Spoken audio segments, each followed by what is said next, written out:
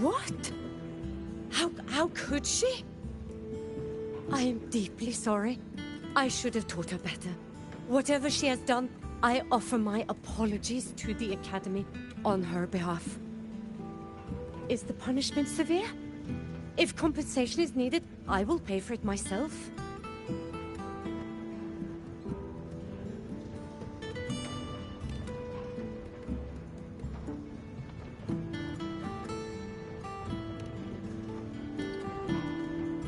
Professor Mornier, could you explain how Maya's robot caused the damage?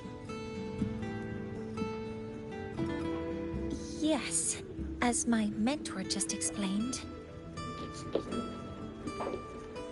She failed to follow the proper protocol. She used unstable exoswarm material in her design, which led the robot to act unpredictably. I've already spoken to her about the dangers of using materials susceptible to void matter during field research. Void matter? What exactly are you asking? I am sorry. I have not studied at your Star Torch Academy. I'm not familiar with your terms. Her demeanor changed just now. She's hiding something. Maybe more pressure. We need to understand the full scope of the robot's malfunction. We understand that this morning, it was you who helped Maya activate the robots and enable auto-run. Yes, exactly what my mentor said. Please, lead us to the site of the incident. Once we're there, I'll reconstruct the robot's actions from the trace evidence.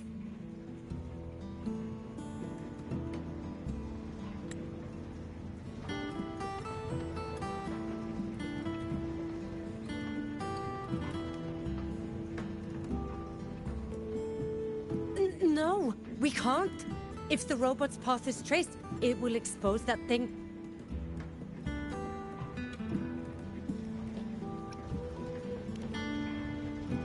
I am deeply sorry. Yes, help Maya activate the robots I did, but I can't remember the exact location. Please, you must return.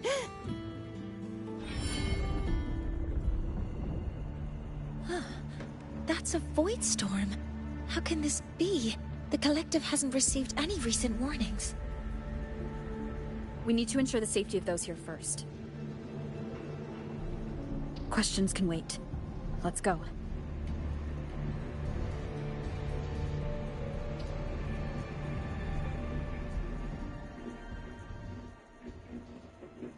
That looks like the center of the storm ahead. Let's see what we're dealing with.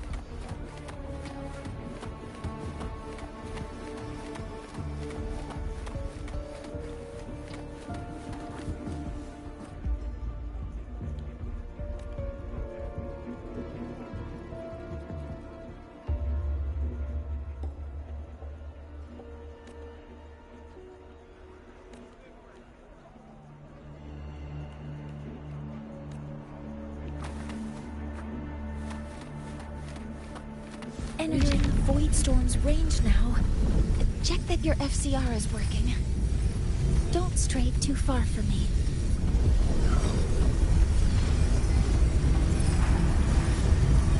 Threat detected. Careful. The exoswarm here have been contaminated.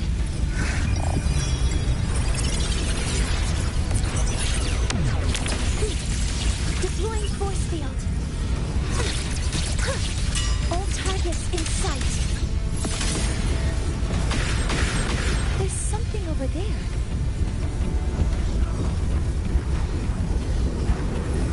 Down here. It's some kind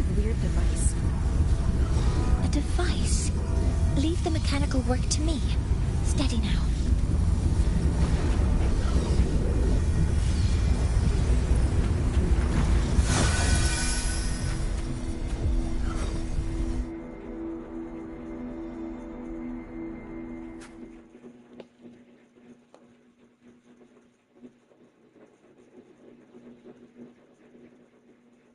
Looks like it was this.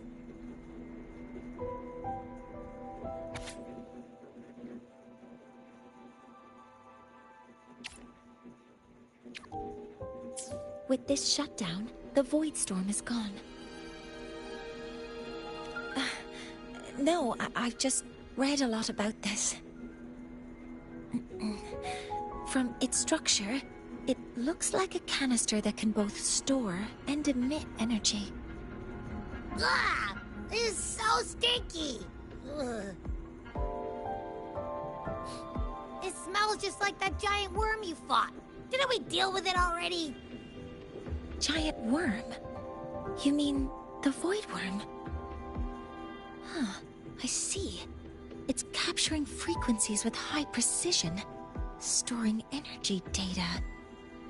It's based on ecological models, tracking activity in natural environments, and reconstructing that data mathematically. A field modulator. Parametric projection. Oh, sorry. Right. Simply put, this device extracted the void worm's frequency and used itself as the epicenter to spread void matter. That storm just now was artificially created. Maya's probe got contaminated because they likely made contact with it by accident.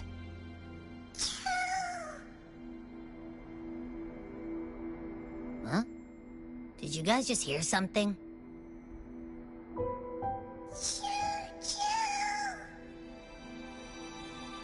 It's coming from under that heap of exoswarm material.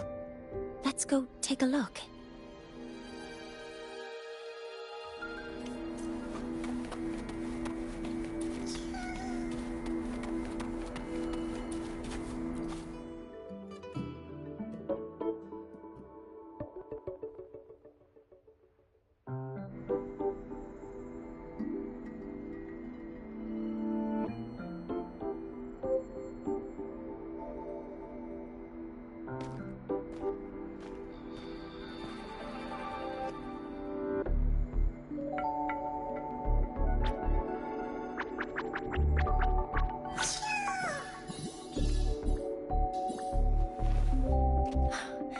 It's a Solace skin.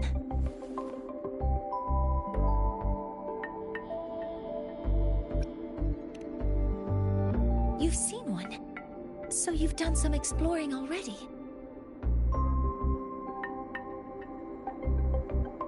Royan records state that Solace skin first appeared in Lahai Roy the day the Exostrider fell from the sky. They're believed to be fragments of the Exostrider's consciousness. The shepherds protect them, shielding them from void storm contamination until they mature and return to the Solace trees in Biarter Woods.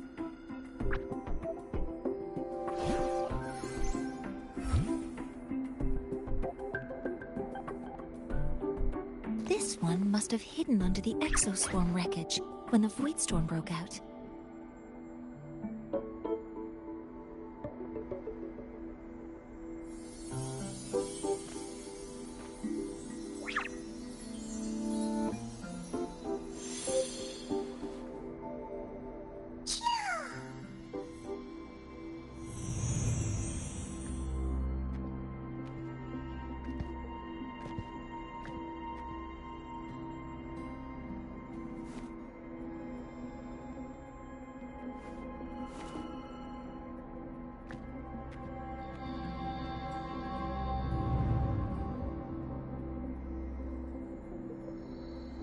This feels like what happened back at the Academy.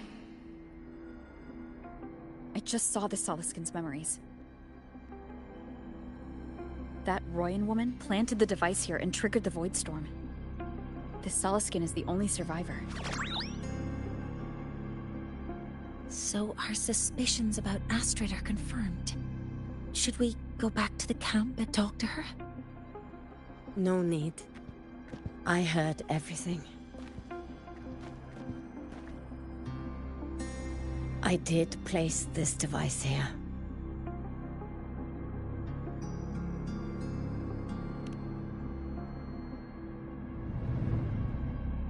A few days ago, I was shepherding mature Soliskin to Bjartur Woods when I met Forsier Ingvar. He looked tired, like he had just finished speaking to someone. When he saw me, he looked shocked and left quickly. I saw the device fall from his sleeve.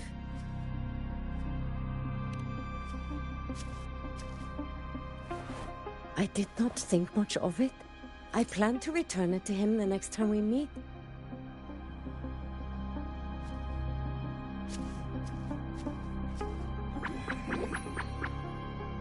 But, the Soliskin did not like it.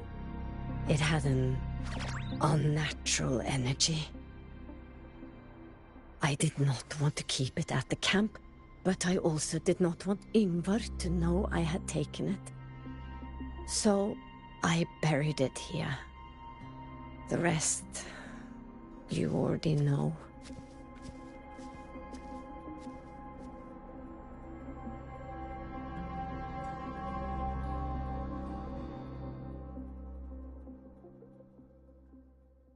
So this device is Forseer Ingvar's.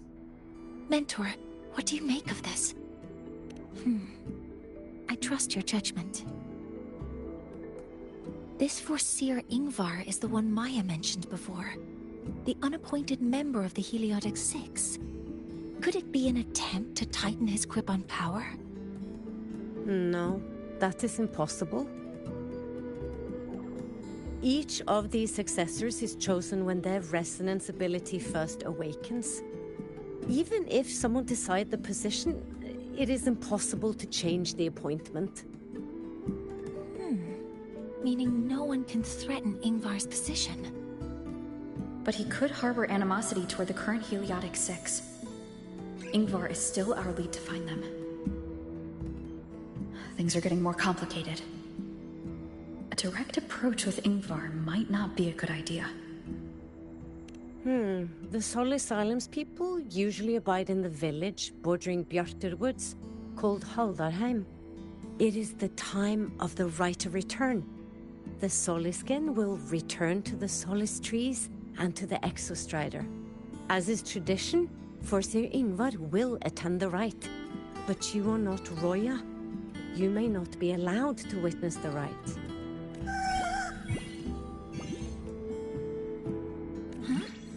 Wait, but we did find this little one here. Is this the Soliskin you saved? Well, perhaps you may attend as shepherds. Soliskin have been companions to the Roya for hundreds of years. If they hear that you saved one, they will be grateful. I've never been this close to a Soliskin before. Please let me know if I'm doing something wrong.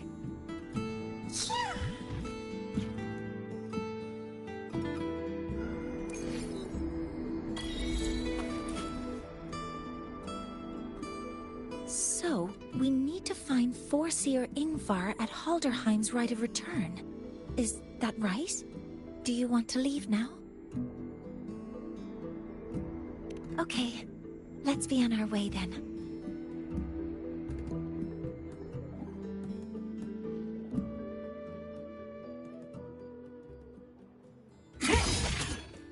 Propulsion mode.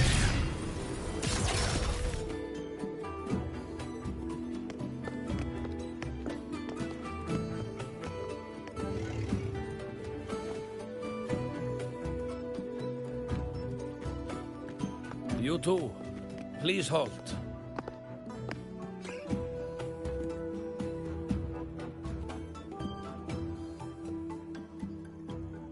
From your clothing, I see of my people you are not. What brings you to Haldarheim?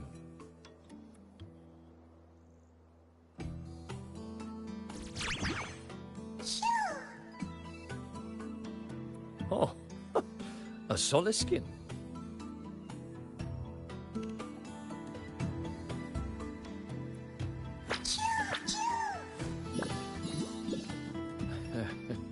How interesting. Soliskin trust only those they feel safe with. It's trust you have earned. My thanks for guiding it back. But I must ask, I sense one of you carries the aura of the Space Trek Collective. The other from the vast world beyond the Frostlands. Why come under the guise of shepherds? Not sure who here knows what Ingvar did. Best not to mention his name. Don't want to stir things up. We rescued the Soliskin from a void storm. We were told it needed to return here for the right of return. Void storm? You mean the one just before?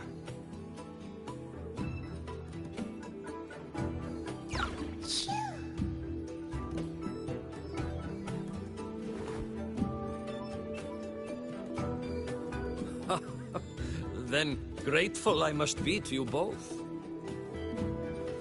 But ask I must. The Void Storm. It happened near Atuya camp, yes? A shepherdess named Astrid abides there. Saved the stray Soliskin you did, yet entrusted to a true shepherdess you did not. Why come all this way? I forgot about that. Without a solid reason, he might start to suspect something.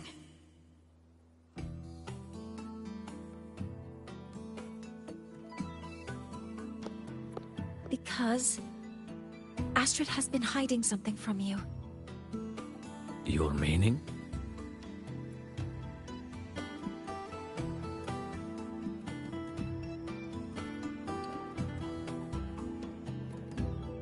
Astrid's daughter Maya is a student at Star Torch Academy. She conducted experiments that broke protocol and caused damage to school property. Maya is now facing harsh punishment.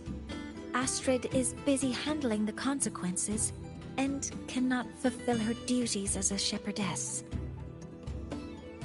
According to the Star Torch Academy faculty code, as Maya's teachers, it is our duty to address the repercussions of a student's actions. Since Astrid can't shepherd this Soliskin, we must step in to do so ourselves.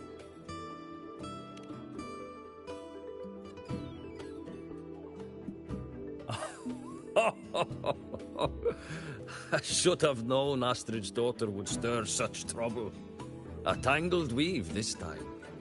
But she will go to great lengths for her girl. And the Academy's willingness to come this far is unexpected. Forgive my earlier words. You saved the Soliskin and helped our people. The title of Shepherd you have earned. Tonight we hold a feast for tomorrow's rite of return. Join us, as a gesture to make amends for my earlier rudeness. Come, from this day forth, the Roya call you friends. Rest at the camp if you wish. The feast will begin at the 8th hour of the night.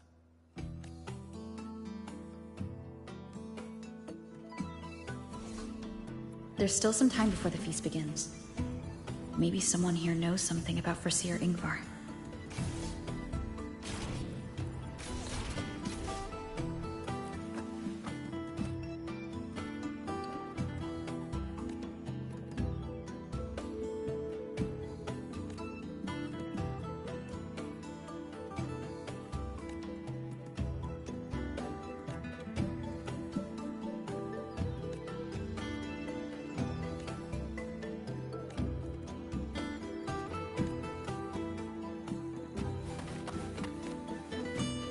I don't want to go to the village school. I want to ride a motorcycle and study at the academy. Then you will need to pass their tests. And I've heard the teachers there assign homework every day. Well, I've changed my mind, Papa. I don't want to go to the academy.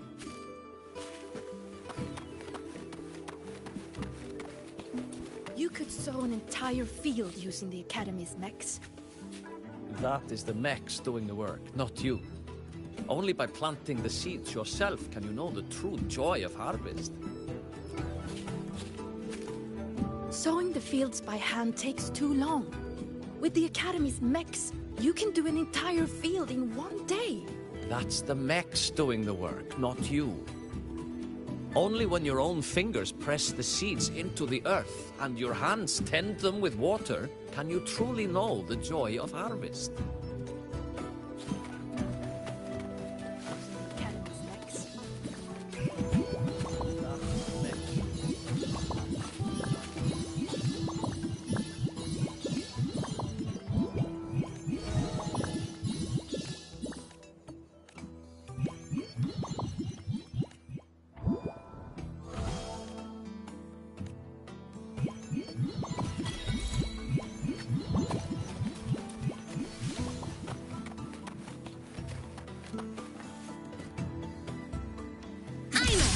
Transform.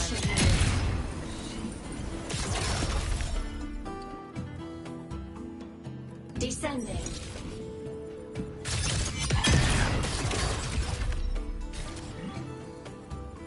Rest mode off.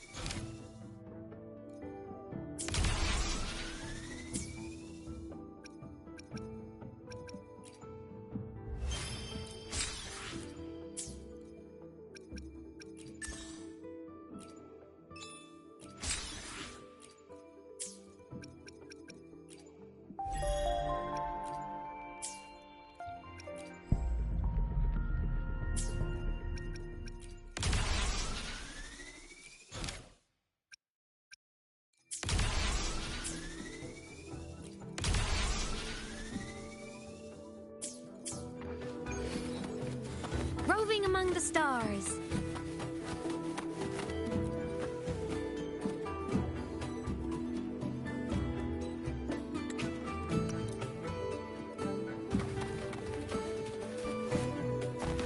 When I roamed the world above, what I missed most was the reactor drive's warm glow.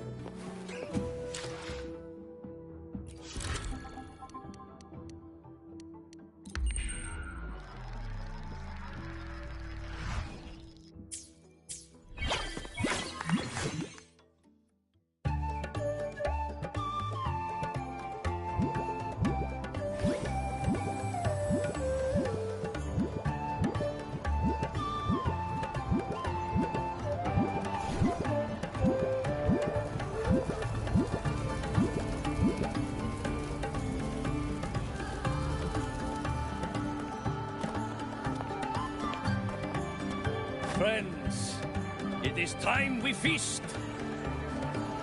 Tomorrow marks the rite of return, where we send our beloved Soleskin back to the great body of the Exostrider. Into radiant light, they will transform to join its sacred form.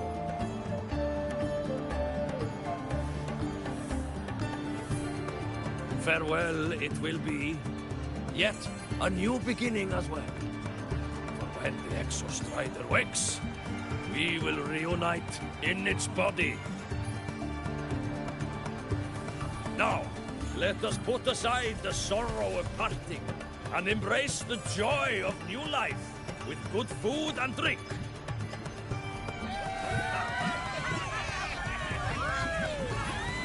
But heed this, my friends. Too much drink you will not have. Should you make a fool of yourself in tomorrow's rite, help I will not give.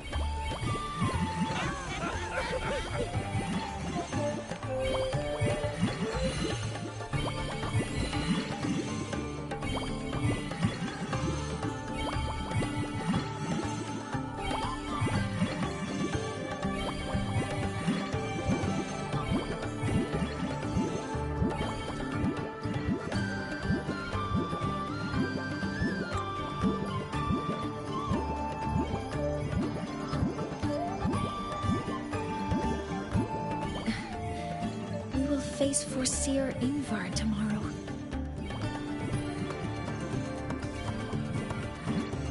I've simulated 73 possible outcomes, but even so, I can't cover every scenario. If I could build a model that covers all possible outcomes, considering the target system, the chaotic conditions, and the necessary compensations. You were quick on your feet earlier. You've already got this.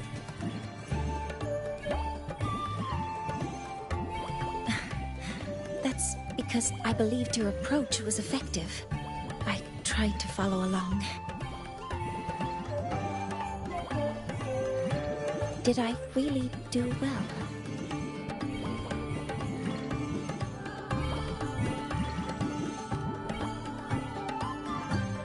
Good. Phew. With that in mind, you can relax a bit now, right?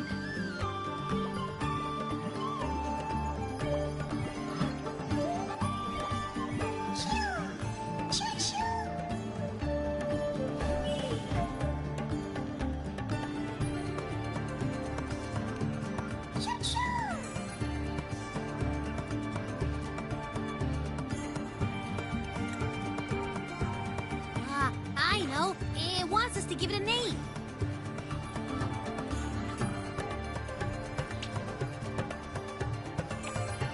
Well, since it's really trying to buddy up to us, how about we call it Buddy?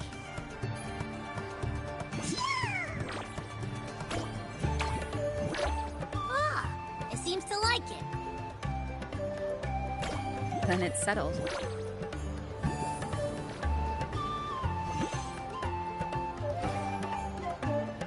Well, that's a relief.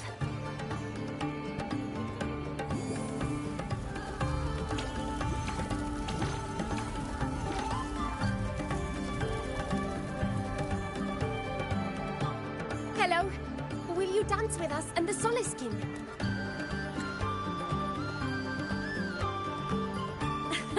Grandfather Axel says the Soliskin are happiest when dancing with shepherds.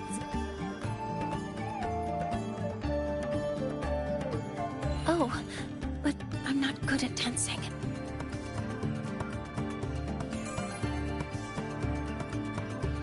I'll join you. Let's dance with Buddy. What do you say? Hooray! Our real battle starts tomorrow. Tonight, let's relax a little, Mornier.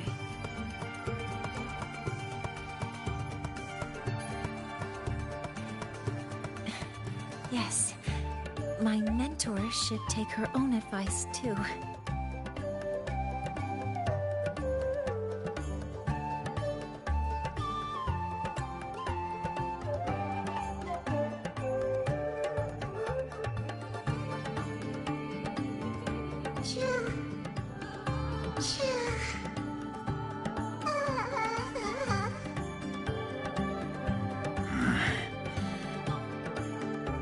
Some uninvited guests have arrived.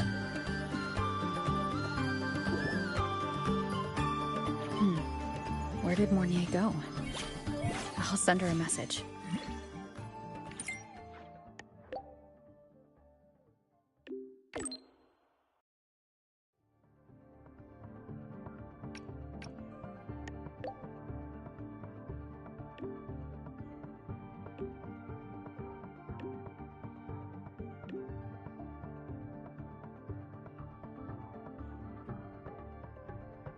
That is something she would say. Not that I know where the 13th planet of Norma is, but At least I can figure out where she is from the picture. Propulsion mode.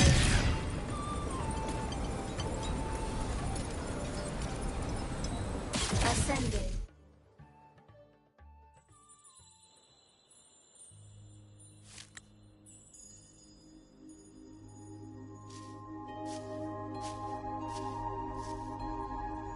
Mentor?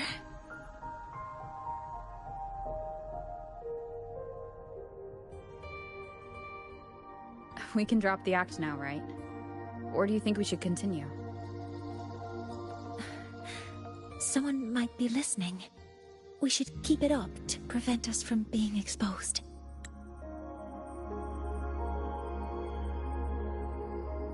Do you want to sit for a while?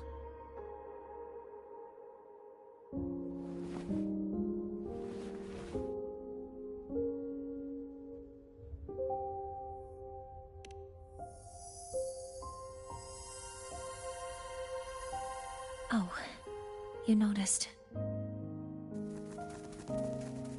They've been running all day, so their power is low. I plan to wait until they finish charging before coming back. While they charge, I can't move. I feel a bit, embarrassed having you see me like this.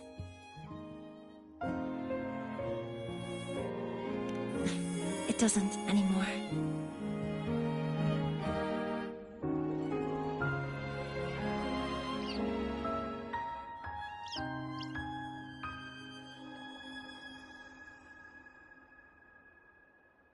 Before I had prosthetic legs, I had a condition that kept me in a wheelchair. Now, at least, I don't have to worry about being immobile anymore. I can finally chase after what I really want.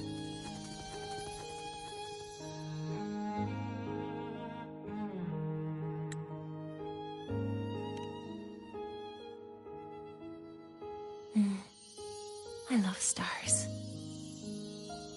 Beneath Lahairoy's frostlands, the stars here are actually just lights created by atmospheric arrays.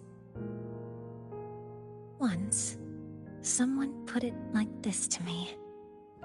It's because we see the stars that humanity imagines what lies beyond the sky.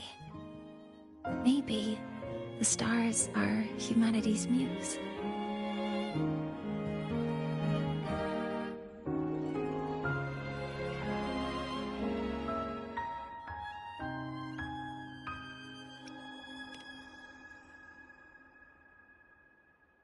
I think so too. But I also believe that reaching the stars isn't enough. There will be a day we build a miracle that lasts longer and is more beautiful than the stars themselves. That's the dream I've carried all this time. And now, I'll use these two legs to take the first step.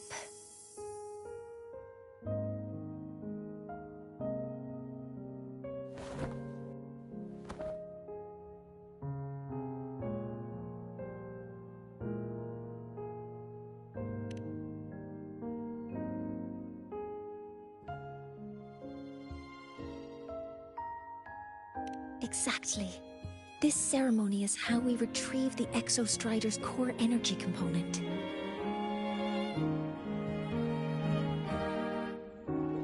Then we'll use the multiphasic energy conversion model through the superconducting network to inject rebel energy into the neural interface.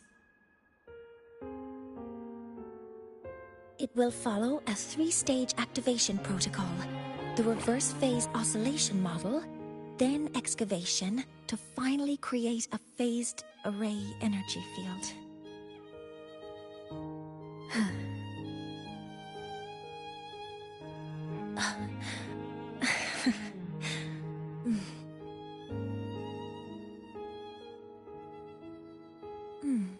There's still some time left before my legs finish charging. Let's stargaze a little longer.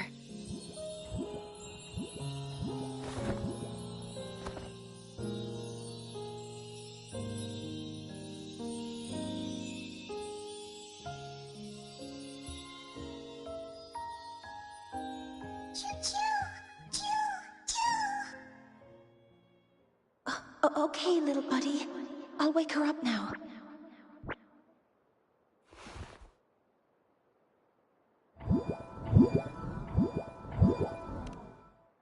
Mentor, you're awake. Something isn't right. We seem to have a situation at the Archer Woods. I detect signs of a void storm in the woods. Waveform. Analyzing now. So this is what's causing the panic.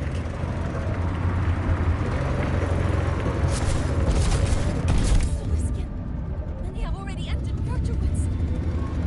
Children, don't panic. The escape room is this way.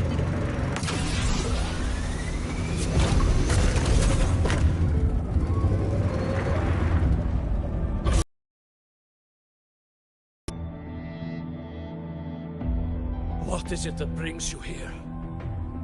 With the Void Storm's fury upon us, it is no time to enter Bjartur Woods. This is a disaster not seen. We have always believed the Solace Tree's light protects the woods from such storms. The right of return cannot be done. Not in these times.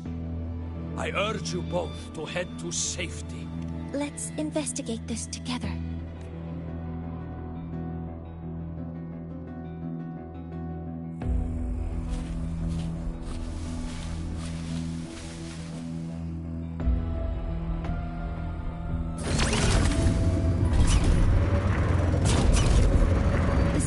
Waveform of this void storm matches the one that device generated before. This is no naturally occurring phenomenon. When did you have the chance to analyze this? When my prosthetic legs charge, I prefer to keep my mind occupied.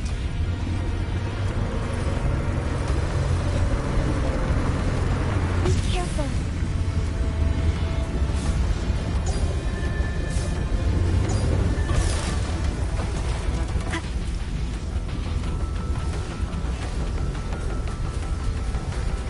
Leave it to me. None shall whisper.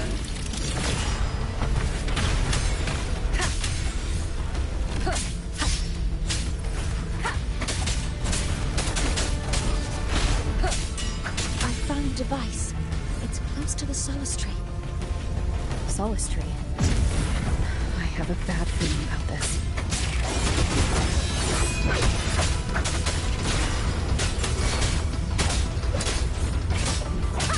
Assuming master control.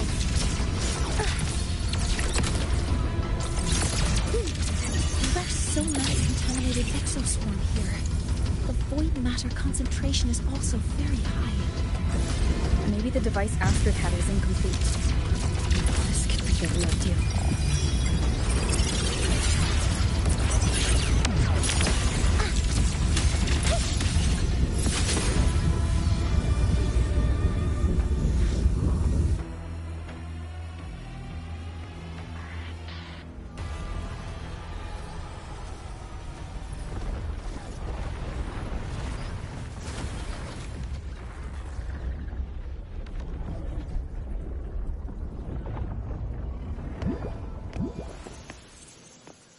Just like before. When it's disabled, the void storm stops. However...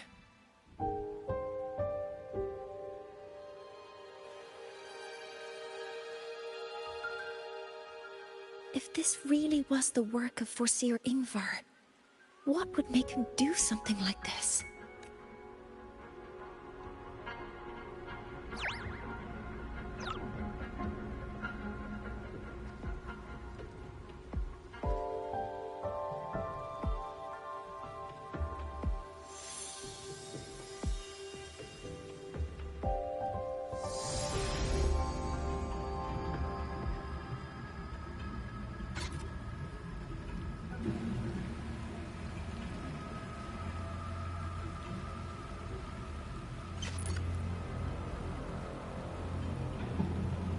Do not worry. The path has already been laid. At last. Finally.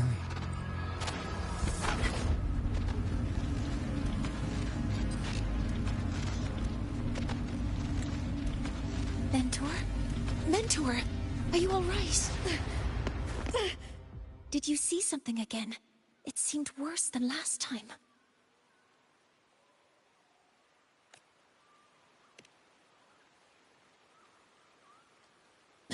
This void storm might not have just affected the woods here, but the workings of Soul Asylum itself. I think that's why I've been seeing visions of this member of the Six. Greetings. The Shaper once made a prediction. If a visitor from beyond Lahai Roy protects Bjartar Woods from destruction, an invitation to Soul Asylum they will receive. Now, the one from the prediction appears. Soul Asylum awaits your arrival. Choo. Choo. Choo.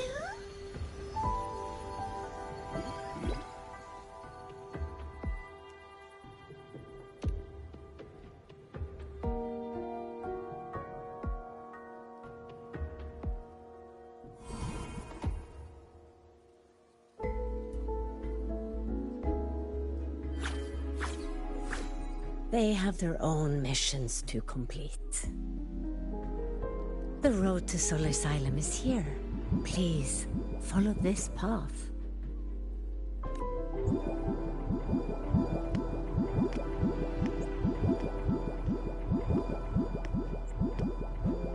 Mentor, please, wait a moment. There's something I want to say to you.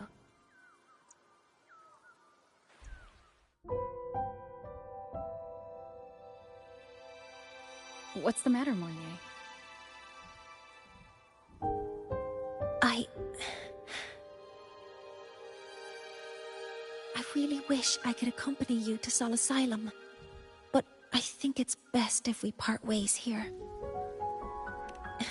Yes, when you touched the Solace Tree earlier, and even during your first vision, you looked like you were in intense pain. But I lack the ability to connect with them like you do, and the Space Trek Collective's knowledge doesn't align with the ways of the Roya. In this matter, I fear I won't be of much help. Instead of joining you, I think there are other ways I can contribute, such as researching the unknowns we still face. Yes, Ingvar should have been present at the Rite of Return, were it not for that void storm. It's reasonable to suspect he's the one who planted the device. Additionally, the environment here is unusual. Investigating these anomalies should help our work here. No, you, my mentor, are still far ahead of me. Well then, I guess this is goodbye for now.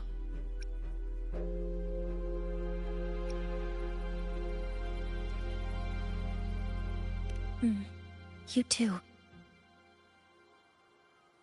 Please, take care. I'll see you when we regroup.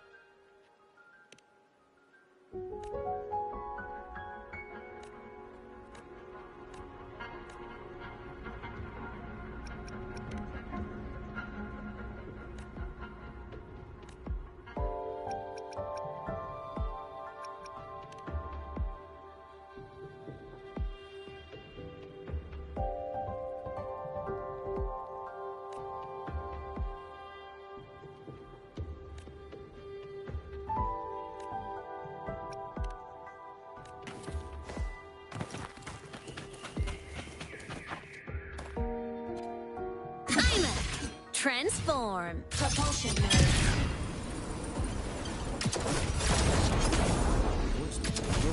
Warning. Insufficient power supply. Descending. Dirty woods are stopped.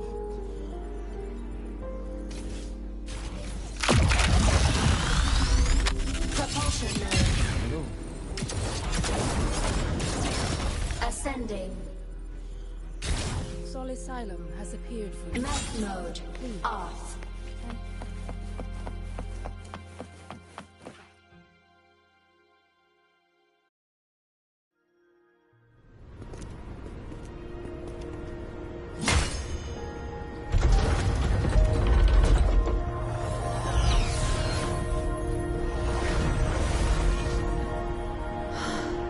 You may approach.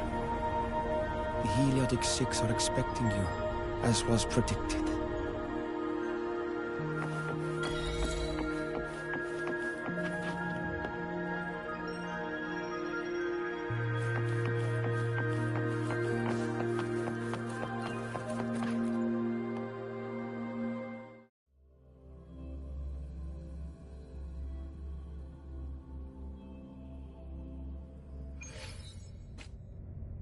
The dim light here? It's like something I saw in those memories. From this angle, the faint ring in the center is probably the heliogyre they put to a halt.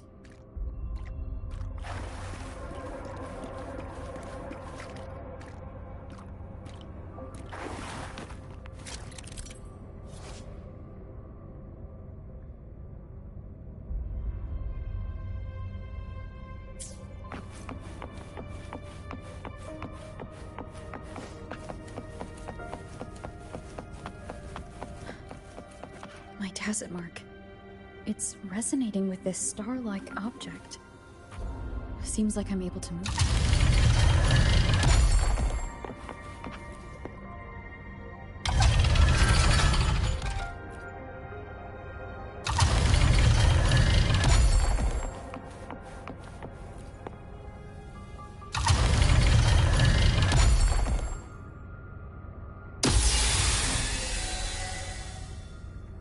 Aligning the pattern on the star with the heliogyre makes it glow.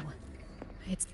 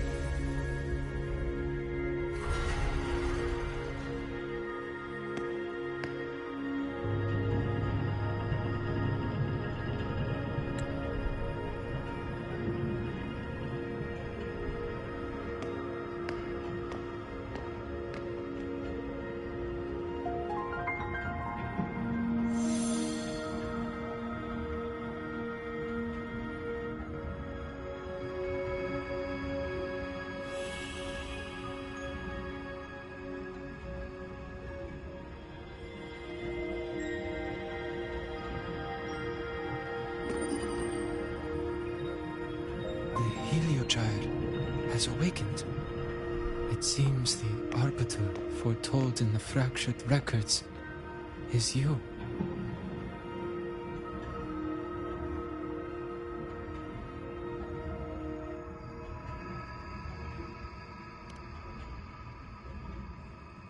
Yes. With great reverence is your presence here met. Soul Asylum, as you see it, is not as it once was. 5 of the 6 have lost their minds, and the light of the Heliogyre no longer flows. This is why I summoned you.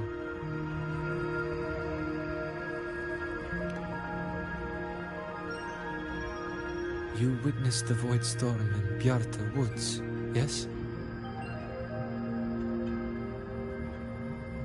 The Solace trees shield the woods from such storms. Yet, through malice and dark intent, corrupted were the roots. And so too, the Heliogyre. The others succumbed to the corruption. Only I was able to sever my link to the Heliogyre before the corruption could claim me.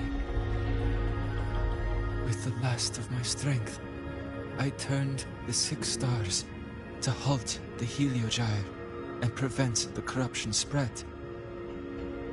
That, at least, ensured that when my strength failed and I fell into slumber, untouched by others, the Heliogyre would remain.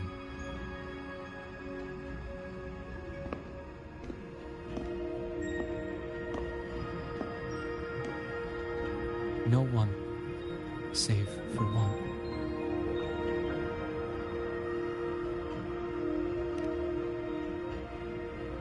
Correct. As one of the 6, I can glimpse the near future within the Heliogyre. But I am bound here, unable to act.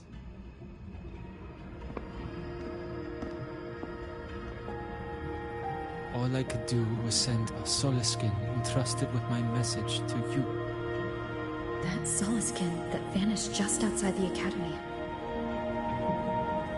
Because of your actions, the source of the corruption has stopped. The stars are now aligned, and the Heliogyre turns once again. But the other 5 are no more. They can no longer fulfill their roles within the Heliotic 6. I have one final request. But before that, allow me to tell you what the Heliotic 6 truly are.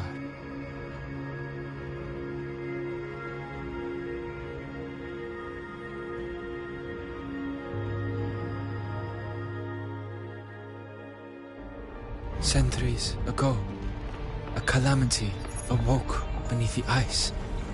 The void devoured all, erasing every trace, every existence.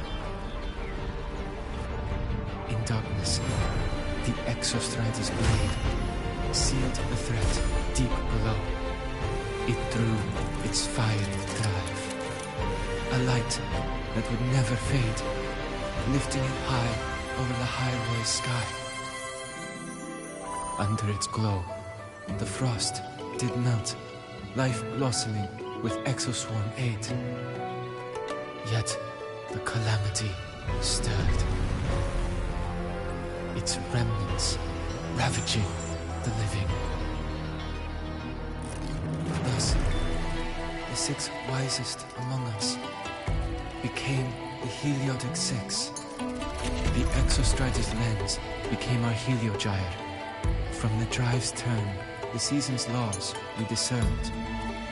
We shed all idle thought to link our minds to the Heliogyre. Our shared cognition converged for mortals to touch the edge of the divine.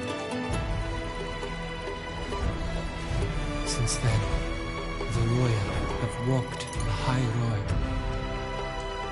for centuries.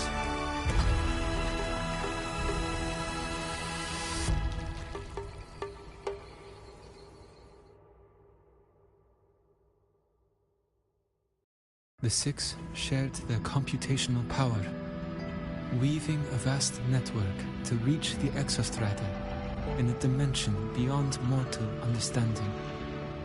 The data we provided to the Space Trek Collective was interpreted through this network.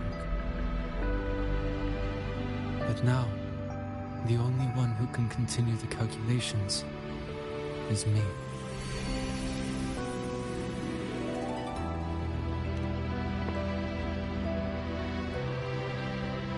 The ones chosen for the Six are born with resonance with the Heliogyre.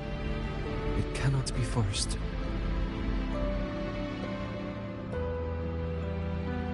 Now the remaining 5 cannot calculate, and there are not enough worthy successors. Even if the Heliogyre resumes its rotations, unable to interpret its readings, we will be.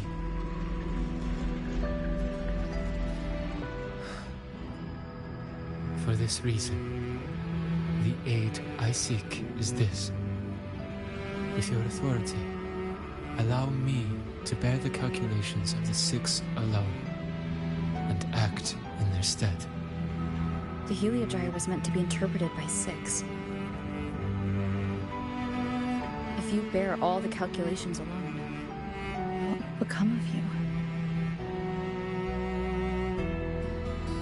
I cannot say.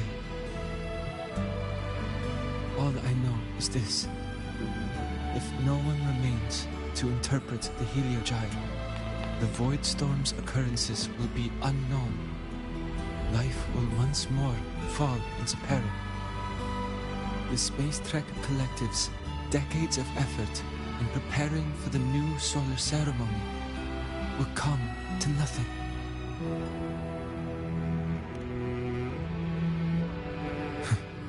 Since the moment I was brought to Soul Asylum as a child, I have never once seen the world beyond.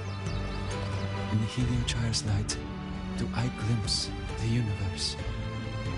And in seeing life rejoice under my protection, do I take comfort.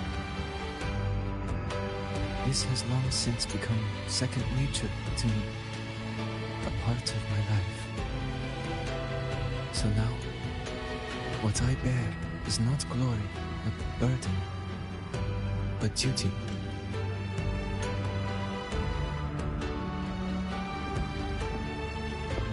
Arbiter, please, grant me this authority.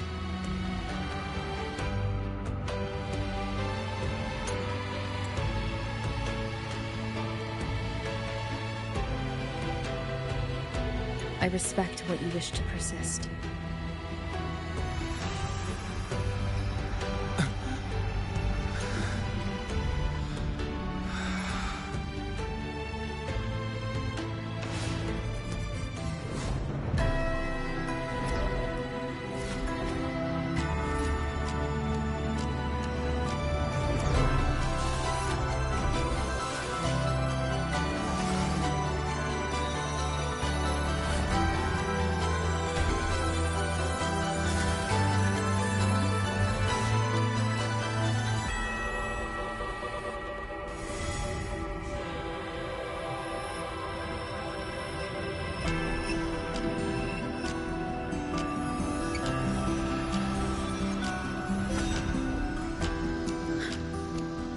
This is... Soon, a great calamity will fall upon the High Roy.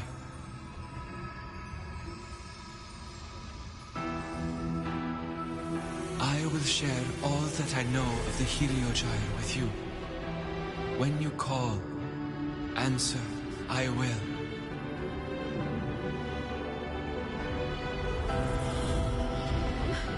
Residual void matter corruption. I need to find a way to cleanse it.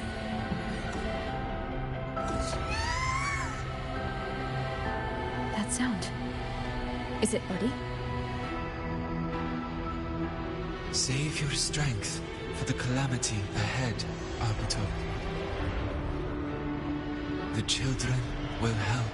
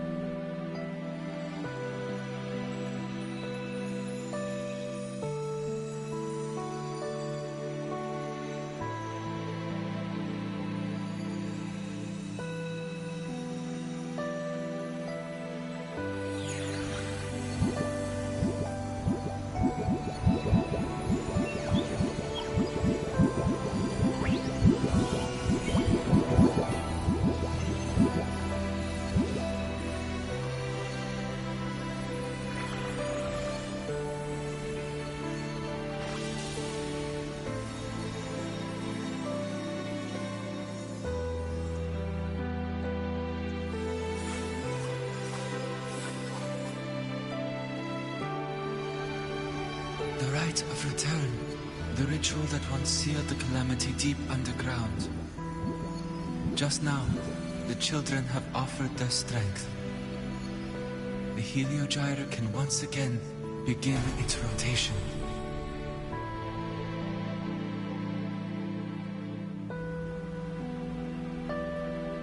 Useless fool! I told you to destroy the Heliogyre completely.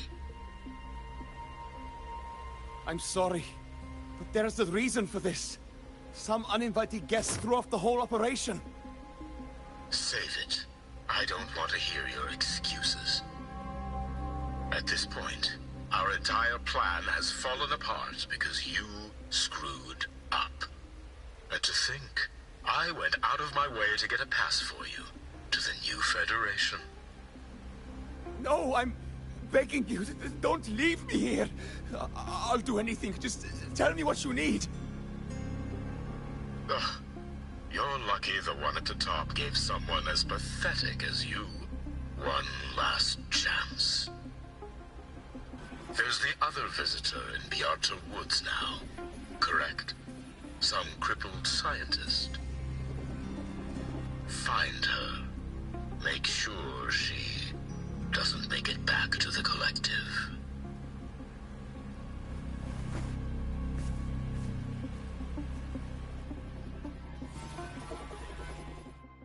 Well, since Mentor is already headed to the Heliogyre, I'd best get started on what I can contribute. There are signs of void matter contamination in the plants and water. If I follow these traces, I should be able to find the source.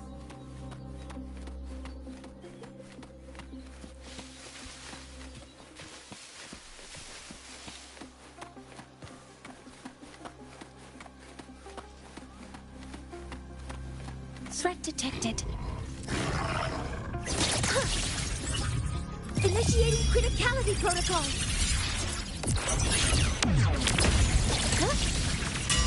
Cover modules ready. Found it. This must be where the contamination is coming from. Heavy encryption, but it's sloppy.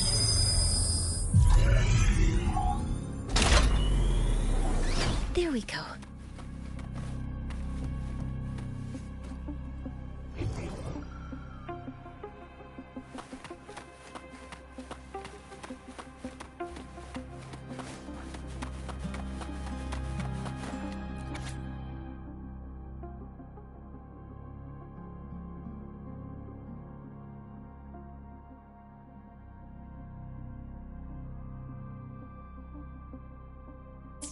Huh?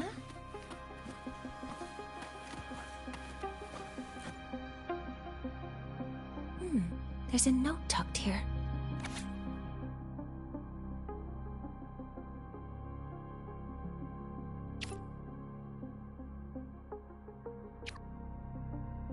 There are two types of handwriting, so there's more than one person who has access to this lab. Based on Astrid's testimony, one of them must be that Ingvar. The other must be the one who operates this lab. From the nose, they change the password after each terminal use, and leave the new one here to inform the other. The newest password is 7364. I'll try that now.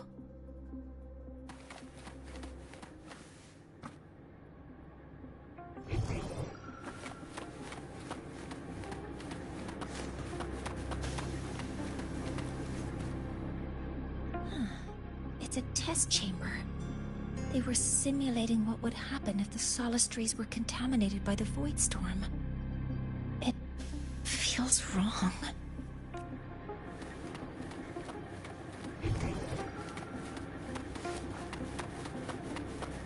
A terminal. It must belong to the owner of this lab. It's encrypted.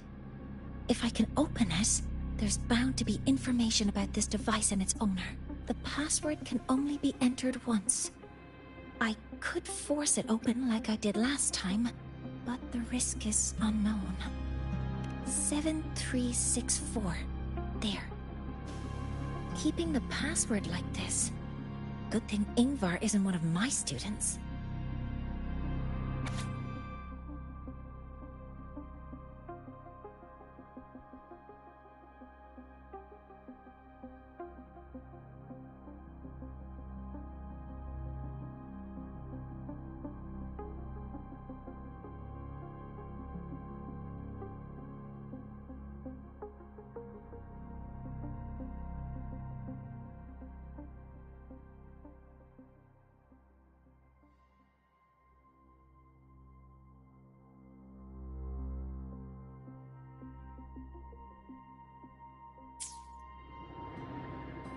This is a Space Trek Collective project proposal. Evaluation result. Proposal not approved. And these marks on the devices. Looks like I'm going to need her help again.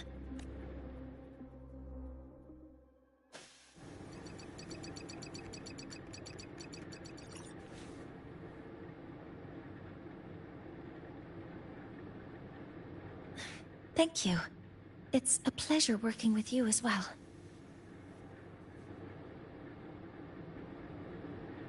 So their plan wasn't just to disrupt the Heliogyre by unleashing the Void Storm in Bjartur Woods. They also planned to...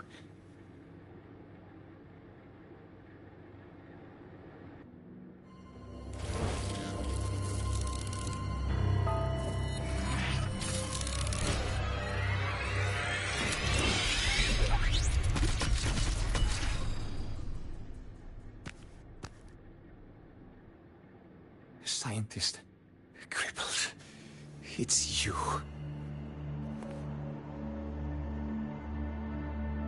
All I have to do is get rid of you!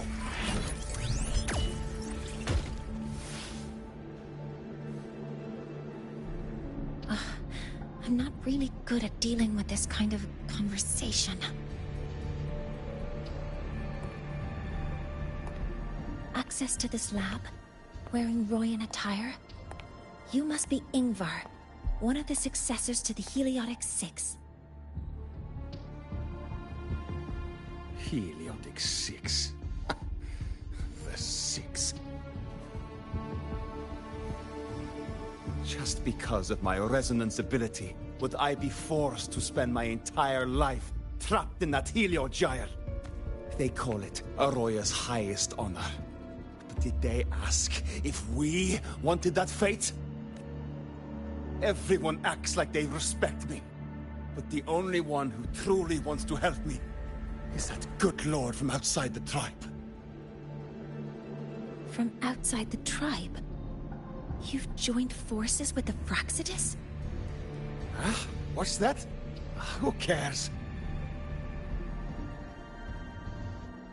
I just know that person promised that if I placed the device near the Solace Tree, my wish would come true. Then I'd finally escape from this frozen wasteland and go start a new life in the new Federation. You have no idea what you're doing. and no idea who you're aligning yourself with.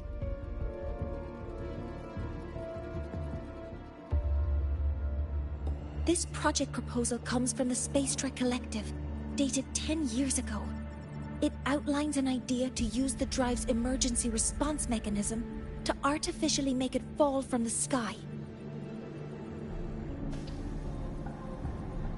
And the method for triggering this mechanism is to pollute the Solace Tree's root system with void matter, making the reactor drive determine that the Threnodian had breached the lock. So, you're saying that because I dropped that device there, the drive is going to...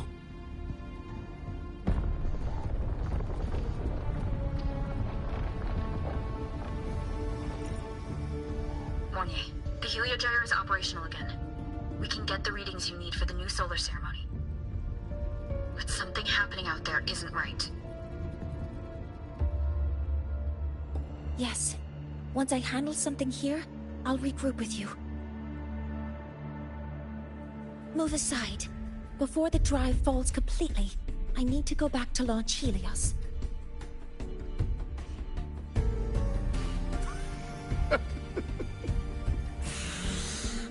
No. His orders were clear. You don't go anywhere. After that, no matter what happens to Lahai Roy, I'm going to the new Federation to start my new life. You're just a cripple. I won't let you stop me now. It's been a while since I've heard someone talk like that. Since I had these legs, anyway.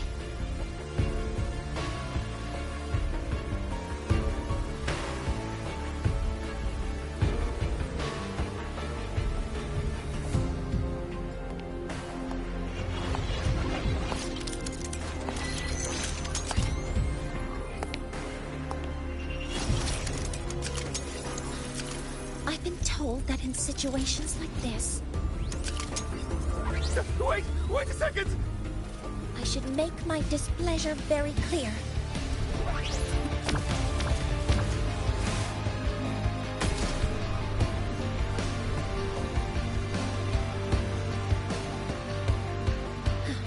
All right. Now it's about time I catch up with my mentor.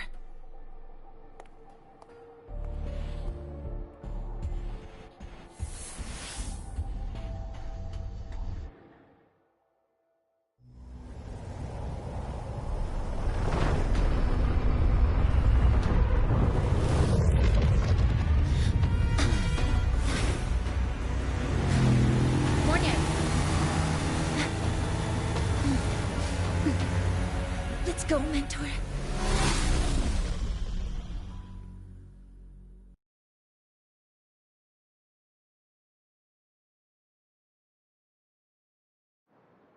We need to get to Space Trek Collective quickly. The Fraxidus tricked Ingvar into working for them, but their real goal is to send the reactor drive crashing to the ground. I've already alerted the Academy to...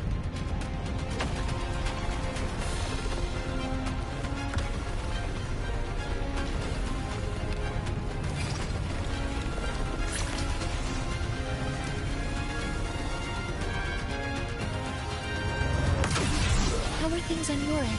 Any danger? All good. The heliogyre is back online. I now have direct contact with Soul Asylum, and can relay the data you need for the new solar ceremony. It's time for the final step. We're running out of time. I'll use my resonance ability to create a more efficient path. Please, hold on tight.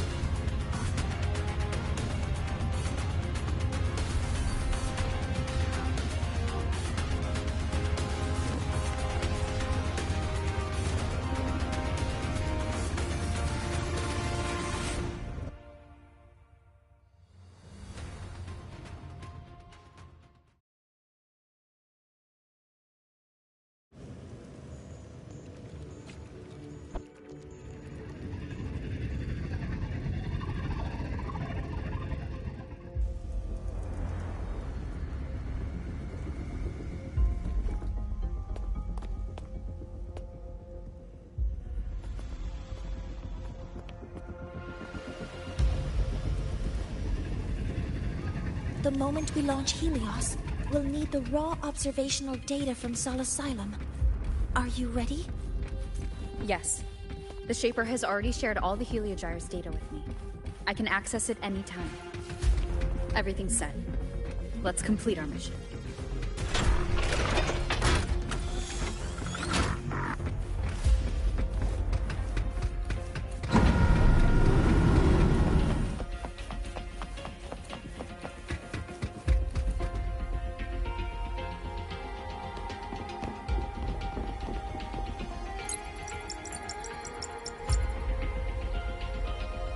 Where is Anselm at a time like this? Who else can calibrate Hyvatia? Cody, Vance, examine the orbital status of Helios again. Also, the propulsion system needs to be double-checked. Professor, do you really plan to launch it without the raw data? I understand your concerns, but we are on the verge of a disaster. The Collective can't just sit by and watch it happen. This is my decision. As the supervisor of this project, I will bear the consequences. No need for that. We've established contact with the Roya tribe and obtained the drive's raw data. We can proceed with the new solar ceremony as originally planned.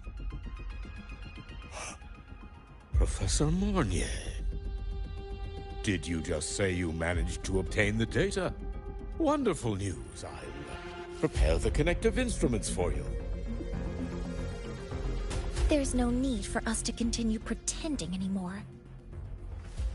Warren, or should I say traitor, aligned with the Fraxitus.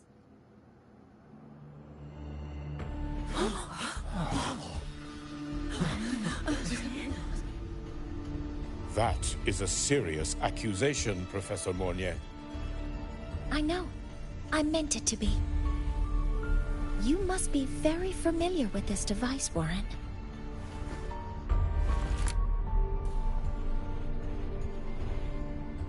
You handcrafted it to avoid leaving usage records. A clever idea. But since it is a personal creation, the marks left behind are like fingerprints. These are your marks. They've betrayed your deeds. Warren, you've desecrated the hard work of everyone involved. Anselm's experiment accident, your current position in the project. It seems the Fraxitus played a part in both, didn't they?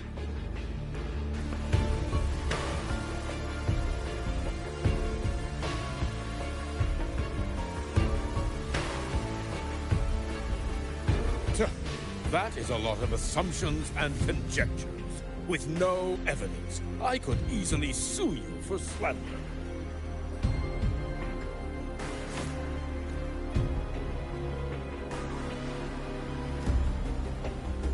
You're right. All I have right now are assumptions and conjectures. But my ultimate goal isn't to have you face justice today. Once we've identified the suspects, we'll have plenty of time to gather the evidence. What I need in this moment is for you to step down as supervisor of this project. The one taking over will be me. One more thing.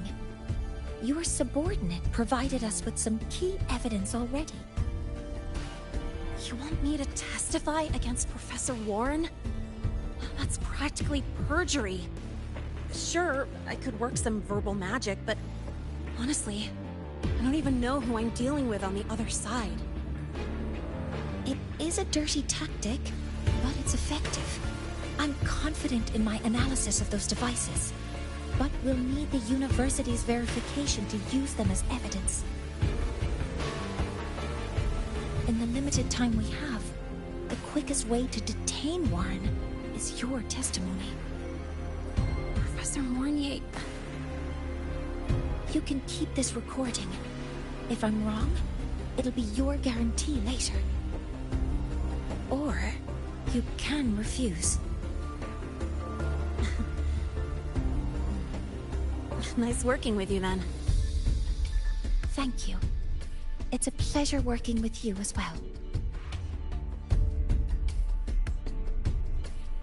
How did that traitor manage to...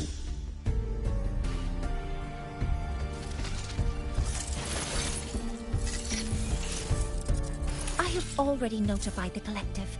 The investigation will start soon.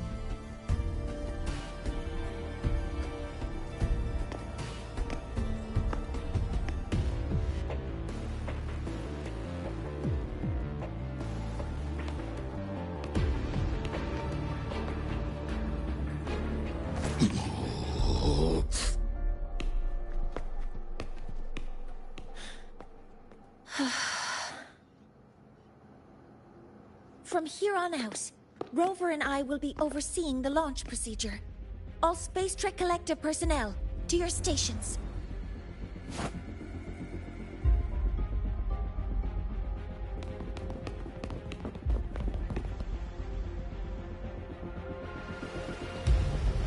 Rover, please input the drive's raw observational data into Helios.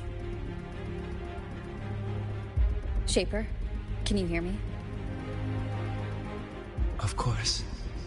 To you, have all the Heliogyre's readings been transmitted? Then everything is ready. Let's commence with the new solar ceremony.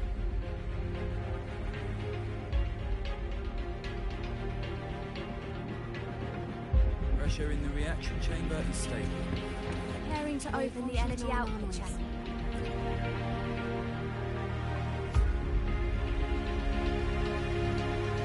Helios launch sequence initiating.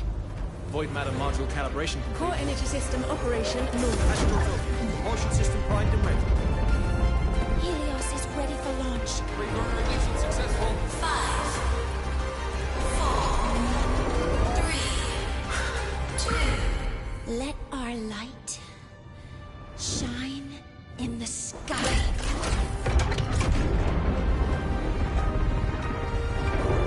Helios approaching target altitude. Progress 16%, 47%, 92%. Warning, light alpha decay exceeds expected rates. Sensor failure detected. Data reading compromised. Responsive. Control program failure.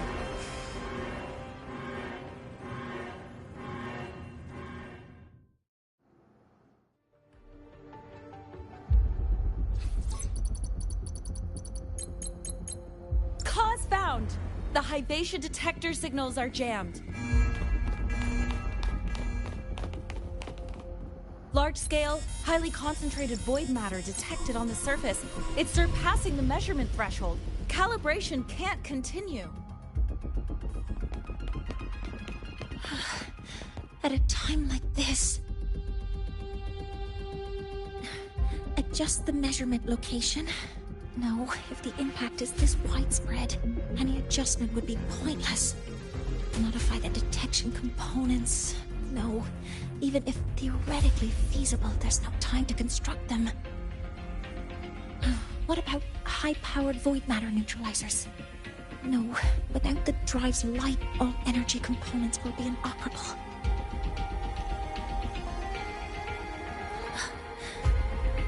Oh, sorry, I'm just...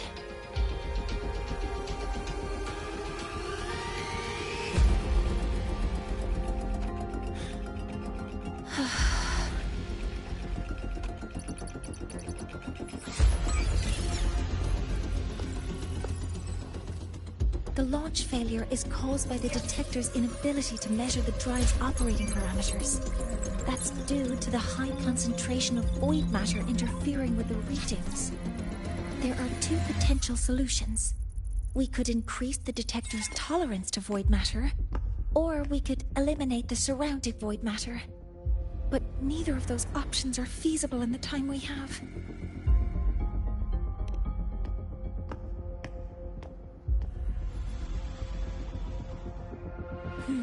That's not realistic. The only places that aren't affected by void matter right now are Bearter Woods and Star Torch Academy under the protective barrier. Or the institute thousands of meters above. High altitude.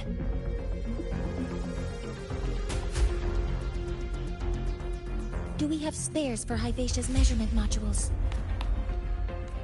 Yes. Researcher Anselm left behind several prototypes. I'll go fetch one from the warehouse. But what do you intend to do with them?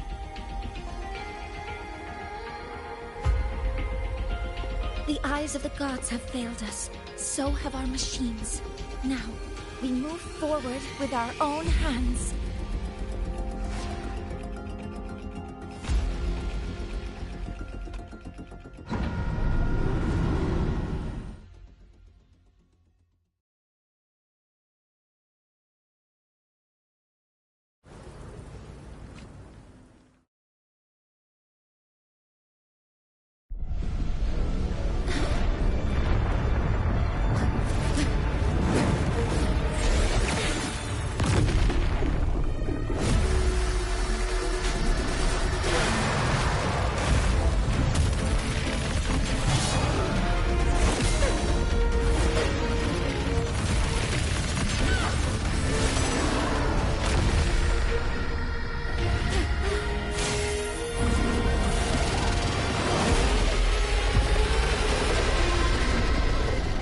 Leave it to me. As expected, the reactor drive is protected by aggressive exoswarm acting like the immune system.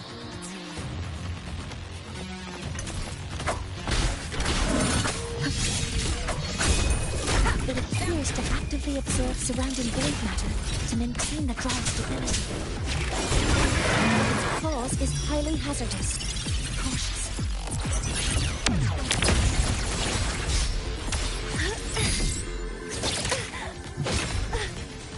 All targets in sight.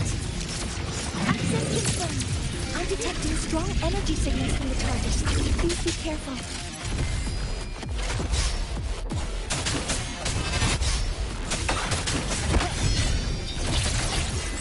Converting energy.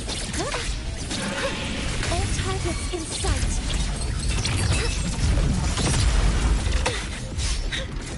Ready tripwise modeling complete.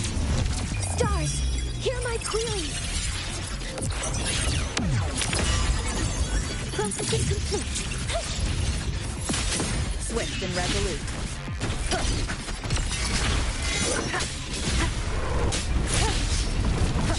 Nowhere to hide. Assuming master control. Modeling complete. Attack confirmed. Initiating criticality protocol. Swift and resolute. None shall whisper.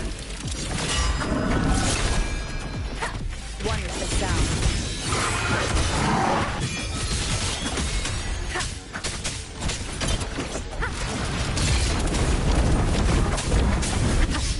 The show begins. Shadow, follow!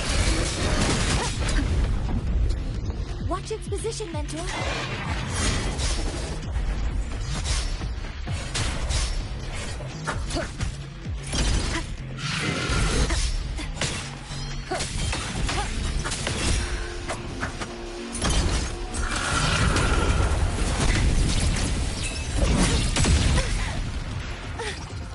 Assuming master control. Initiating max power output. Suppressing target. Suppression complete. Now's your chance.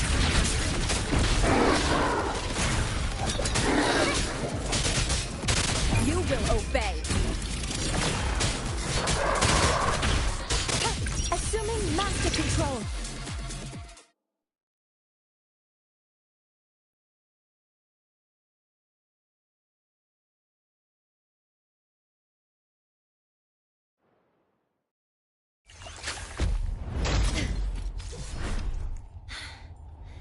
Approaching the target location. Preparing to receive data.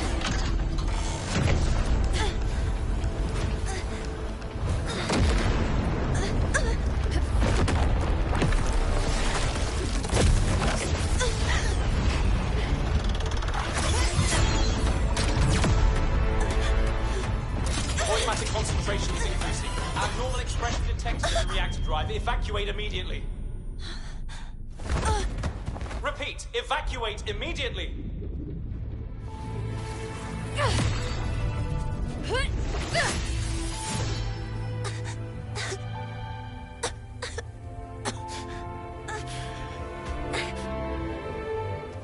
We have already come this far.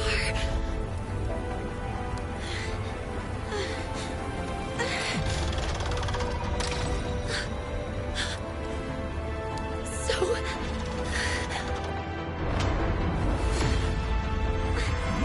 I'll take that final step myself.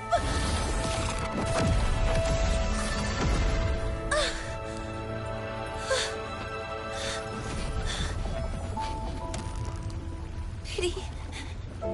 I don't want to say goodbye yet. Data received. Analyzing. Professor Monnier, are you there? If you hear this, please respond.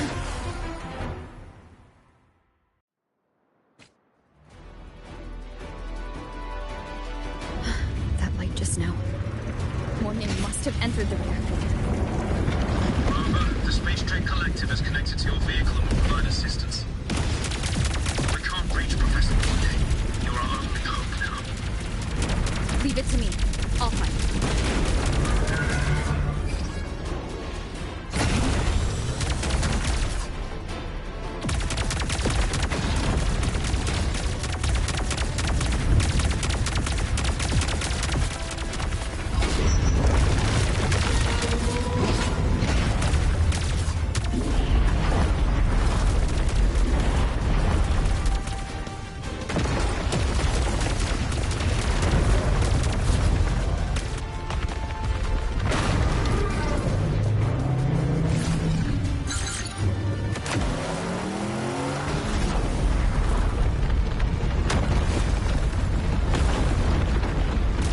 Boost mode can be activated. Fuel is limited, so use it carefully.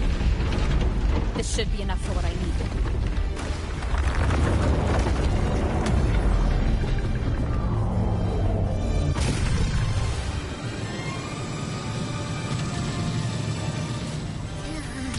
The light gets worse the closer we get.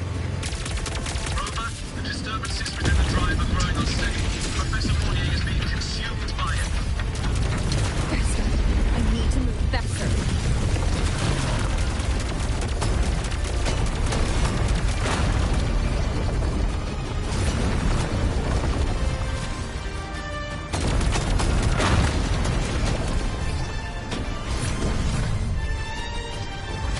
So, let's try out the instrument.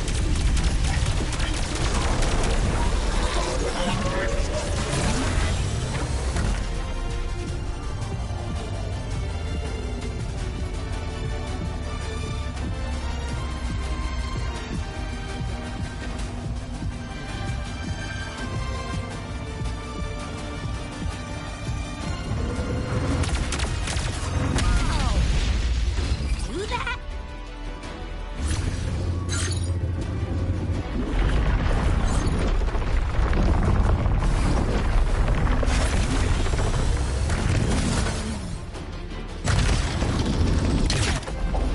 Approaching the reactor drive. Diverting max power to the hover cannons. Morning, you've already done so much. Just leave the rest to me.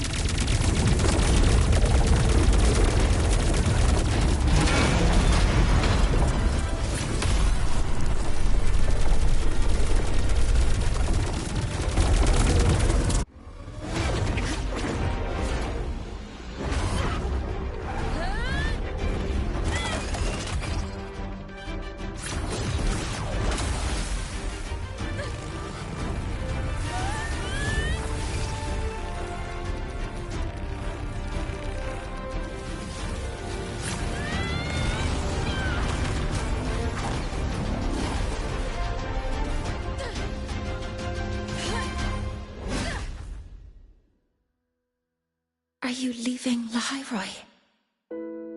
Yes. Only by saying goodbye can there be progress and change.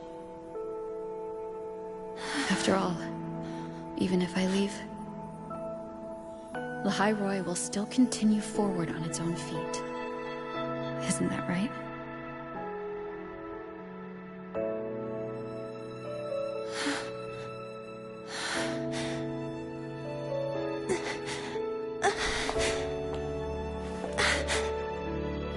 Have I reached you this time, Mentor?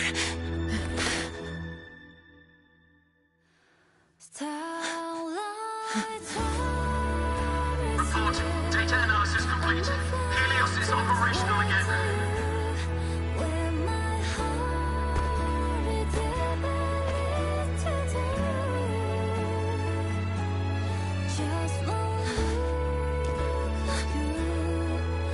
How wonderful. Sun. So beautiful.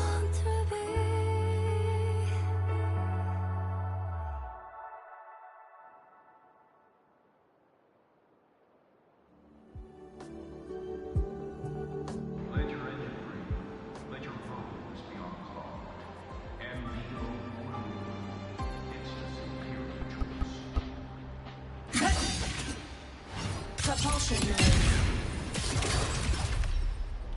Life mode off.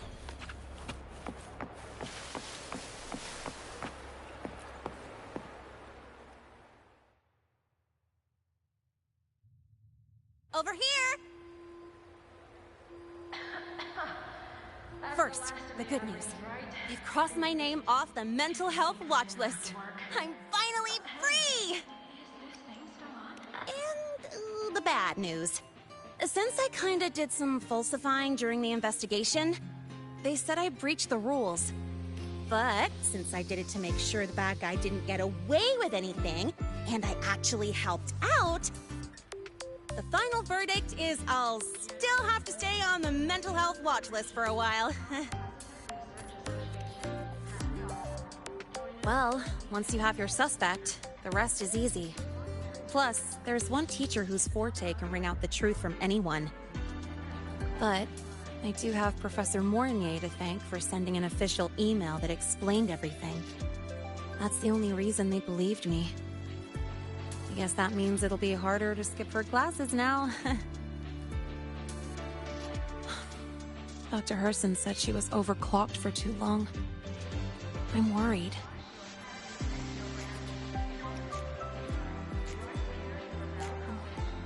Yeah, you're right. Let's go check on her. I bet knowing we're thinking about her will help her bounce back faster. Hello. May I ask if you are Rover? I'm here to inform you that Professor Mornier has just woken up.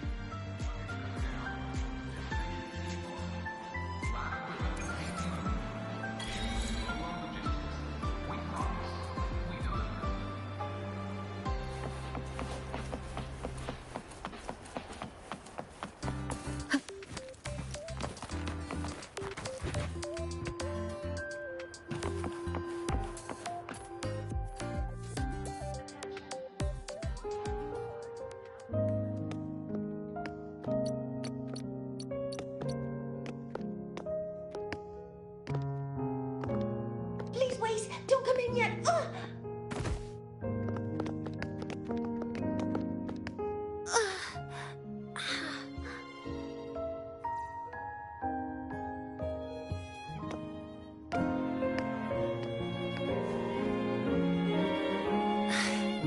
Sorry, my body.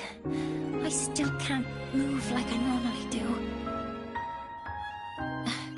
I've gone through rehab before, and it's been a while since this happened. Don't worry, I can handle this much on my own.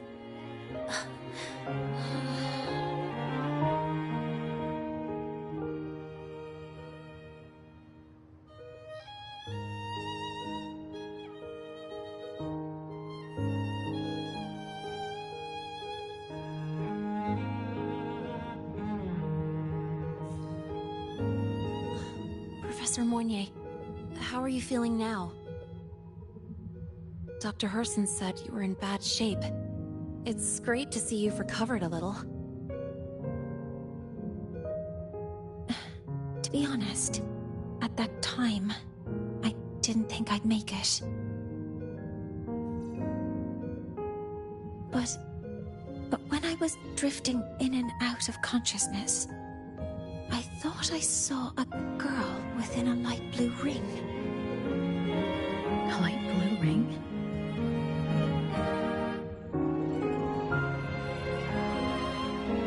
Can you describe what you saw in more detail?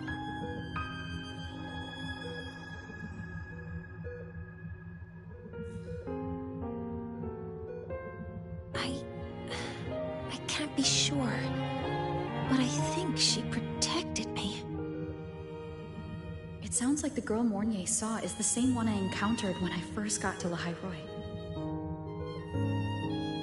She's able to go up against the Threnodian herself, and appear in the reactor drive.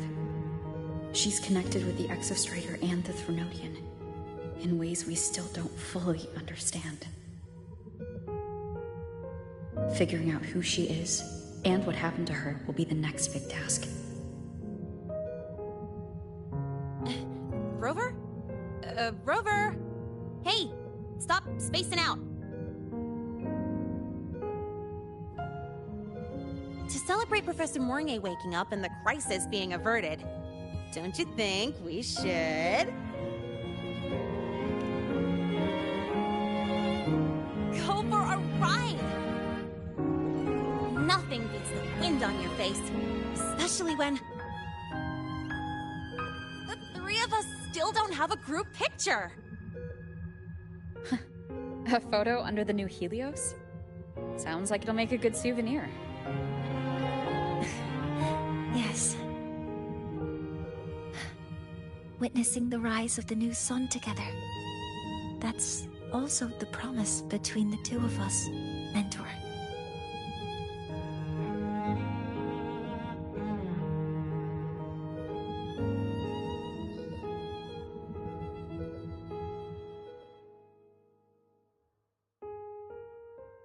Let's go.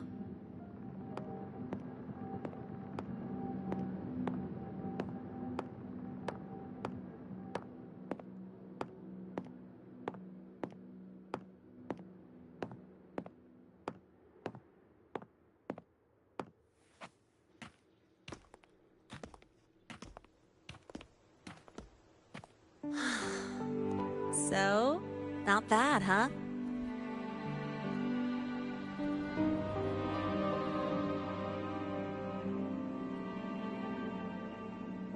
Back in the day, whenever I was stressed about the future, hanging out here always made me feel a little better. Look, now we can just enjoy the breeze without a care in the world. I used to think that when I saw this view, I'd cry because my wish would be fulfilled. But now, when I see Helios's light pouring over the land, with the ancient Frostlands and people who've been here for only a few decades sharing the same warmth, I just think, what a beautiful sight.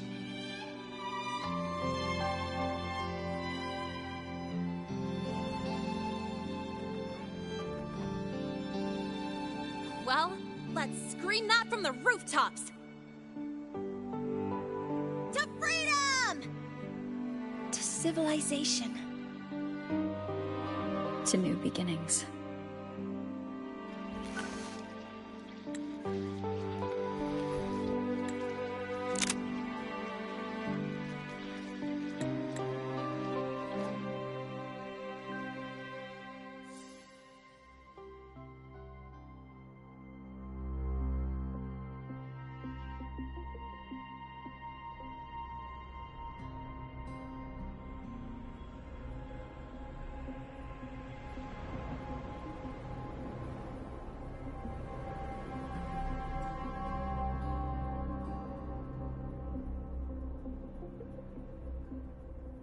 3 days ago, when Helios was launched, we registered an unexpected spike in void matter concentrations near Hyvatia. It interfered with the launch.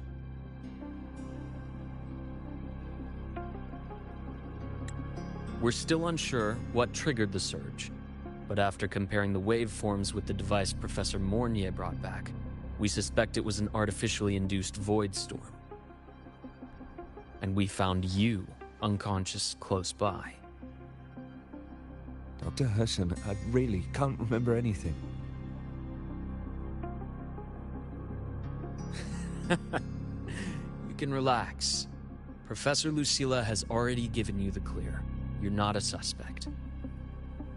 I'm just here for protective oversight, acting as your personal bodyguard, you might say. Aren't you the campus doctor? And you're here to protect me? A doctor's duty, isn't it? But there is one thing I need your testimony on. Before you fainted, who did you see? Good day, gentlemen. Hyvatia's routine maintenance has been completed. I'll be on my way.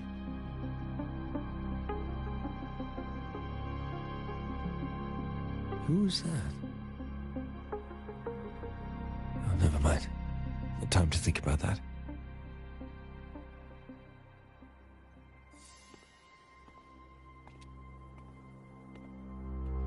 Dr. Herson, the Academy's review committee thinks that what I've said is unbelievable.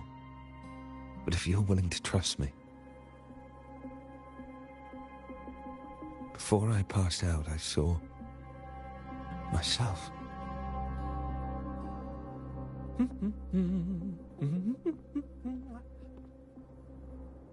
It seems my hastily chosen pawn has proven to be utterly ineffectual. It appears I'll have to add the final flourish to push the story to its climax. But no matter, no matter. I'll simply chalk this up as a poor judgment call. A band of fools who enacted a farce. Oh, such a pity, though. With this piece expended, the chapter where the girl forms her bond with a Threnodian must be delayed. But that is a tale to be savored later, right?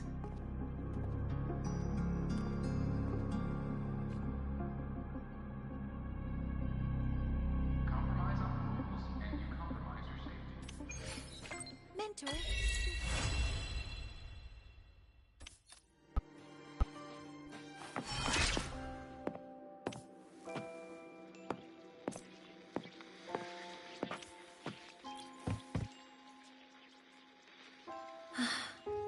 The wind feels nice. I could stay here a little longer. Do you? Yes. The Space Trek Collective has given me a whole month of paid sick leave. My schedule is clear. The last time I had this much time off, I think I was back in middle school when I tumbled down a flight of stairs. Well, at the time, I dropped the book I was reading down the stairs. So I accidentally... No, I shouldn't mention such embarrassing things like that in front of you. Now, what would you like to discuss? The reactor drive didn't land as the Space Trek Collective had originally planned, but now that it's on the ground, we can finally start researching it. And then, someday, we'll prove that both the sun and the stars are within our reach. It would be nice if you could be there to witness it with me. Now, what would you like to discuss? Oh, it's because it prevents your identity from being exposed. You're right. I suppose I can't call you that anymore. But I have a friend. She faced a medical condition, and during a difficult time, she was guided by a mentor. Even though that mentor left soon after, their influence stayed with her, and, well, still affects me. I mean, my friend. As long as you have something to teach, you remain a mentor. So, can I still call you that. Now, what would you like to discuss? That's a secret.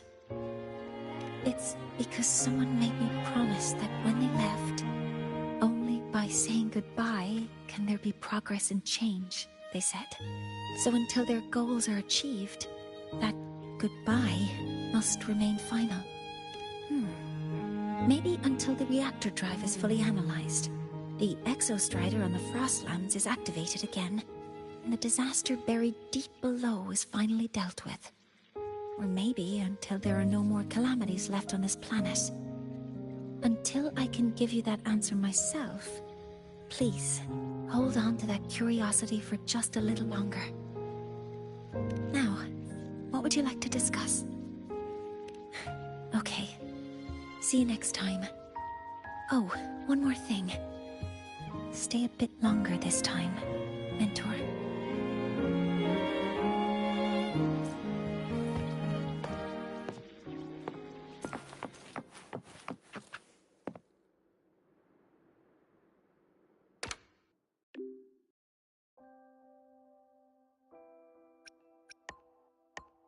My symptoms have stopped for now. But whatever drained my frequency is still somewhere in the High Roy. The only thing I haven't surveyed yet is the exostrider out in the Frostlands. The Roya's Trying myth likely mentions it. This lecture could be my chance to find a clue.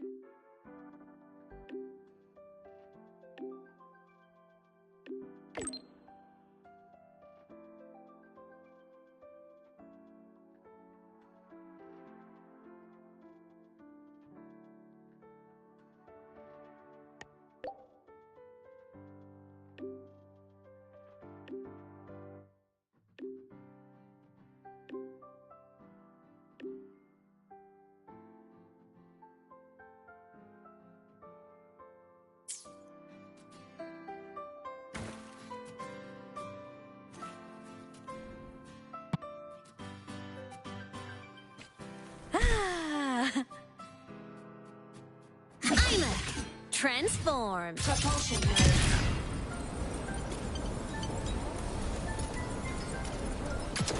Warning. Insufficient power supply.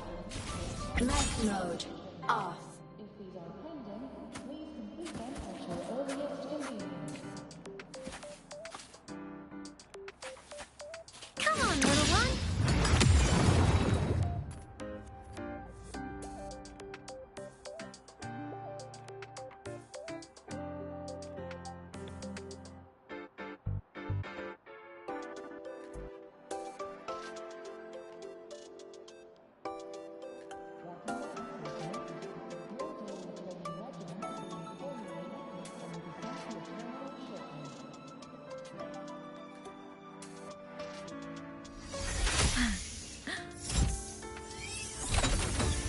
Give it a try? Like this. Here.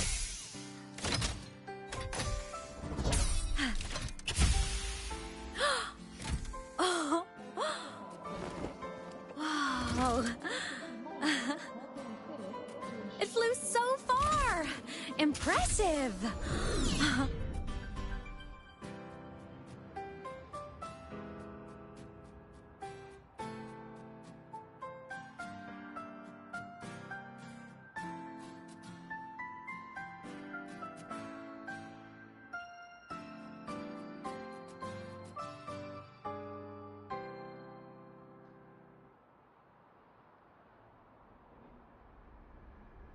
According to Academy rules, all systems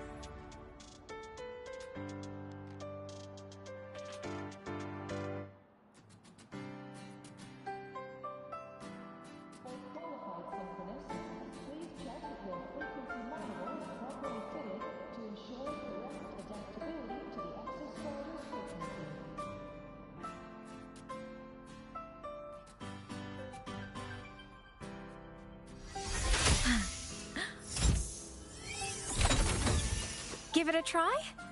Like this. Here.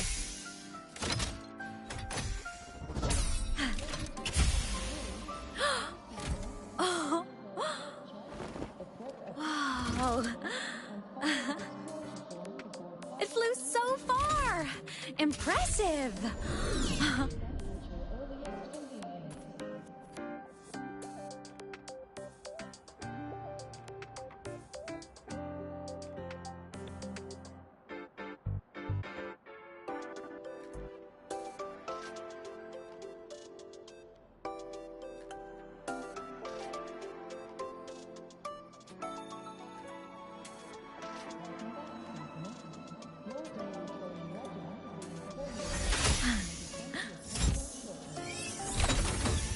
Give it a try? Like this. Here.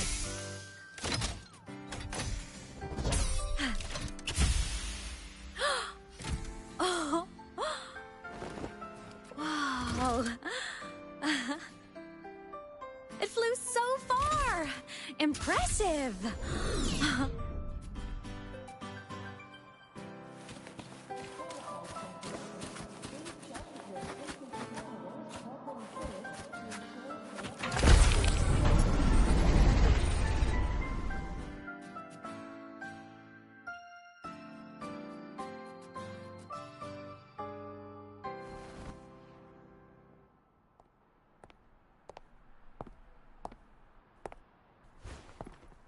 Now, we reach the second epoch of the Royan Trine myth, the Sacred Reactor Epoch. After Baldur, the sun's incarnation, had sealed the foreign divinity Huthrungur, the Frostlands fell into an endless dream. Assistant Navora, would you continue?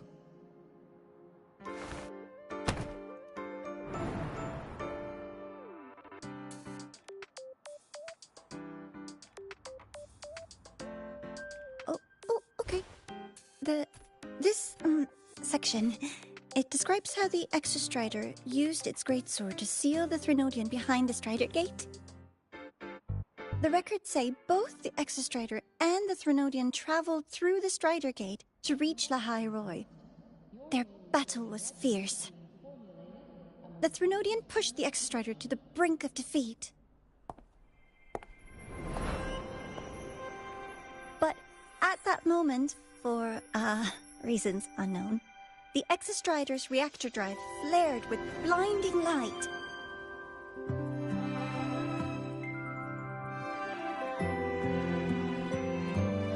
And it found the strength to raise its sword and seal the Threnodian away. Lahai Roy was saved. What a relief.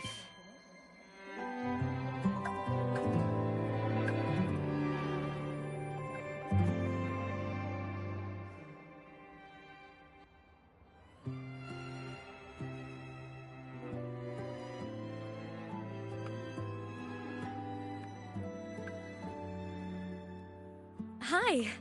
Nice to meet you. I'm Imeth from Rebel College, same as you. First time seeing you in class. Trying to collect credits from all 4 departments? That's ambitious. Welcome to the academic quagmire. Imeth, I've been looking for you. I never got the chance to thank you. Thank me?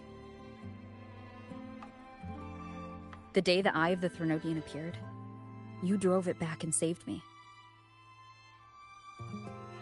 Did I? Sorry, I don't remember that. She doesn't sound like she's lying. Then how...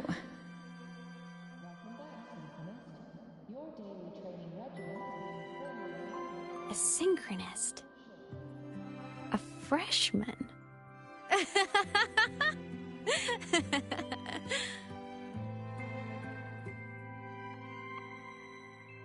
What's so funny? Oh, don't mind me. I'm just not used to seeing you like this. I mean, look at you. Something's missing, though. Oh, I know! A uniform! The Academy still hasn't issued you one? They're painfully slow sometimes.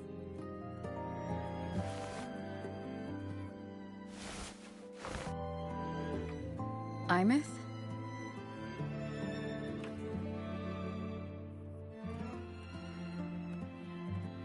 I have to go.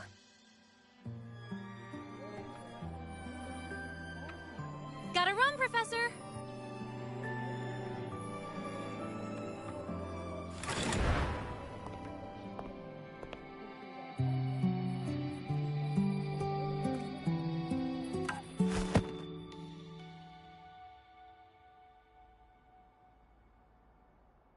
Rover, let's try to channel that enthusiasm into listening. Do come see me in my office after class, okay?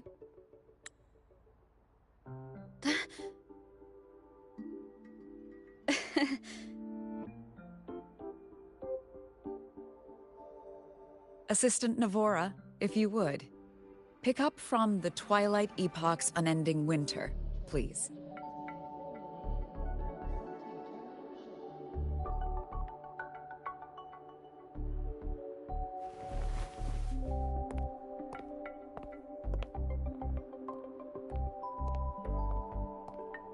Sigrika, could you come to the library with me? Okay. Hey, did you notice the new student? The one who kept talking to herself during class?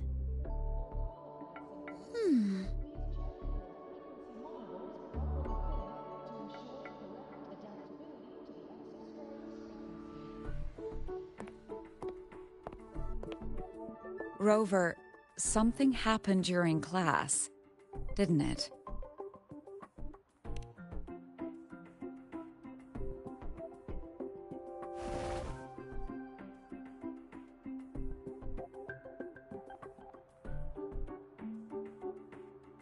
So a girl named Imeth just got up and left the lecture hall.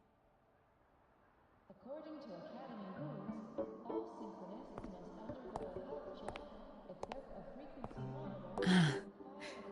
I never expected to hear that name again. Certainly not like this. Perhaps you've just had a run-in with a ghost. After all, you were the only one who saw her. President Lucilla, what do you know about her? Stay at Rebel College long enough, and you'll eventually hear her name mentioned. Though it's a story from over a decade ago now. Imeth was a synchronist. Brilliant, popular. Professors had high hopes for her. Then, during a piloting drill, she simply vanished. She climbed into a simulator with the others, but when the cockpit reopened, hers was empty.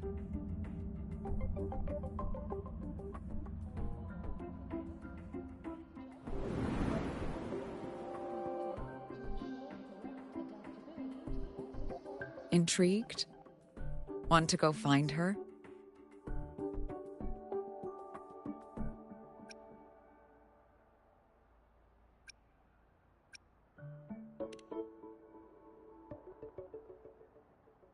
She saved you. Seems the mysteries around that girl are still multiplying.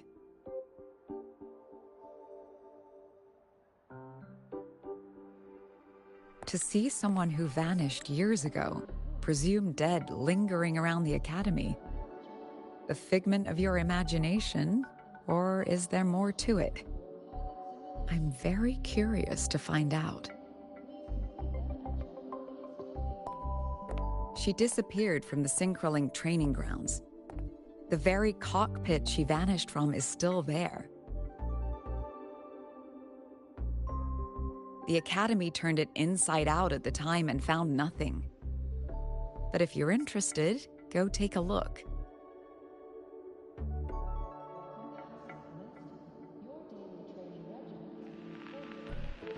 I expect you'll dig up some new surprises for us.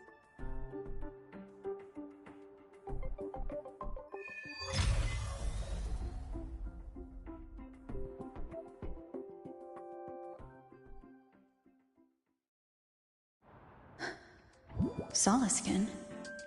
What could they be doing here?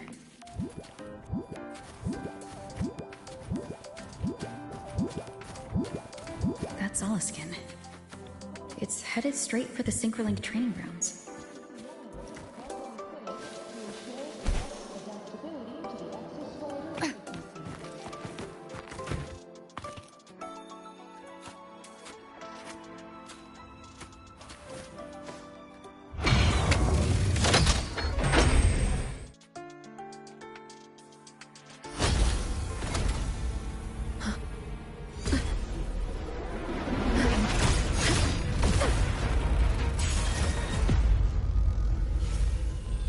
Frequency loss. It's getting worse.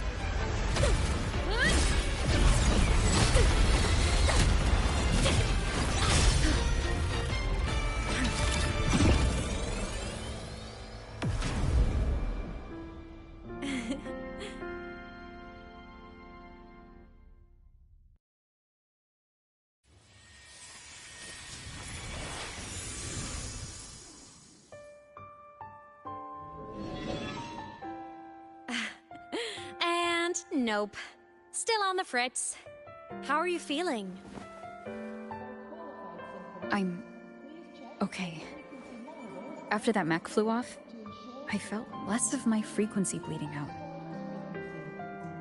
That mech's frequency felt like the presence from the rift back in Honami City.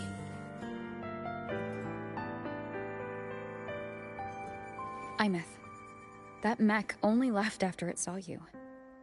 After you clashed with it. That's twice you've saved me. Each time I'm left with more questions than answers. They say you're the Exostrider Synchronist who's been missing for over 10 years. And your hand back there.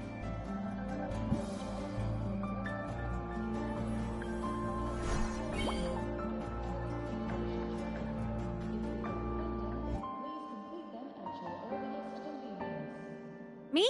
I'm not the Exostrider Synchronist now. I'm its Resonator. I just died first. Call me a digital ghost.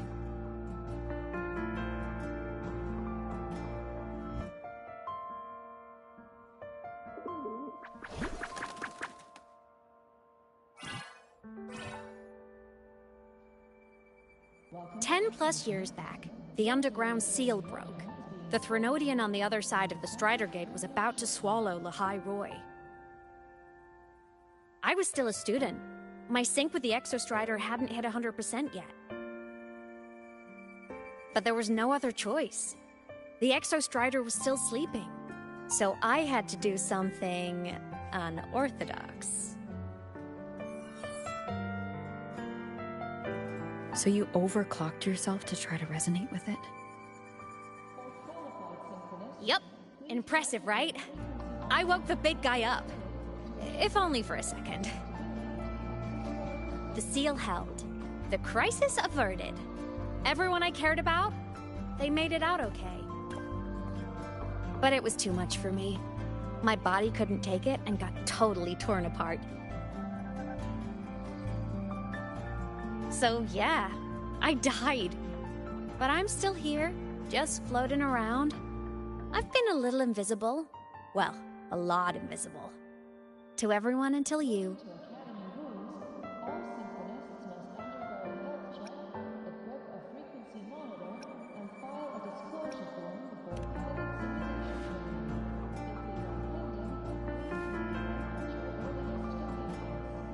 You can see me now because of this little guy.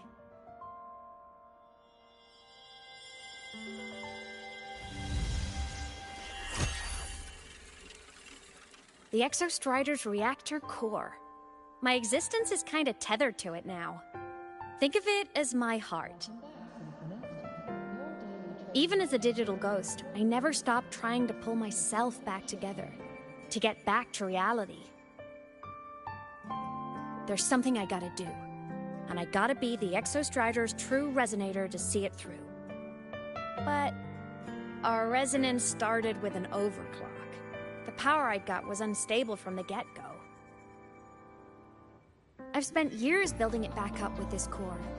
The Soliskin have been my little helpers too. Then, not long ago, you ended up with it. That became your backstage pass to seeing me. Not long ago. You mean when the reactor drive fell? Bingo! Since then, the core has become energy stored inside you. This is the first time I managed to make it solid. Took me a bit to figure out the trick.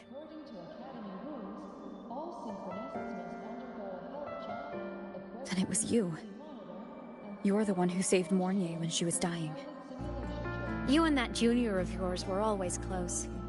We even crossed paths a few times back when I was still, well, around. Of course I'd help. A junior of mine. So I really did know Mornier in the past.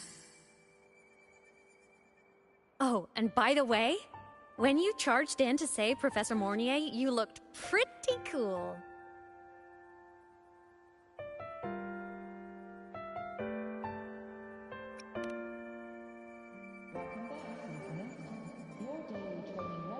All right, no more teasing. But I mean it.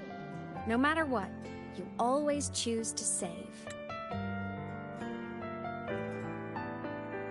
And to me, that's the coolest thing in the world. The most beautiful. Anyway, back to business. The reactor core is tied to Sigillum. That's the mech that attacked you. It's like those void worms you fought. Made mostly of Exostrider parts, but corrupted. Contaminated by Threnodian void matter. Sigillum stole a chunk of my power. That threw a wrench in my whole reassembling myself project. Now it's after the core too. Since Sigillum holds this piece of the Exostrider's power, it can't be killed completely as long as the Exostrider and I exist. Now, it can only be me who stops it. And since just touching the thing makes your frequency drain, taking it down should plug your leak too. Plus, I get my power back. Win-win.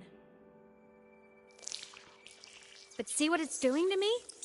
Even with you holding the core, I keep flickering in and out. 1 second I can touch you, the next I'm fading right through. So annoying. So will you help?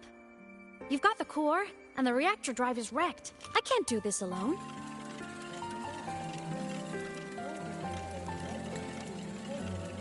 Also, I've noticed, when the core is in your hand, it runs faster.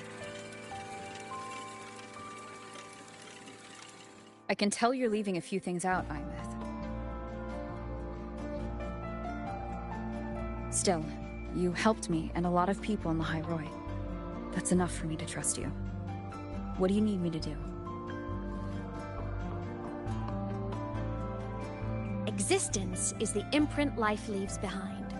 Being remembered, talked about, and seen. All the places I went when I was alive bear those imprints. The core's running lets me find and record those frequencies. These little cuties have been my scouts. And they'll be our guides now, too.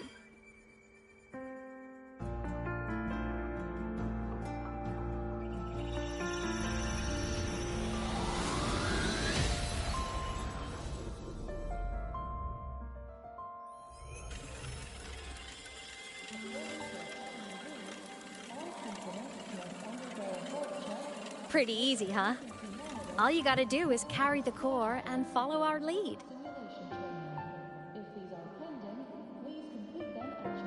I'll do it. Alrighty. Thanks in advance, study buddy.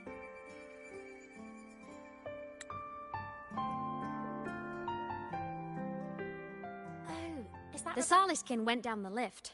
Let's follow. Before we go, I need to contact Mornier. The reactor drive was Lahai Roy's son.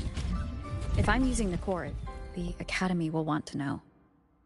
Go for it. No problem.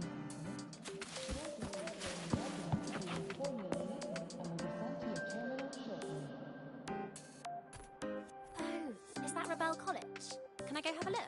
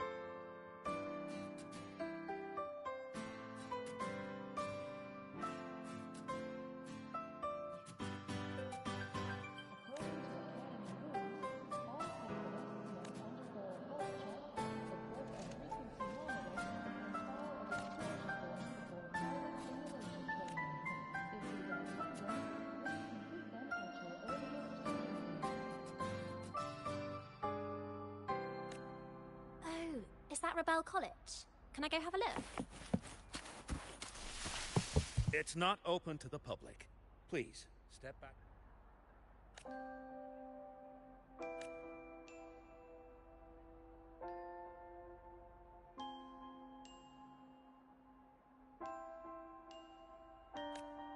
Welcome back, Symphonist.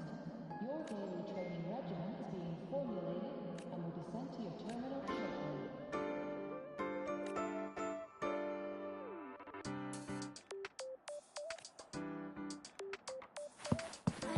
Is that Rebel College? Can I go have a look? Want to go to the cafeteria for lunch together? Why are you such a slave to man?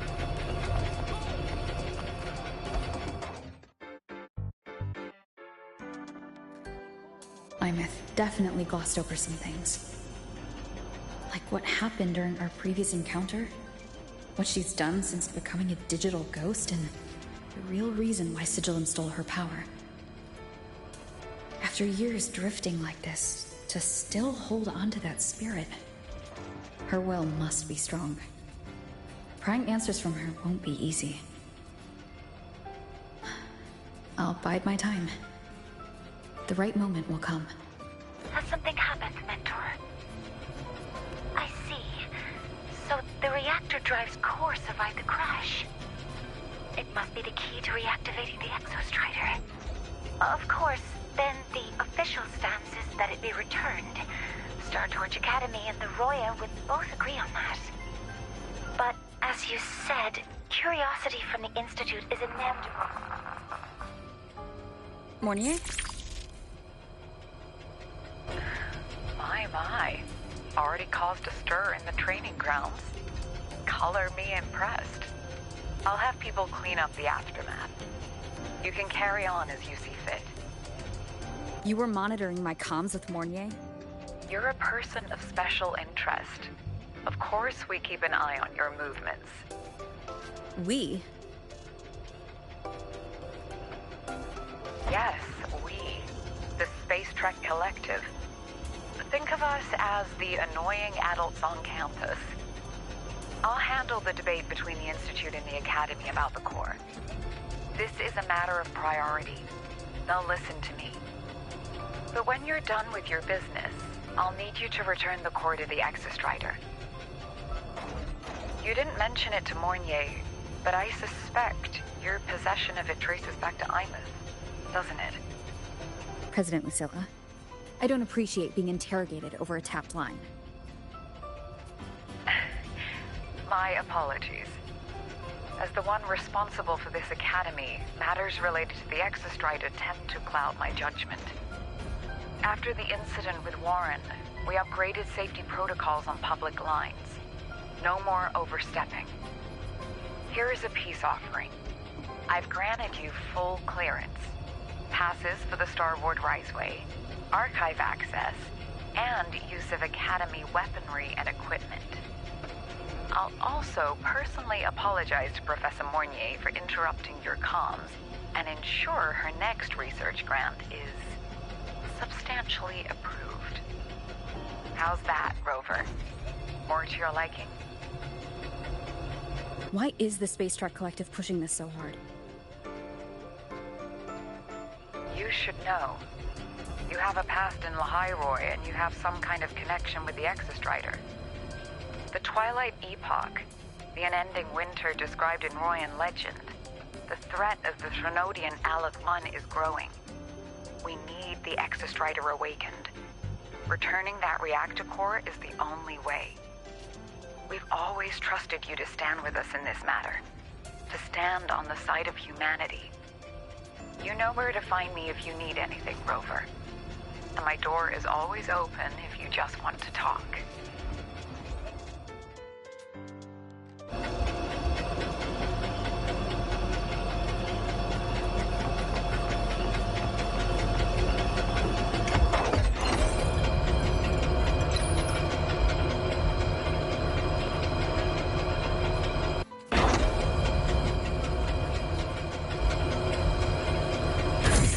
Is leading us to the auditorium first. The new solar celebration is almost here. I wonder what they'll put on this time. By then, exams will be over, and we'll finally get a long break. Ah, vacation. What's not to look forward to?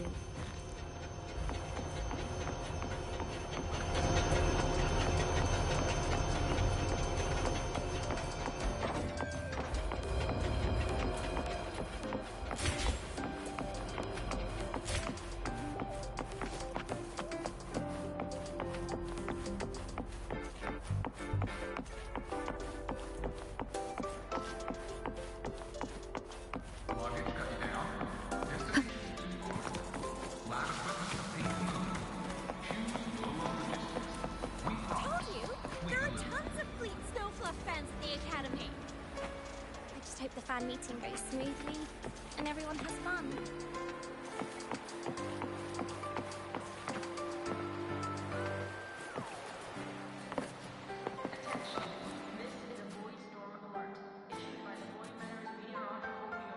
Oh, hello. Are you here for the Fleet Snow Fluff fan meeting? The venue with... She's a singer, a campus legend. She's only released online, but she's super popular. But her site hasn't been updated in over 10 years. She posted one last demo, and then... nothing. Don't be such a downer. Maybe she just graduated and moved on to bigger things. Probably never showed her face to keep her life private. Doesn't matter. We still have her music. Here, even if you're not a fan, you should give her a listen. I'm new here, but even I was hooked when I first heard her songs.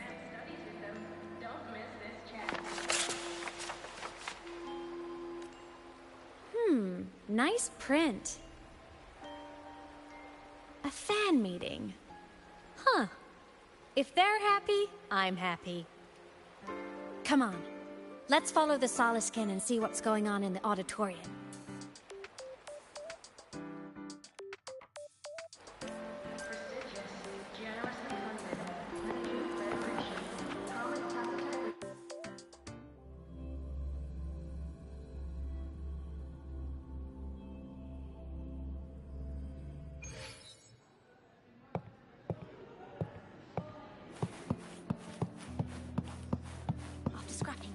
Drafts. I finally got this poster ready for everyone in the fan meeting to see. I hope it helps more people come to love Fleet Snow Fluff. Just like I did. The fan meeting merch made it on time. Thank...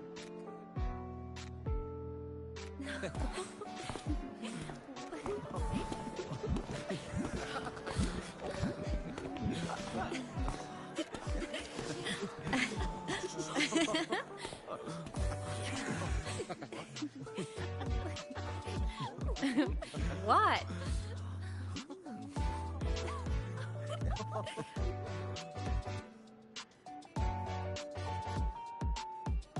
Oh, just a habit of mine. Waving, chatting, going to class.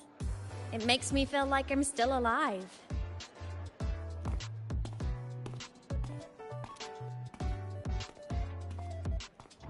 If I stop, I might forget what it felt like to be human. Call it a self-reminder.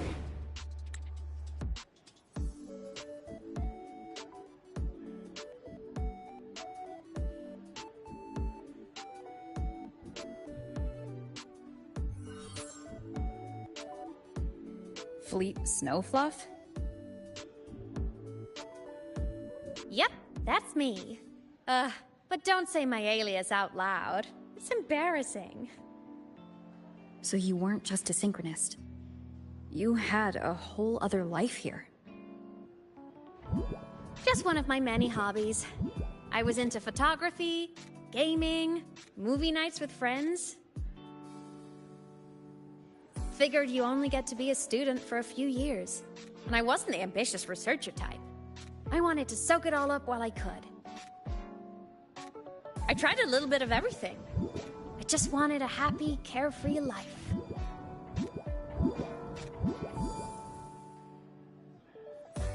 Who knew I'd end up as a ghost, stuck as a student for 10 more years? How awful is that? Wait, does this mean I'm never gonna graduate?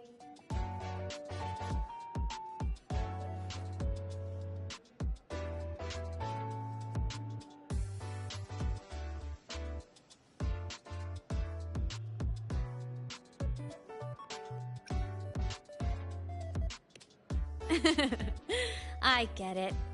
School life is easier. A whole lot less complicated.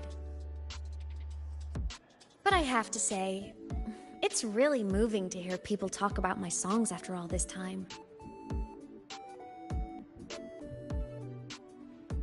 I wrote those for myself, you know? Never expected so many people to care. But if they made someone feel something, joy, pain, anything, that makes me really happy.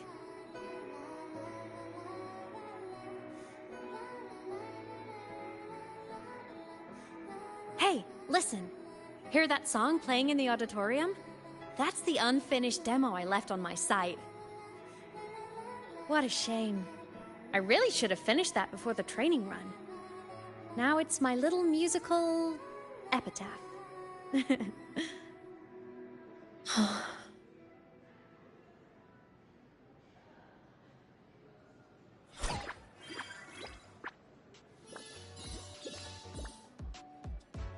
Let's go. The Soliscan is calling us.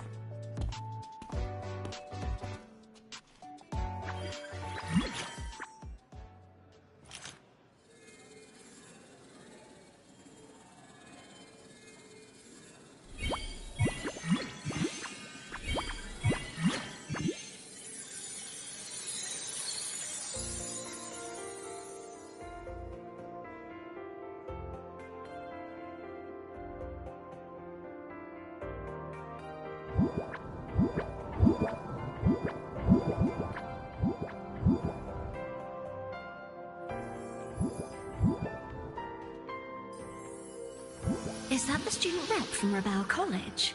That's one bold speech. Is she giving a welcome speech or recruiting for a space adventure club? Uh-oh, the professors look upset. But she made a good point, didn't she?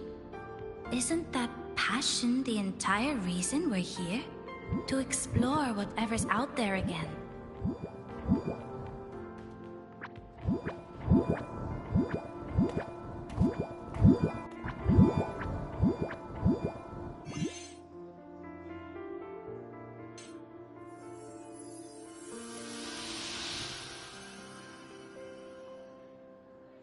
Imeth, right? I remember her sync test scores were off the charts. We might be looking at this year's prime Exostrider candidate. Don't be so sure. Heard about her extracurriculars. Put nicely, she's quite the dabbler. Put bluntly, she doesn't take anything seriously.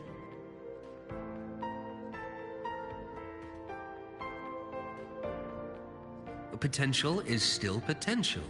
She's brilliant. She just needs guidance.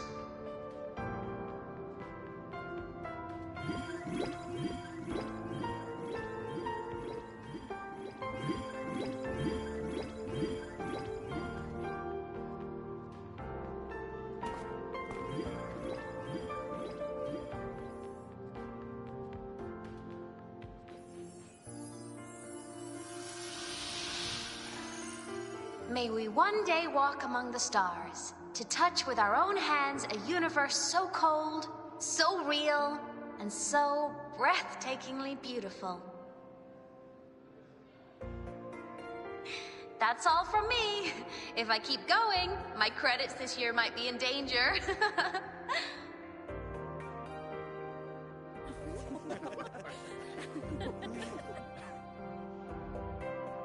It's an amazing feeling to be here at Star Torch Academy, and to know I'll be sharing this journey into the great unknown with all of you. As a student, I can't wait to start this new chapter of my life. There's just one thing missing today. I wish my family could be here in the crowd to hear this.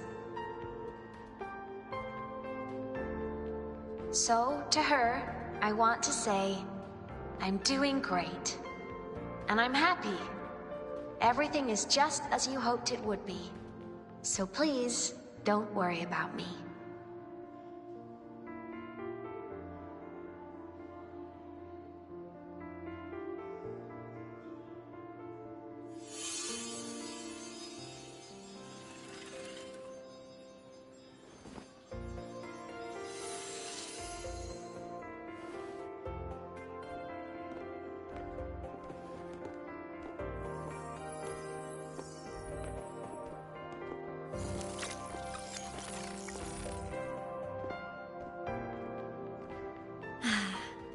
Looking back, I really do miss those days.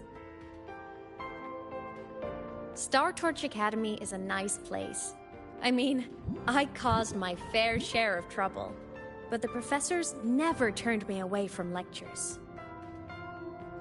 You saved the Hyroi, Imith, but you paid for it with your future. And no one even knows.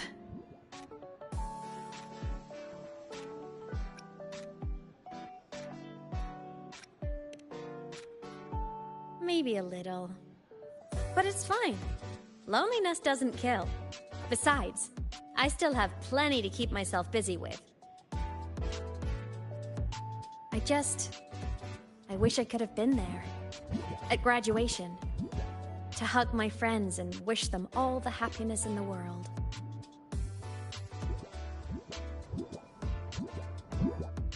The Solace can head it outside. Let's catch up.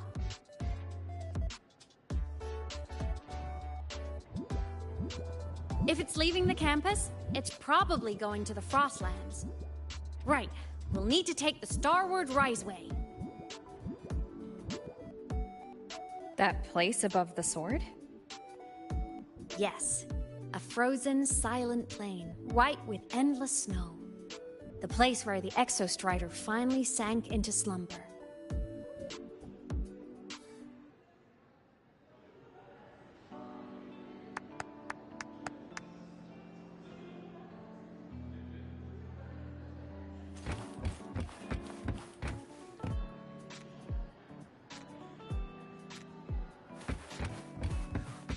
Thinking about how all of us are about to listen to Fallen Petals live makes me kinda nervous. I've met so many friends without even trying, just 'cause we all love Fleet Snowfluff. I feel so lucky. Me too. Her music brought you to me, and now our lives get to cross paths.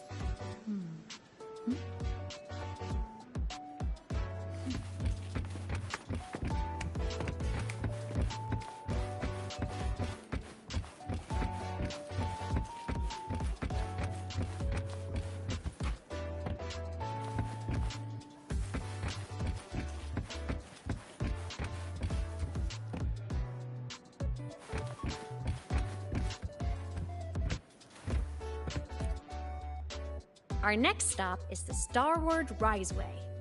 Are you ready?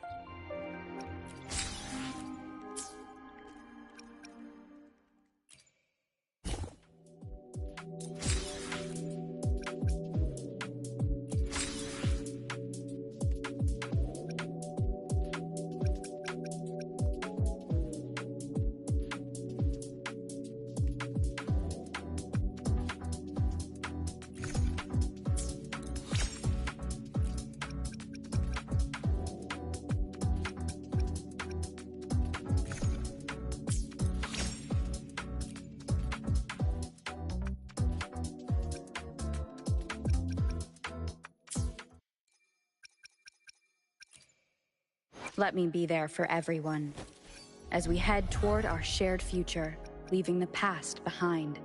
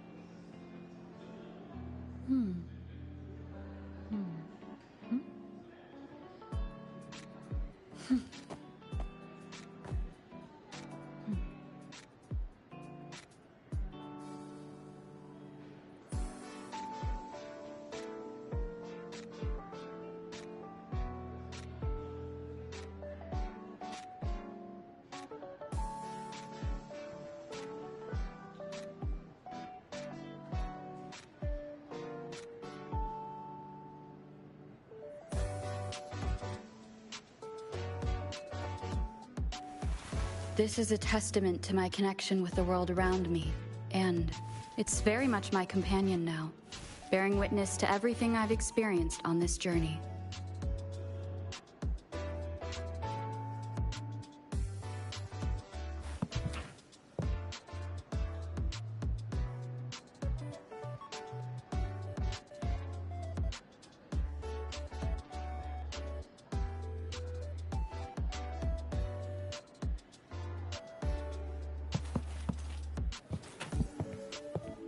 Our next stop is the Starward Riseway.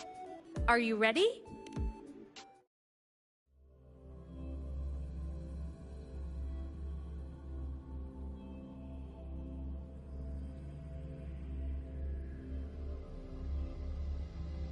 When I was a kid, I once hid in the Starward Riseway and made it to the Frostlands all by myself.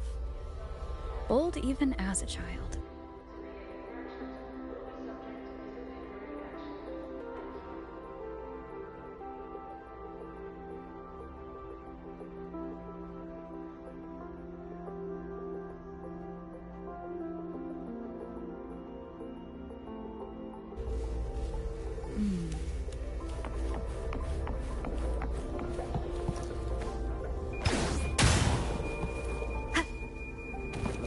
I hope we don't run into bad weather again, like the last time. Everyone confirm you've got it.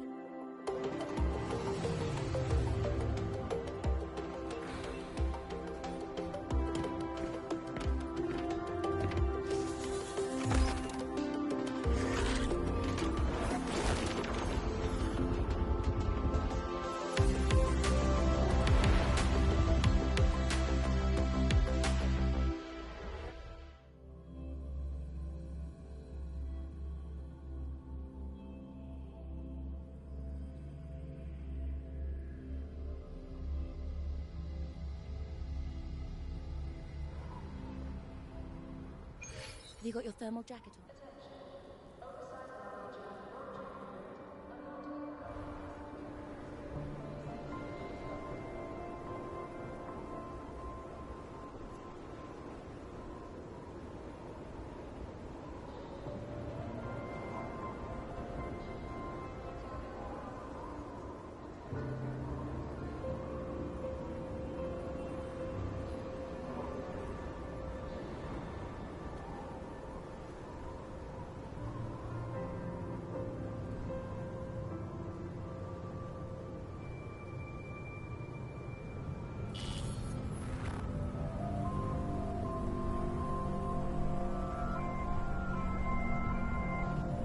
Cold? I'm fine. What about you?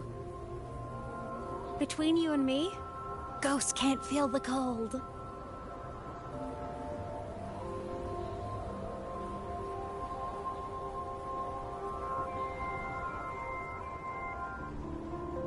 The snow. It's so beautiful. What a coincidence to run into you here. This is a pleasant surprise. Oh, it's Dr. Luke. When he's around, just pretend I'm not here. Otherwise, you look like a weirdo talking to thin air. You should hide too, okay? This is our secret journey.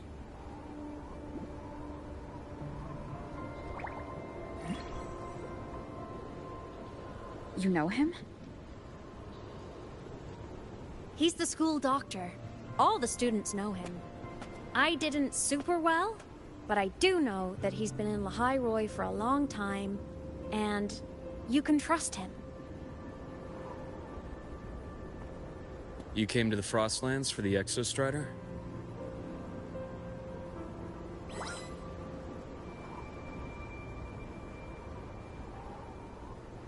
I'm headed the same way. I've got to check in on some researchers stationed out here on long-term fieldwork. Having a guide might make the trip a little easier. What do you say? Let me help you modify your bike. There are quite a few waterways, and its current setup might not handle them well. You know how to modify bikes? You pick up a few things when you come here as often as I do. Oh, I used to love riding. My friends even called me the Speed Queen. Though that was usually while they were white-knuckling the seat and screaming.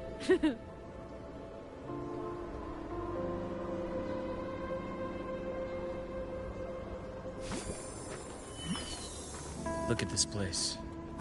Hard to believe it, but years ago, all of this was a lush green forest. Back then, the Roya were nomads, the true natives of Lahai Roy, who walked in step with nature itself. Was it the lament that changed it into Frostlands? Yes. It triggered a magnetic pole shift. From then on, Lahai Roy became the new pole. But a lament wasn't the only cataclysm stirring back then.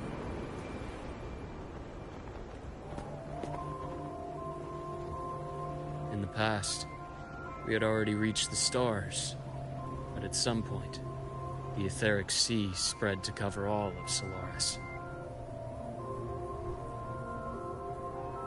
From that moment on, the universe locked its doors. We couldn't verify whether the sky above us was real or just a reflection. countless spacecraft were lost. Our space exploration programs were abandoned, and space became out of reach. But times have changed. Since its founding, the goal of Star Torch Academy has been to use the Exostrider to explore space, whether through the Etheric Sea or the Strider Gate. I understand the Etheric Sea part, but the Strider Gate? You know Lahai Roy's history. Both the Exostrider and the Thrnodian first came to Solaris through the Strider Gate.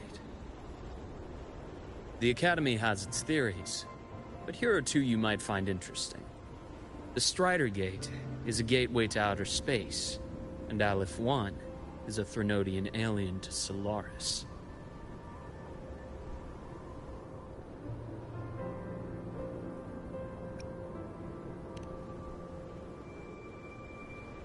With a gateway like that, of course we want to open it. But to pass through, we must awaken the Exostrider and be prepared to face Aleph 1 head-on. I've long believed that Aleph 1 poses a far greater threat beyond void storms and void worms. With other Thrnodians, we can at least glean clues of their nature from their places of origin and the civilizations they emerge from. But Aleph 1... our knowledge remains blank. So many dream of being the Voyager who returns from the stars, the first to walk the cosmos once more. But in all these years, no one has succeeded. The Etheric Sea phenomenon cast us into isolation, but it also gave birth to all our dreams of what could lie beyond. And those dreams are still alive today.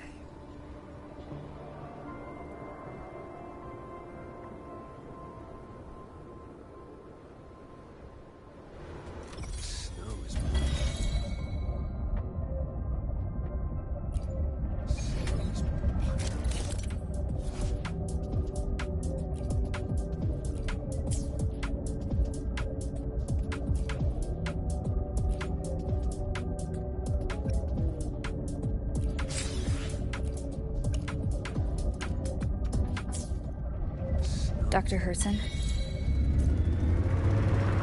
Just call me Luke. It has a nicer ring to it, no? Then, Luke, you asked about my feelings on the Academy. What about yours? How long have you been here? About 20 years. I was a traveler before that, seeing what Solaris had to offer. Then a friend asked me to come to Lahai Roy, to keep an eye on things here for her. The students make it easy. Watching them find their way is its own. See that? Ancient life forms, frozen right into the ice walls.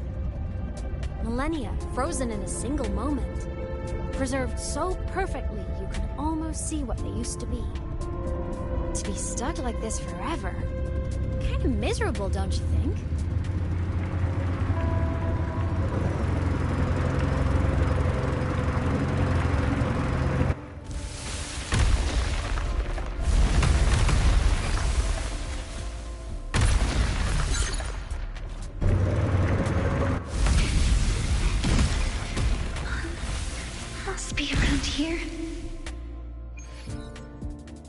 Someone's...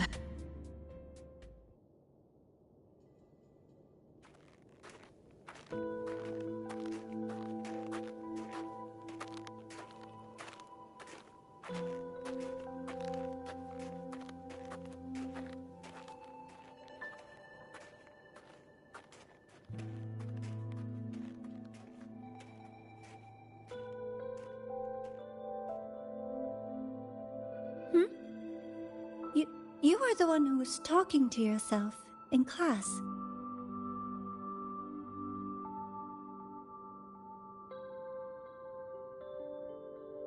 Whoopsies! Oh, and Dr. Herson. You are traveling together? Did the Academy greenlight a new field trip?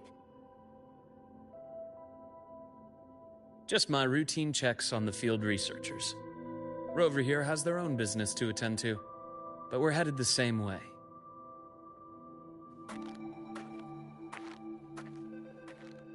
What about you, Miss Navora? Chasing more fallen debris? Yes, exactly. I heard the Frostlands have been experiencing changes since Helios was launched. I had a hypothesis that new debris fields might have been exposed. Debris? Space equipment that fell from the sky long ago. Probes, satellites, and even space stations. Some previous digs unearthed wreckage containing records lost during the lament. Oh, and images.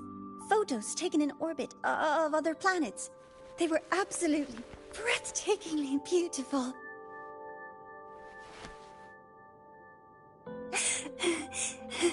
Oh, sorry. I got carried away.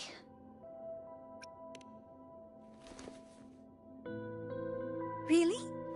That's great! I'll show you the data I've collected next time we're in class.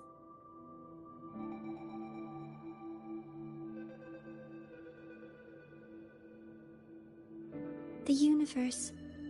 What secrets is it hiding behind all those infinite stars? I really want to know.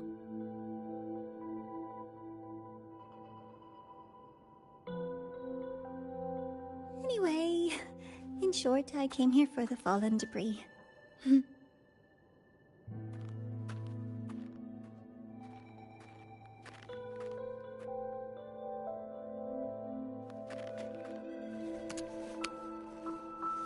The data on the instrument shows there's a high chance that close by... Huh?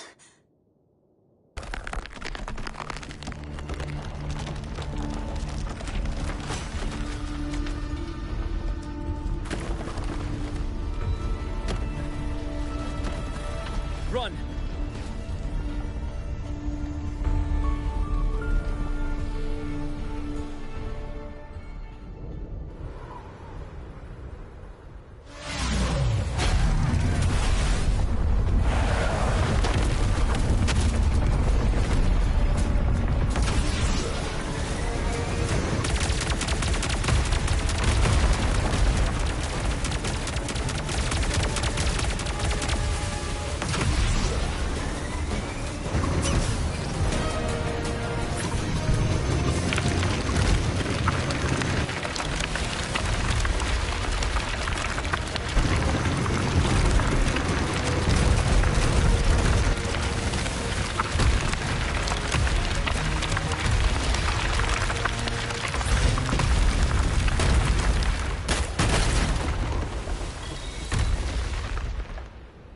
Wind...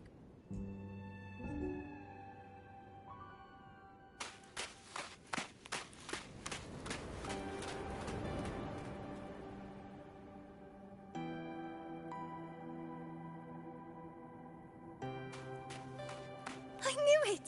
There had to have been undiscovered debris in this area. It must have been sealed in the ice wall all this time. Luke, Navora, you alright?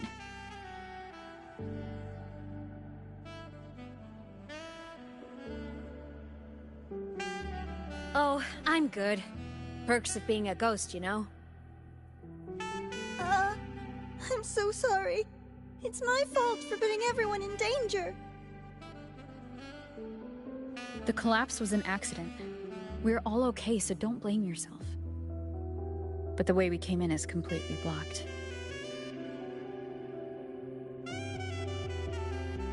Scaling that ice wall?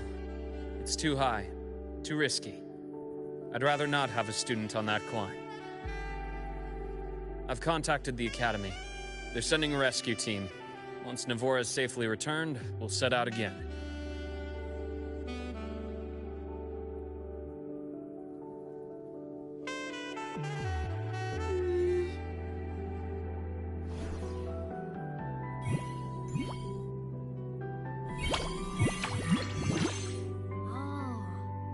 Hey, little guy here says our next stop is deep in the ice. There's a path at the bottom of the station. Want to check it out?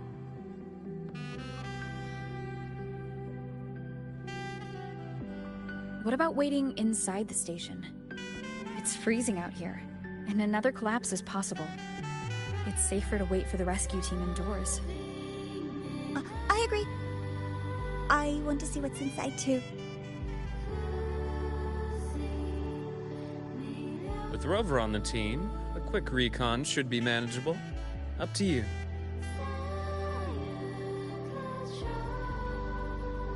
Hey, question. Before you came to Lahai Roy, did you do this kind of thing a lot? What do you mean? Like traveling with a crew, seeing the sights, stumbling into trouble, then going your separate ways. Like a classic road trip movie, you know?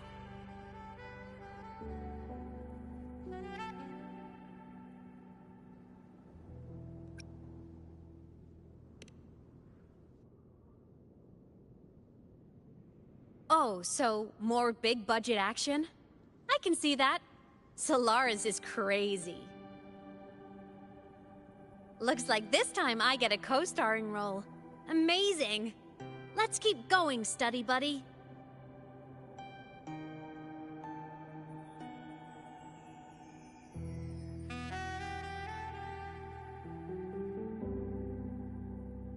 There's a collapsed entry point over there, but it's blocked. Some kind of barrier caused by unstable frequencies. The Exostrider sleeps in these frostlands. Void storm activity can make local frequencies unstable with fluctuating void matter levels. Oh, taking this opportunity, let me grant you access to the module adapter. Huh. It's already unlocked. That must have been Lucilla. Let's move to an area with a stronger signal so it can be deployed.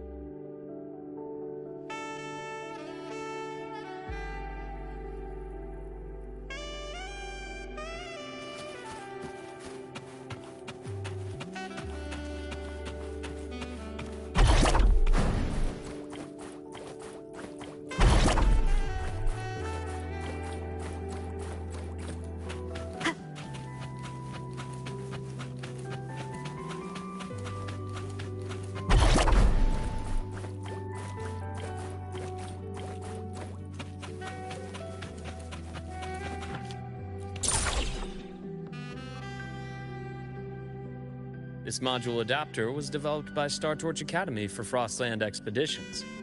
It lets you interact with frequencies disrupted by void matter. Give it a try. You'll need it here.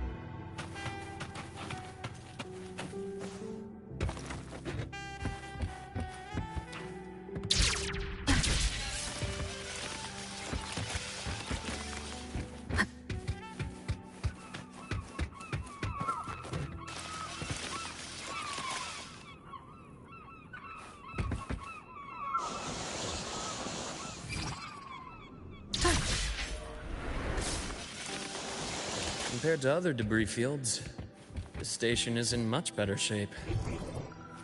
It's amazing.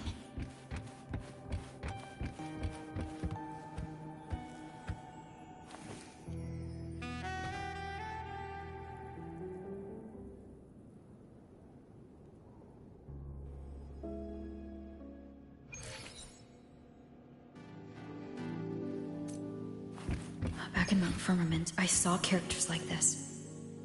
They belonged to the court of Savante. But I still can't make out what it's saying.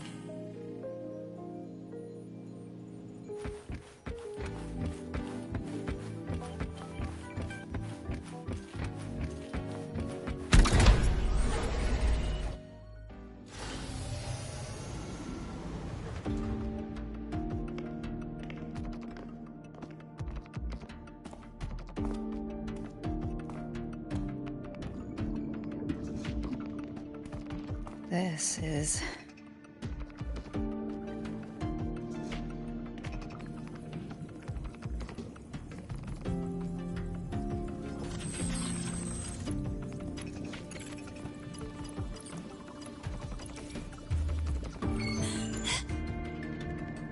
Welcome aboard the Skyark.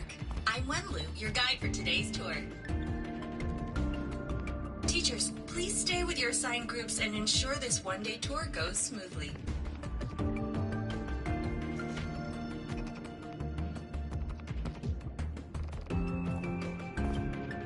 Please direct your attention here. This containment unit holds droplets of the etheric sea itself. As you know, the etheric sea suddenly appeared above Solaris one day. During that initial event, the court of Savante briefly glimpsed a figure of a white-haired woman. She vanished in an instant, leaving countless puzzles in her wake. What is the etheric sea? What does it do? And why does it appear? The court of Savante conducts research here at Skyark to seek answers to these questions. Next, please scan your clearance with the system and follow me in an orderly manner. We will now proceed to the central deck. Awaiting us is this station's most significant breakthrough, a mass relay device powered by a stabilized sample. A sample of the etheric sea? If it's part of the fallen debris, can it be? This research started before the phenomenon first appeared? Oh my, this is an absolutely incredible discovery! Thank my lucky stars I came to the Frostlands today. That guide was probably a hologram frozen in the system's memory. Huh. Those brilliant minds in the Institute will be wetting themselves over this. One-day tour, huh? From the way she spoke, the visitors must have been school kids. Guess hopping a shuttle into orbit wasn't a big deal back then. The containment unit looks custom-made too. Transporting those samples safely would have been a massive logistical operation. Huh. Court of Savante Space Station. This is an exceptionally rare find.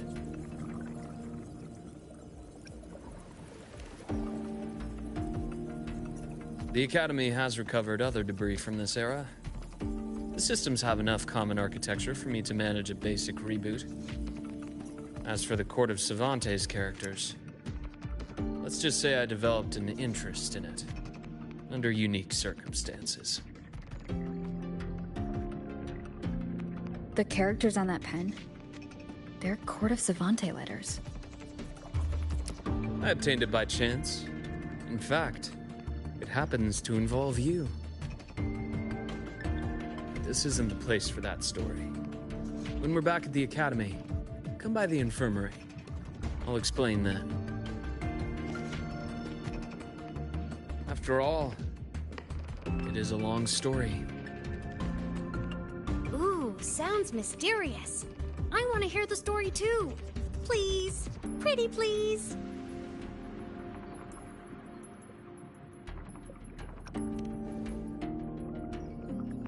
point. Don't forget I can even sneak into your terminal. Everyone, this way, please. The visitor registration system is here.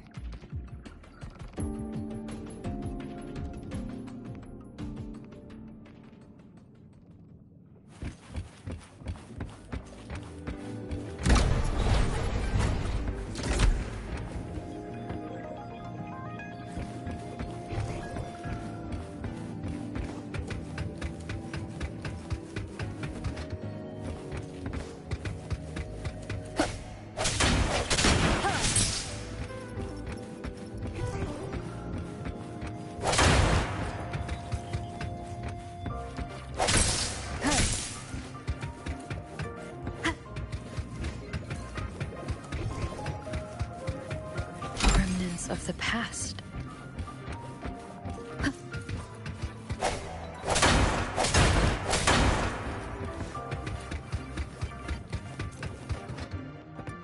Welcome aboard the Sky Arc space station.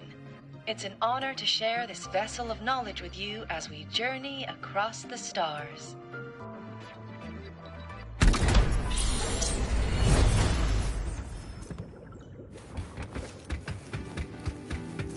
The clearance we got won't grant us access to the entire station. We'll need to register again later. Also, while the hull looks intact, the system is reading several parameters in the red. It could be the etheric sea's droplets affecting the surroundings, spreading through the station. Leave it to me.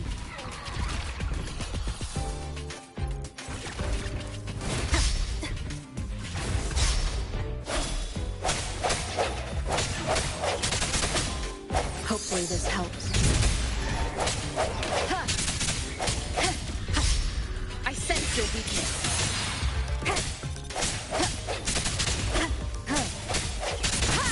Break.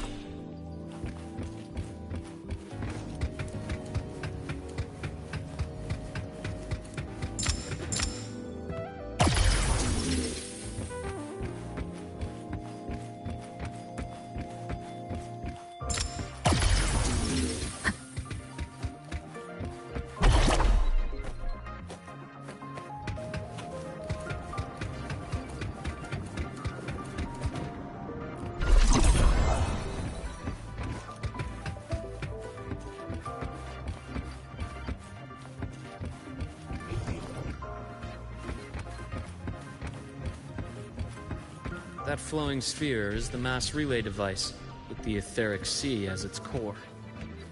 Let's check the console.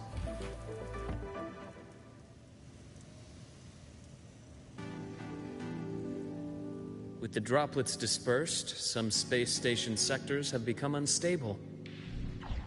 This mass relay device shares the same origin as the droplets. It can stabilize them, and also punch a corridor to other sectors. Incredible that it has such capabilities.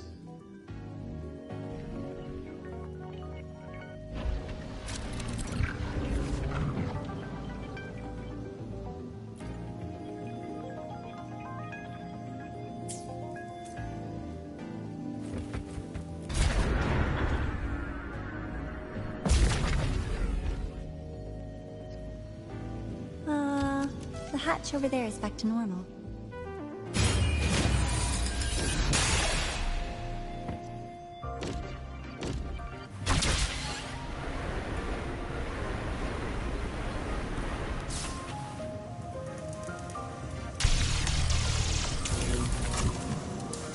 Interesting. Feels different from how I usually move.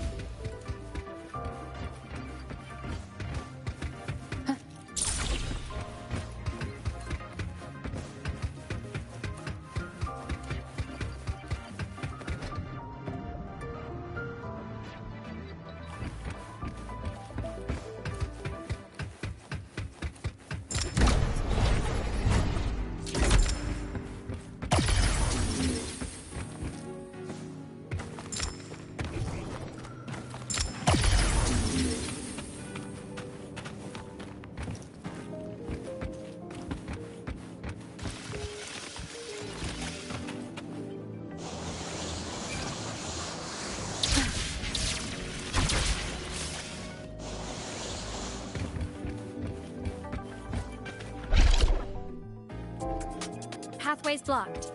Let's try the modular deck.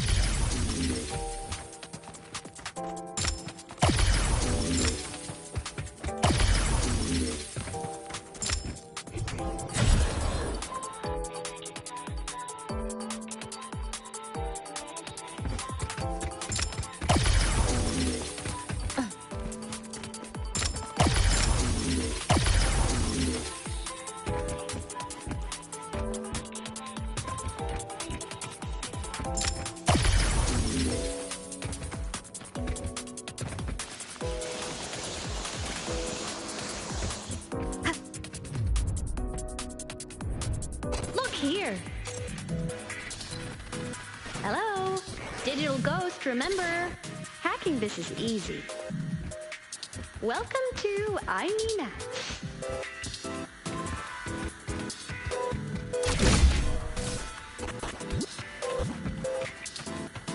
Cherish every game.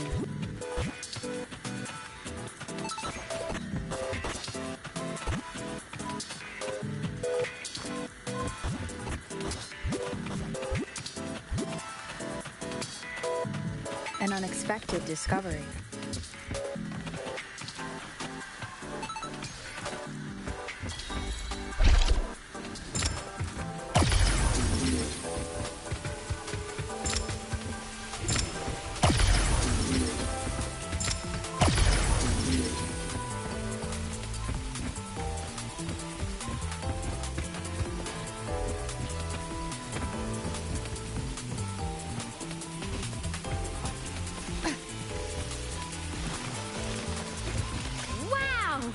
Solaris' rising star, everyone! What a leap! Oh, come on.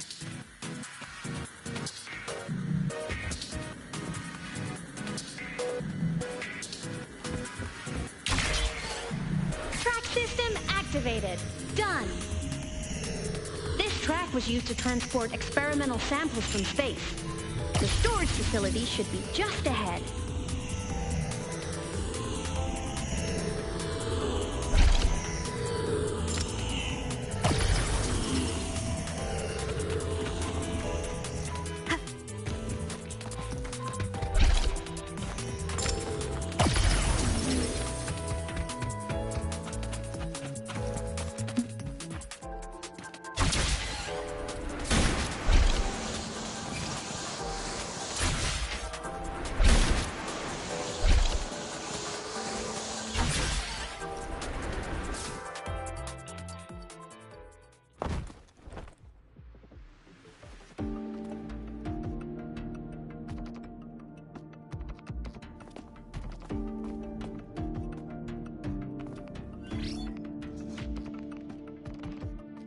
These containment units hold star fragments and etheric sea droplets, all collected in EVA missions by our very own Uncle Clement, who just gave you a tour. It's exhausting work. After each mission, he requires a full cycle in a recovery pod. Let's thank Uncle Clement, and then gather here.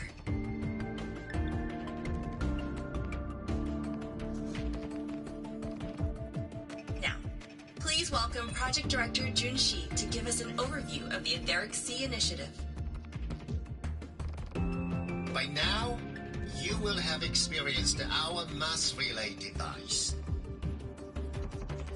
It is our first major breakthrough and definitive proof of our theory that the Etheric Sea can be utilized as a gateway.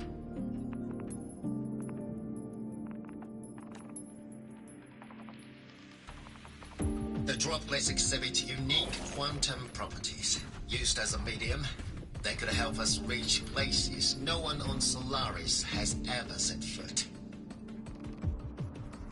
We haven't found the way yet, but I believe these obstacles will be solved soon.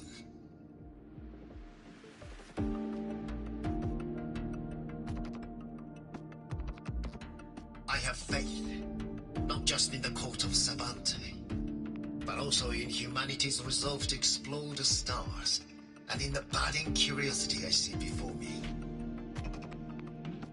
A mind that feeds on the light of distant stars will never be content to simply look. It will find find a way to make the journey. Recently, a brilliant new mind joined Skyark. Our work was instrumental in developing the mass relay device. Let's welcome Professor Wei Ying to share her vision.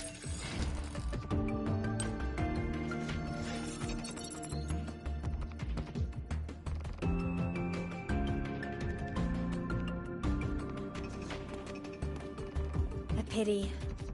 His hopes never came true. Humanity's quest to reach the stars has only gone backward. To feed on the light of the stars.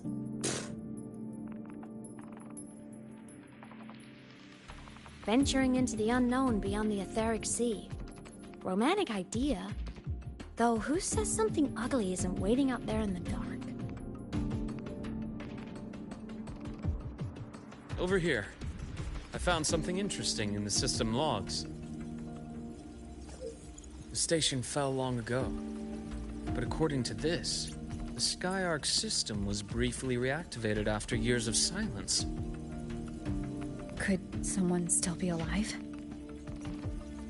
Not likely. We'd have found signs of life long before now. The activation sequence was used only to seal hatches and lock equipment. After that, nothing. Can you see who activated it? Hold on. Yes. Clearance belonged to Clement. The one who gathered the droplets. That's all I can pull for now.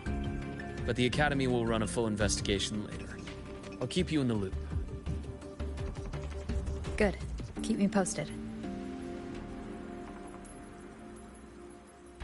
Shame the director's speech got cut off.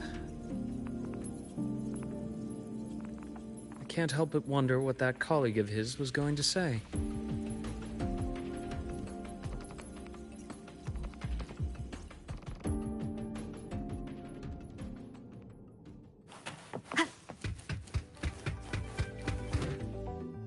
Welcome aboard the Skyark.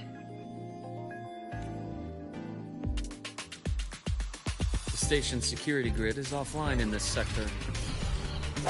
The monsters, void matter has made them highly unstable.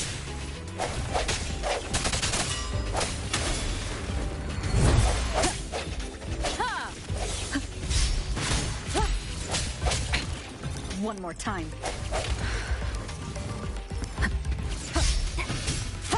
No hesitation.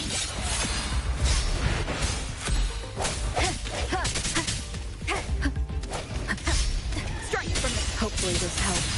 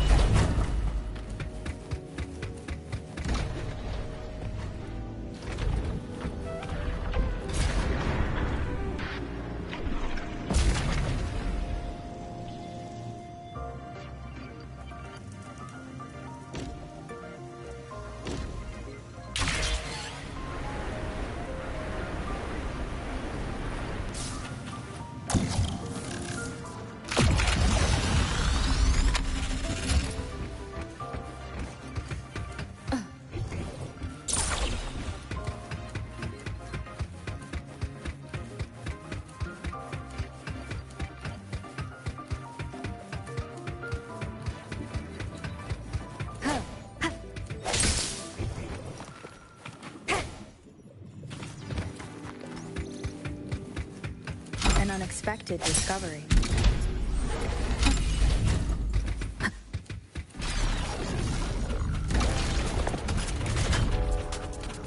Leave it to me.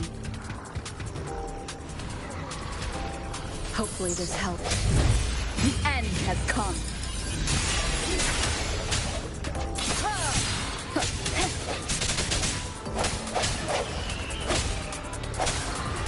The frequency here is unstable too. Try using the module adapter to disrupt it. Look left! I hacked the SkyArc system. This is the data archive center. Those blocks are all storage modules. And that moving one? An anomalous module gone hostile due to the SkyArc system's glitches.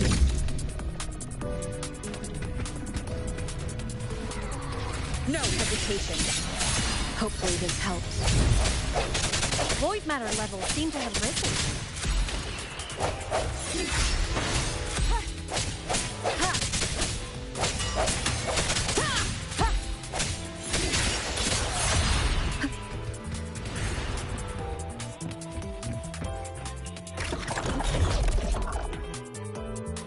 It's moving deeper into the sector. I'm on it. Look! Lahai Roy Blocks is complete. In the Space Fantasy Katia series, every copy included this minigame. I love it so much, and I'm really good at it. The anomalies here are more pronounced than before.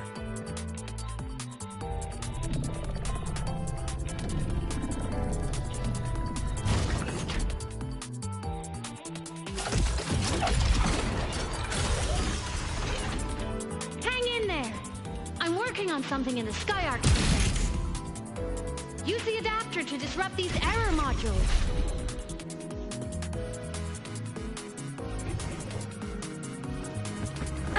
Bad timing.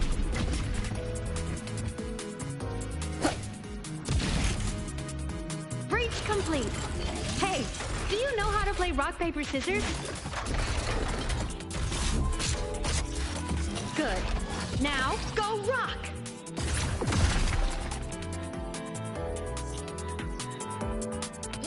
We won! Amazing play!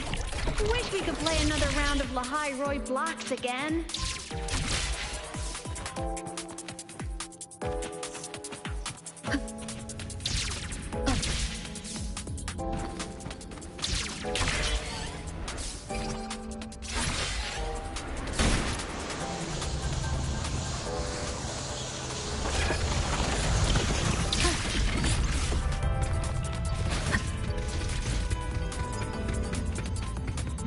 Are just like minions in the Space Fantasy Katia series.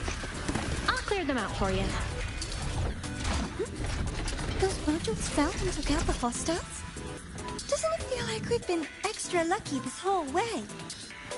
You're right, but some modules did attack us. Hard to tell if the SkyArc system likes us or not.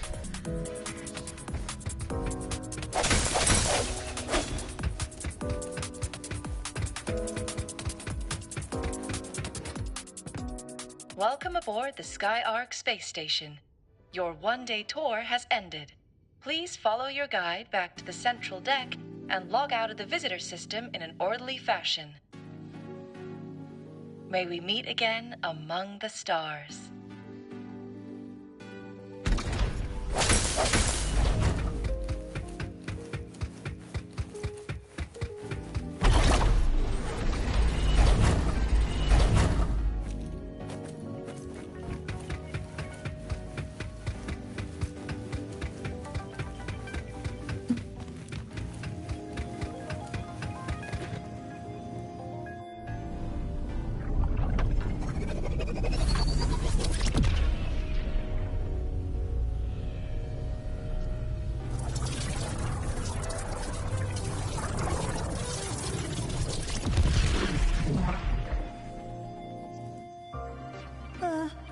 There are traces of void storm contamination everywhere.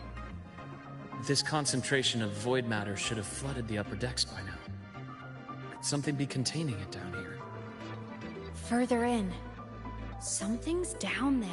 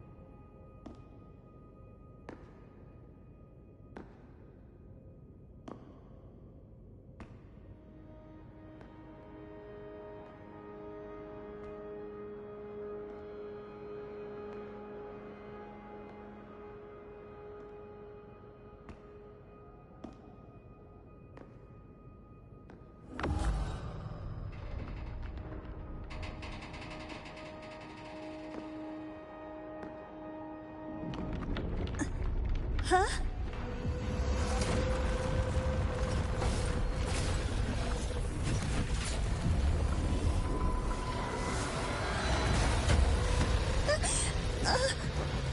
That hurts. Navora!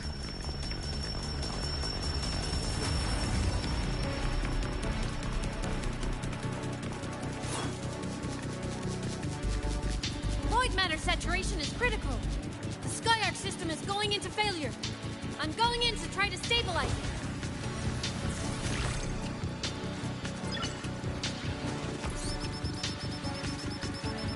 Everything here has already been contaminated, including that.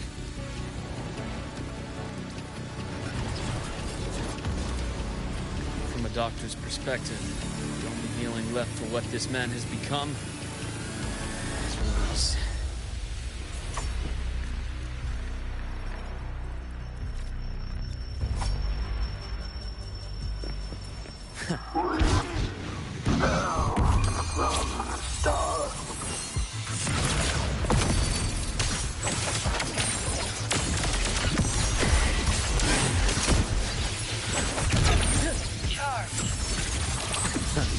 Gotcha.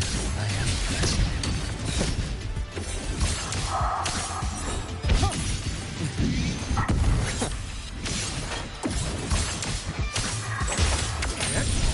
Blink. And agony ends. Wind call. Waves follow.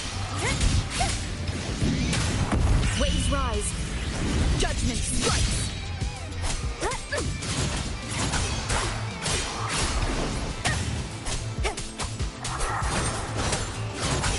Pain relief initiated. Imbalance and heal. I bestow eternal peace.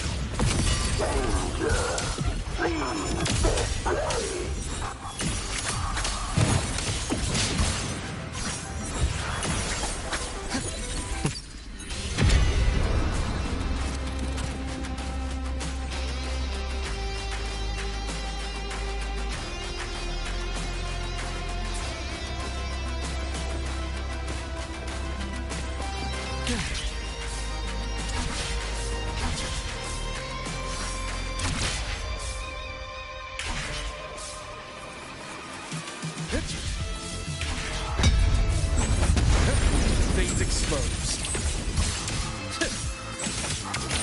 Return to silence. Rise anew. Charge. Game over. My scalpel etches your epitaph. Entombed in daybreak. Time to insult. Ash takes form.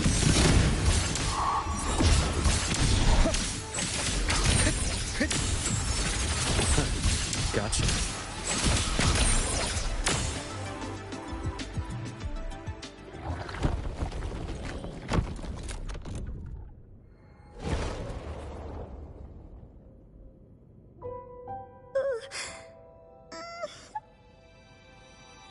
I'll check her injuries.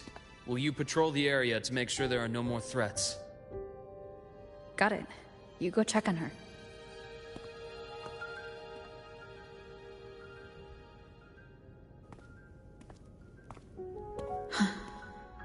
What's that?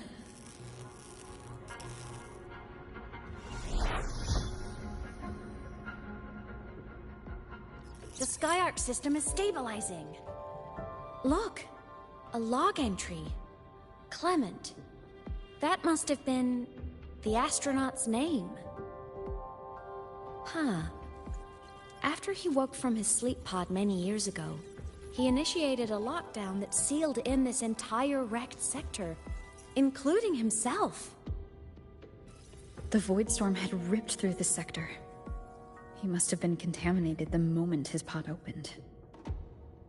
That command was a failsafe. He knew he was going to lose his mind, so he wanted to stop himself from reaching the upper decks and hurting anyone. Tragic thing is, The station had already been down for years. There was no one left up there to save.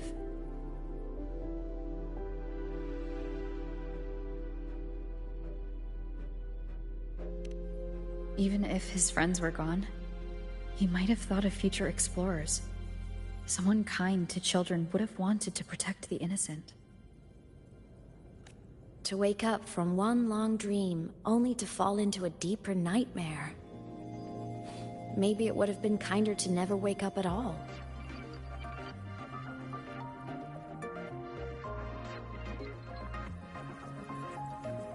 This file? It looks like a recording.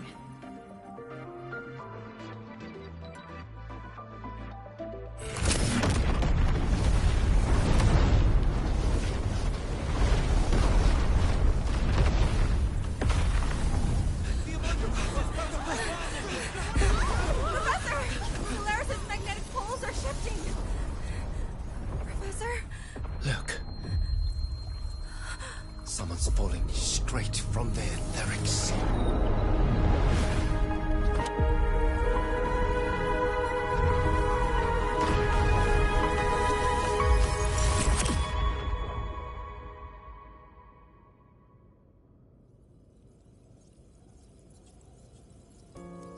Was that me in that recording? That had to have been the station's final moments, when the etheric sea phenomenon suddenly spread and engulfed all of Solaris, like Luke said. But those droplets in the sky, that was retroact rain. So that might have been an image of an event long ago, not part of the etheric sea phenomenon itself.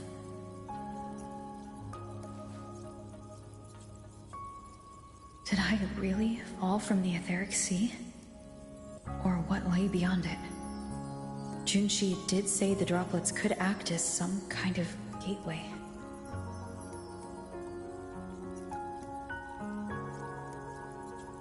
Back then, could I have? Imeth? What's up?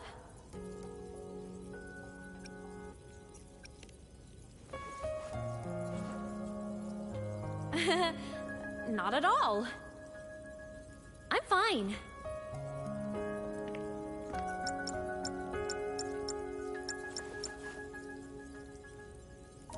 I'd recommend you keep this private. Don't leave the recording for the Academy's teams to find. Remember what I said earlier. It's a nest of competing factions. Anything connected to your past needs to be handled with discretion.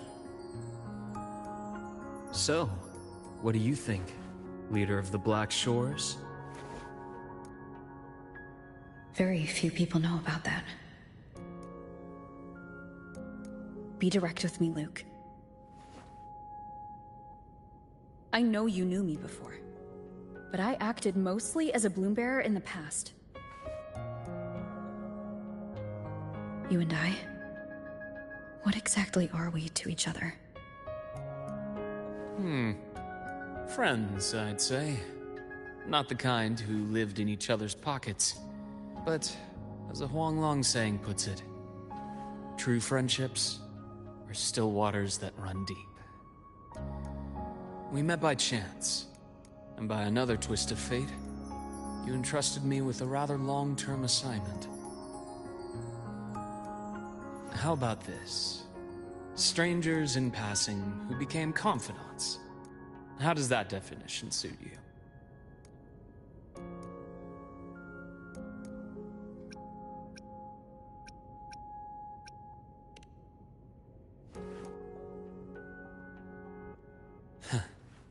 Sorry, but it's the truth. We didn't spend much time together, but we got along instinctively. Star Torch is a web of competing interests. If this video leaks, it'd create quite the cleanup operation.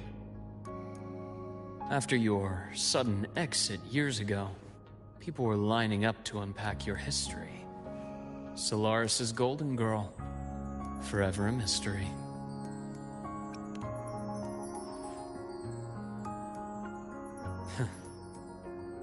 not the same as when we first met. But let's save the reminiscing for later. Navora's hurt. I've stabilized her, but as a doctor, I must stay to watch over her. From this point, you'll have to proceed alone. We'll wait here for the Academy's retrieval team. All right. I'll see you back at the infirmary.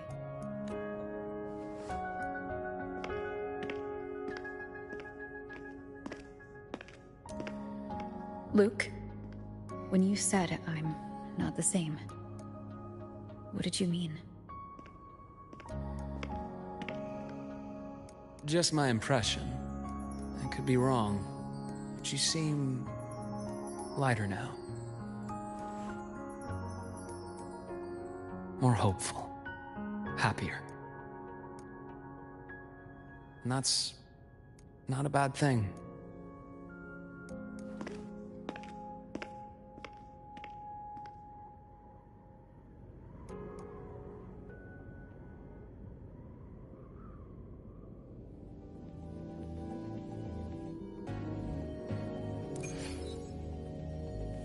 Hold on, Nora.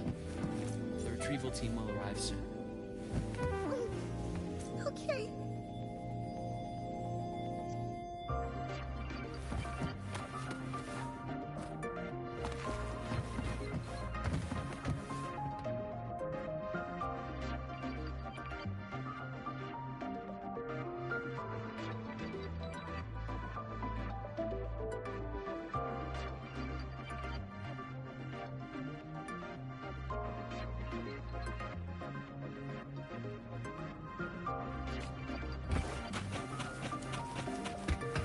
So, our squad of 4 is now a squad of 2.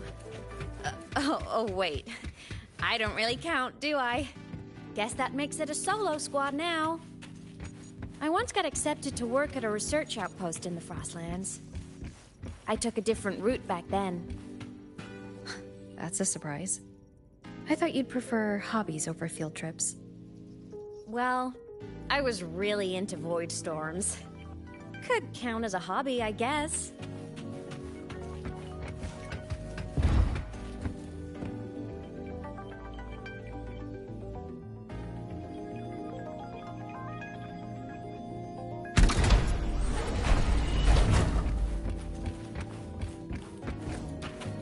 Looks like a long way.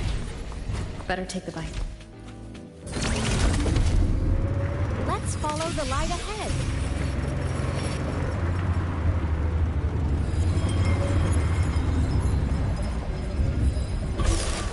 Hopefully this helps.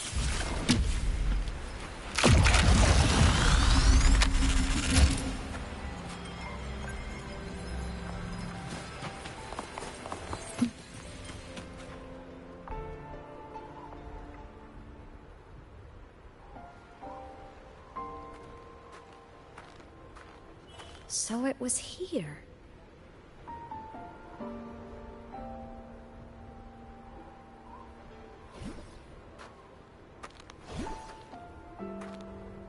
This is the research outpost you mentioned before?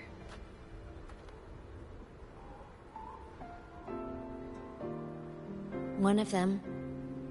I worked at several outposts back then, but this one wasn't so lucky. The scan shows it was hit by a sudden void storm surge. No survivors. So that's why I never saw them again back at the Academy.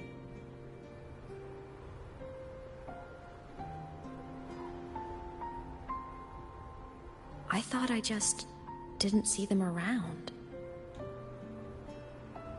Imeth.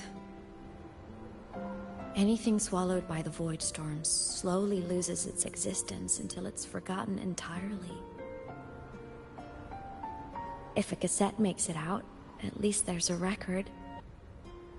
But if that gets erased too, then even the fact that they died is erased.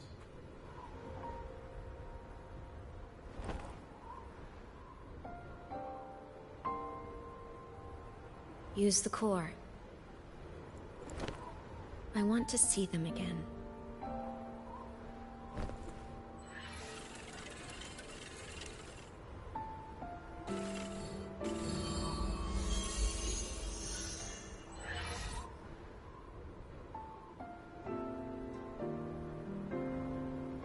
Imeth, you were amazing.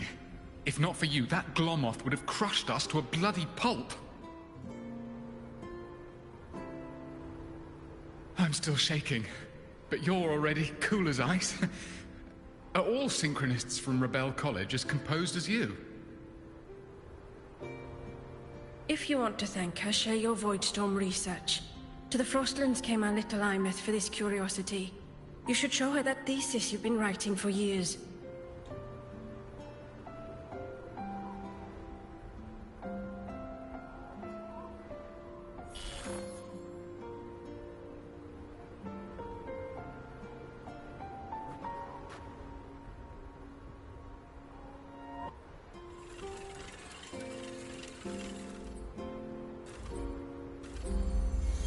Imeth, you think cassettes might be a breakthrough?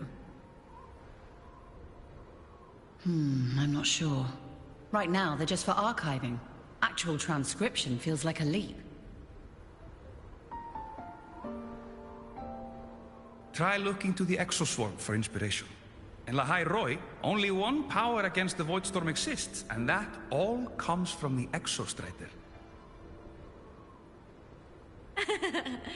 Your thesis or your delicious stew, either works. I'm not picky.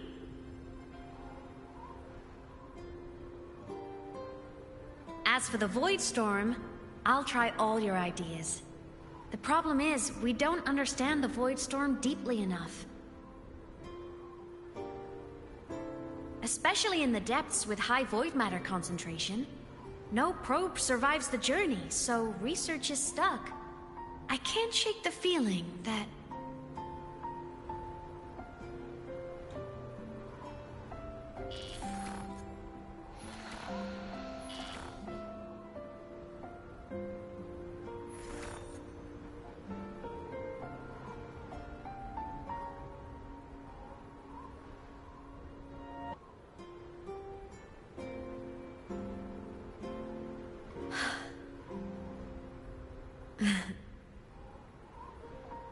When I was a child, my parents were lost to a void storm. Soon after, I even forgot what they looked like.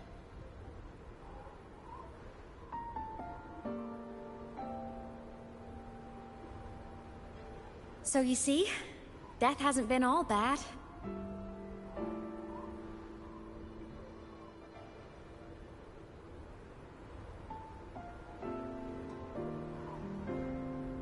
Once I became a digital ghost, void matter couldn't affect me anymore. Even if the whole world forgets my friends and colleagues, I still get to remember every single one of them. Imeth? Yep. You don't always have to smile through everything.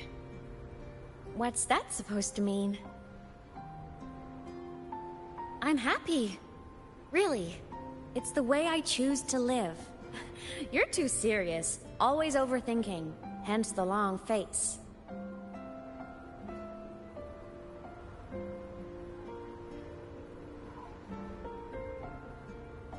You wouldn't understand how happy this moment makes me.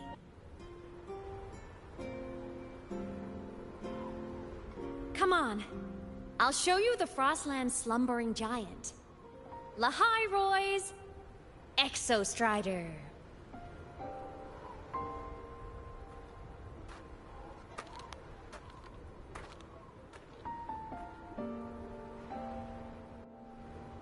Ever since I became a digital ghost over 10 years ago, I've stayed in Lahai Roi.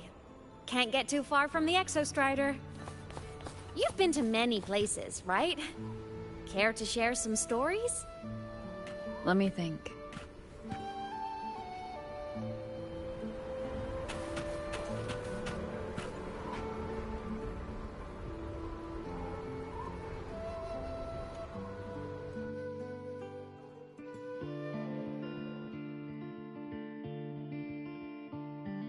So the rain holding Jinjo captive stopped.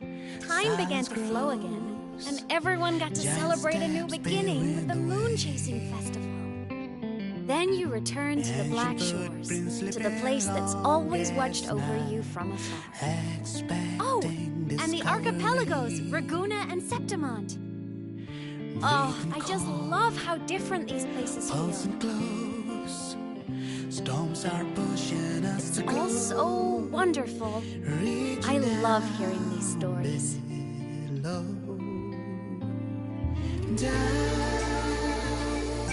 Deep into the space, across the stars, running away to all the places where we've never been. That's our curiosity. Linger on, wishing for the better days. Bring the dawn.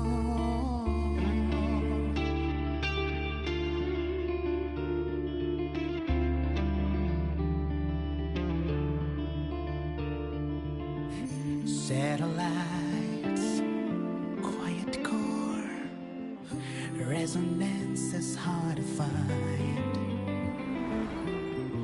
Meteors crash towards frozen crust that can't crush, crave for the unknown. Engine falls. It wasn't all smooth sailing. Plenty of emergencies along the way. Still, it all sounds amazing.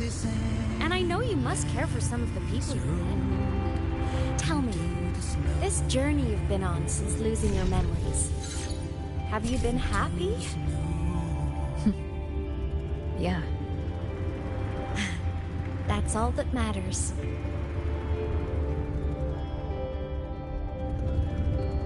This must be...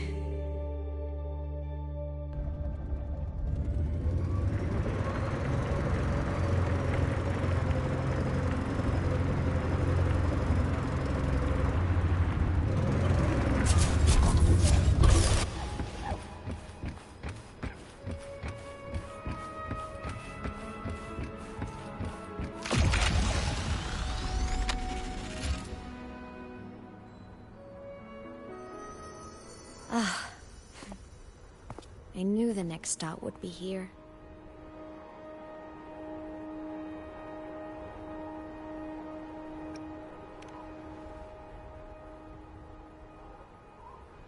The cabin up ahead. It's where I used to live with my family.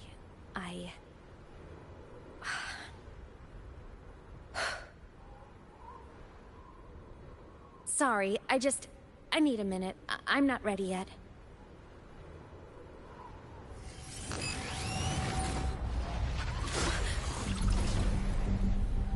Just like before.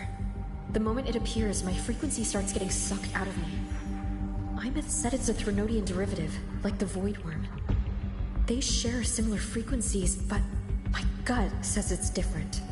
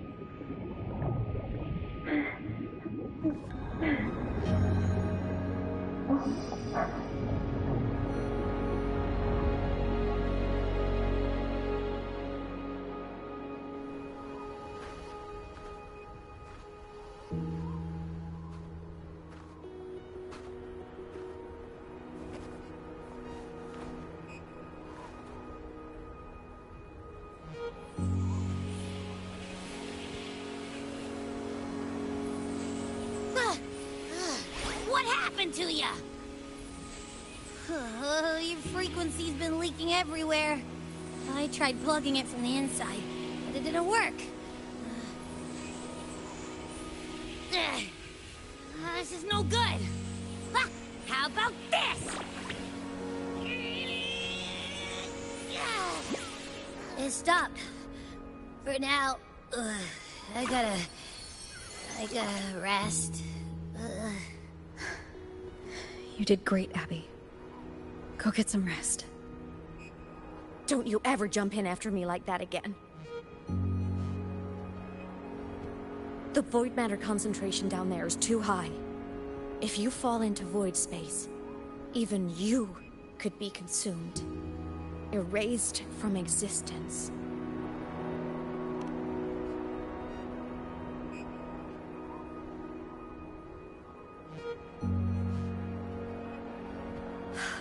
Always making people worry.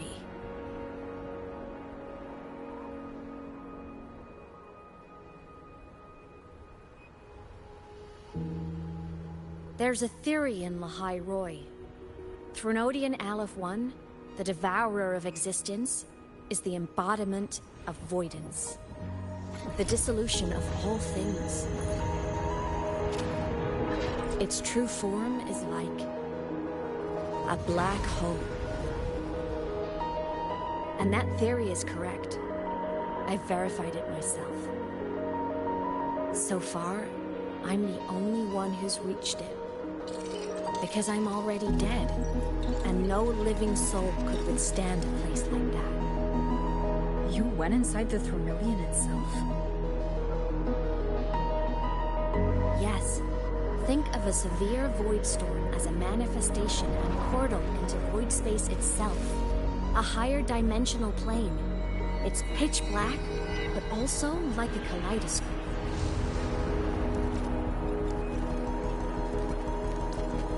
Inside, time and space aren't linear. Everything is warped. Things the Threnodian devoured from different eras can be sitting right next to each other. I know you fought many Threnodians, but Aleph 1 is different. It's already won elsewhere. Wandering through the void space, I saw the proof. A graveyard of civilizations it's already ended.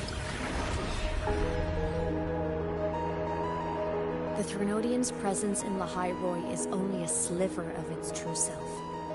It's been trying to break through the seal on the Strider Gate to devour Solaris.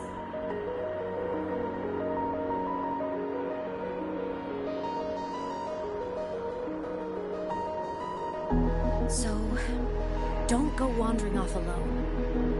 Not until the Exostrider awakens.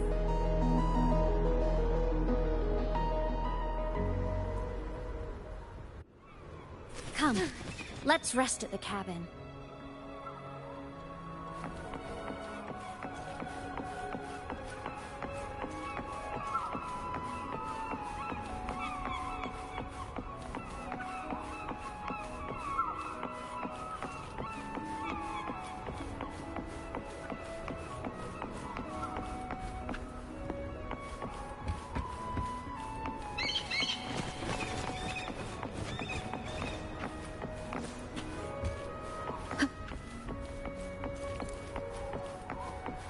I'll stay outside and keep watch, just in case Sigillum comes back. You rest. Don't go anywhere, okay?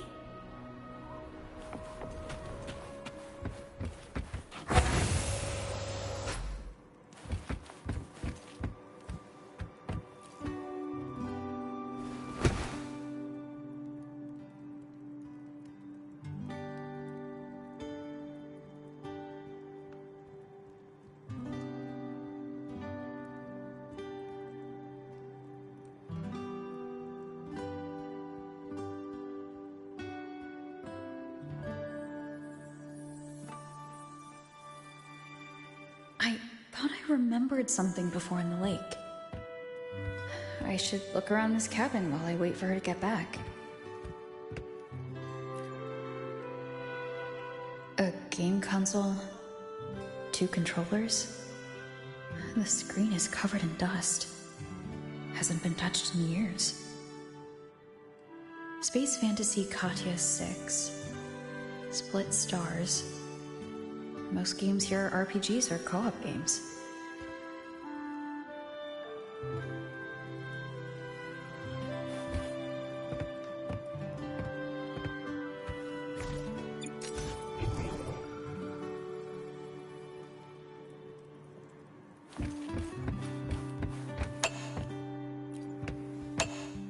childhood doodles. All telling stories of heroes saving the day. Well, she had a creative approach to art.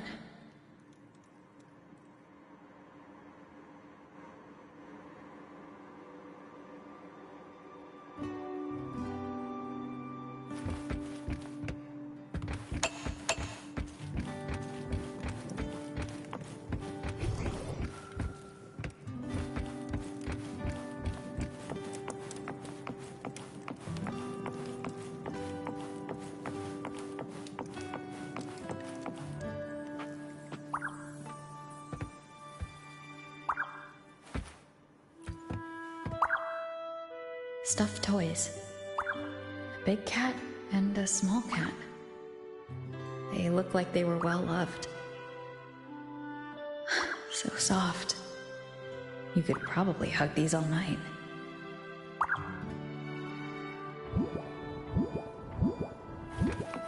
The saws can rush towards the couch.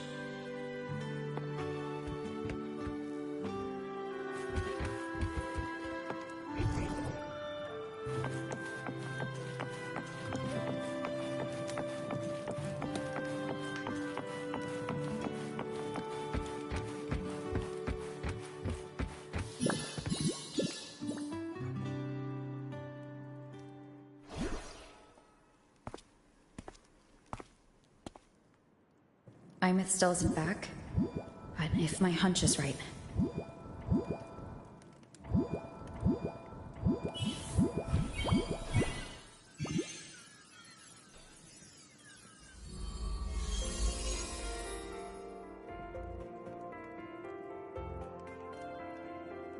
Imeth, have you been out terrorizing those snow fluff seals again?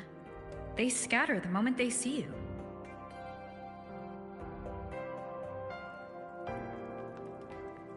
Keep this up, and it won't be long before there isn't anyone left in the Frostlands to play with. Have you finished your lessons? You start school soon. Maybe spend less time gaming, huh?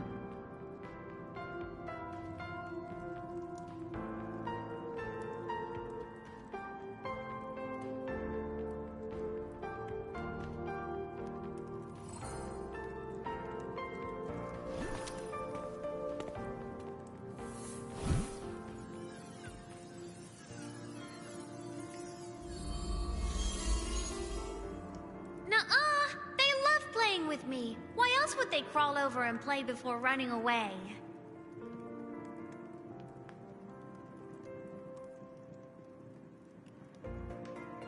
And my lessons... You promised me another level of split stars. No takebacks.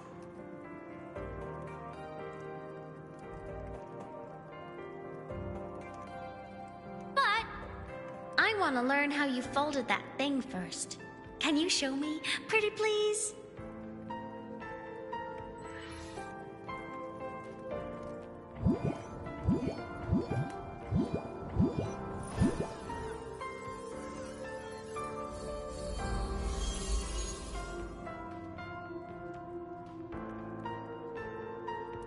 You mean the paper plane? Yeah! Mine always nosedives right away. But yours flew so far. How?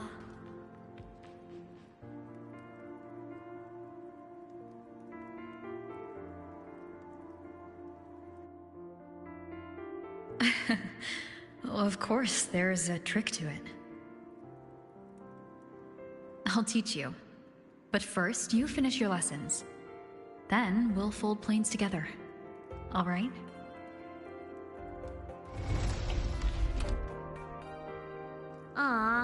Okay. You promise? I promise. Cross my heart.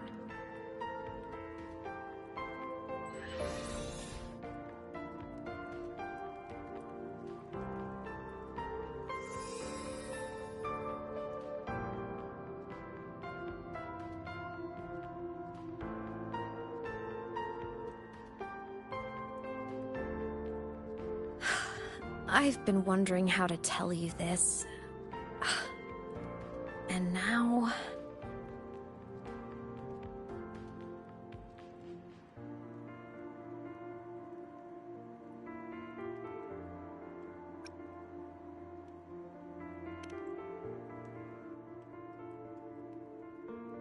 When I was little, I woke up one morning and realized I couldn't remember the sound of my parents' laughter anymore. Their voices, their faces, their warmth. Everything about them dissolved in the void storm. Later, even the memory of forgetting them began to fade from my mind. It terrified me to the bone. I didn't know how to fight it. I felt cold, and I knew I had to do something, anything to make it stop. So I ran away from Bjotr Woods by myself. I hid in the Starwood Riseway and made my way to the Frostlands. My parents, one was a foreign researcher, the other a Roya. They were stationed here during the Void Storm. I wanted to return to where we once lived, but I couldn't remember the way. I stumbled around for so long, until I finally reached this lake.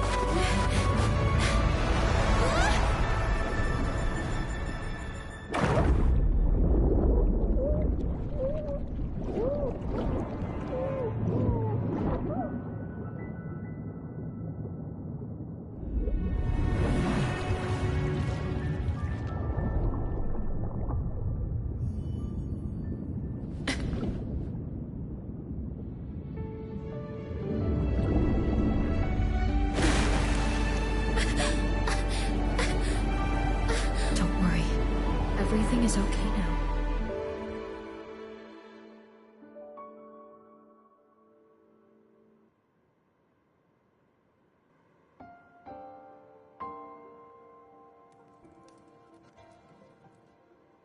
My past self saved you.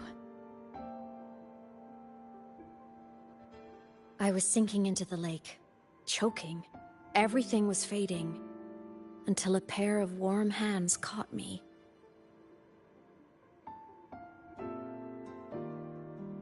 They held on tight and pulled me out. And when I opened my eyes, I saw you.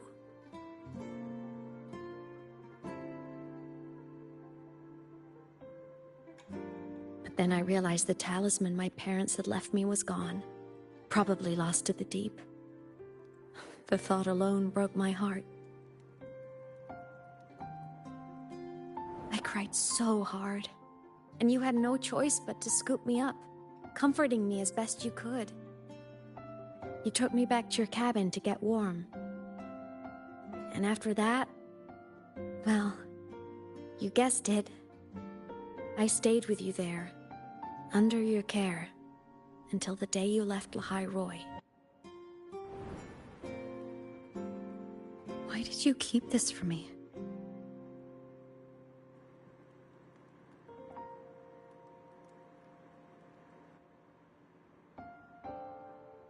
Because it would have been awkward.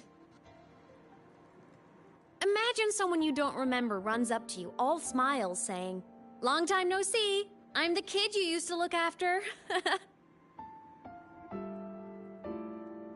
And what would I even say next? Want to go visit our old cabin? I listened to you and topped my class, or, yeah, I accidentally got myself killed, my bad.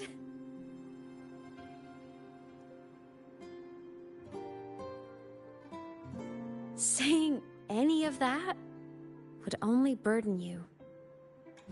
You never asked for any of it.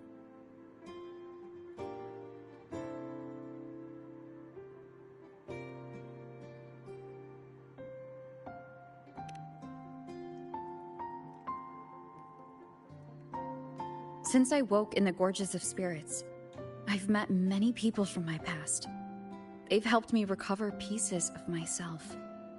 It's a good thing.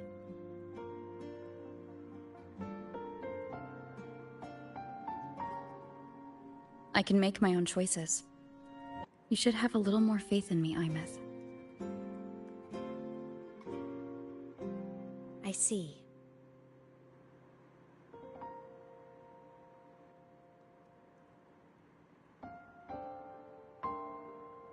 Then I'll just shoot away. My freshman speech, my first song release, the time I hit a new sync rate record. You missed all the big moments.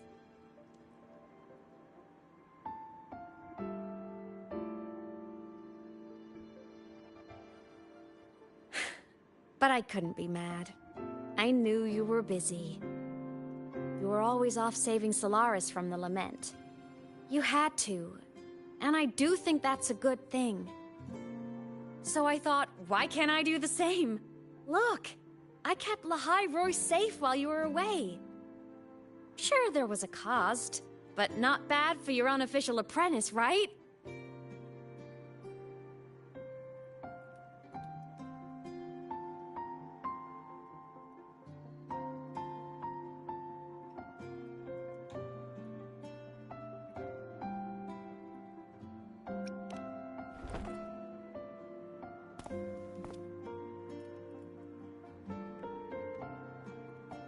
You think so? Hearing that from a big old savior like you, well, that's nice.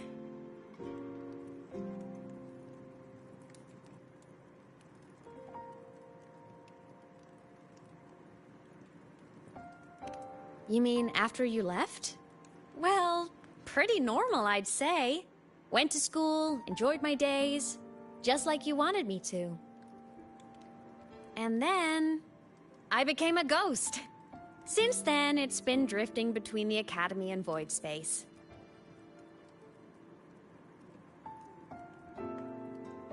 See? There is a bright side. Dying gave me a free pass into Void Space. I'd call that a win. Gotta explore somewhere, right?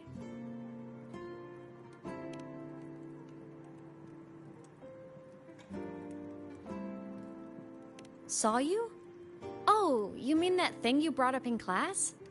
About me helping you take down the Eye of the Threnodian? Honestly, I don't remember a thing. But if the Threnodian was involved, it must have been in Void Space.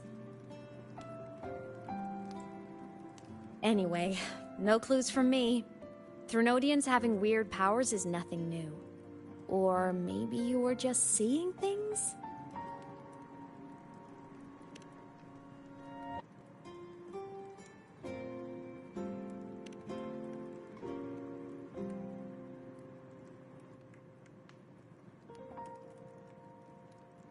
Hey, easy now.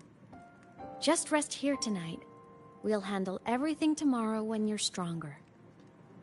Project Rebuilding Myself is going great. Once we reach the Exostrider and recharge with the reactor, we can make for Sigillum and finish it for good. I will take care of the problem for you.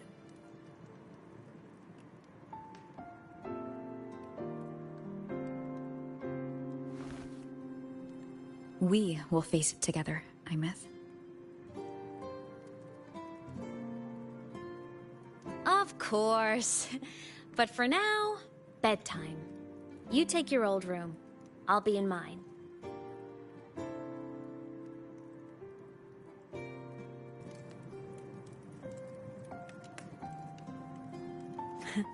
Kinda takes me back, saying goodnight like this. Just like old times.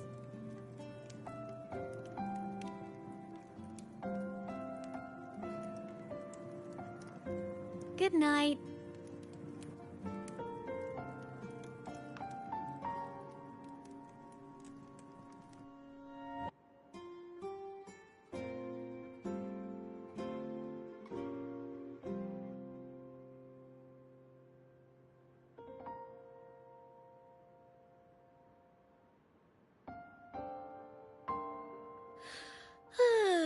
Huh? When did I fall asleep?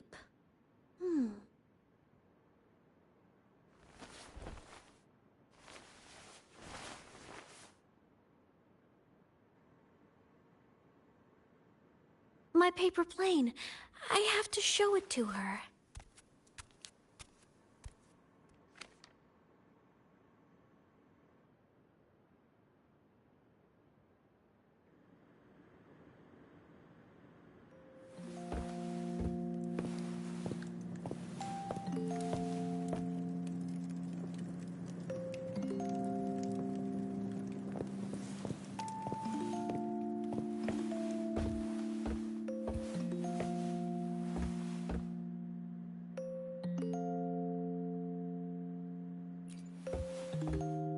This cat stuffy she gave me is so warm.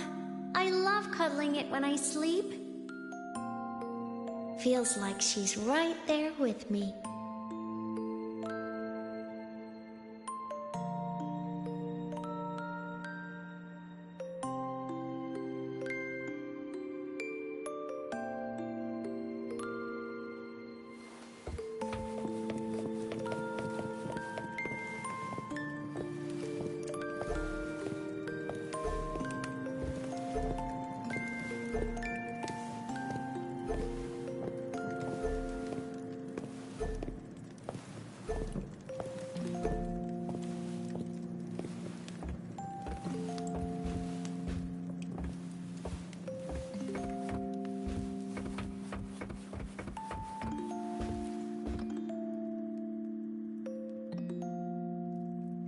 I wonder, how long will she stay this time? I wish she didn't have to go deal with all those annoying people. How tiring to have to work so hard every day. Ugh, but she never listens. I'm just gonna talk her ear off while I can.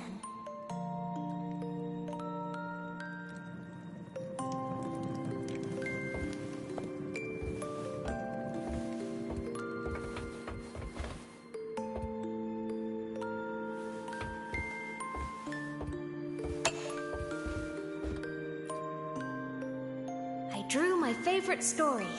The Challenger fighting the dragon, and the lone hero battling the evil Galactic Empire. But I can't get the colors of their clothes right. Oh well, I'll just ask her to help me later.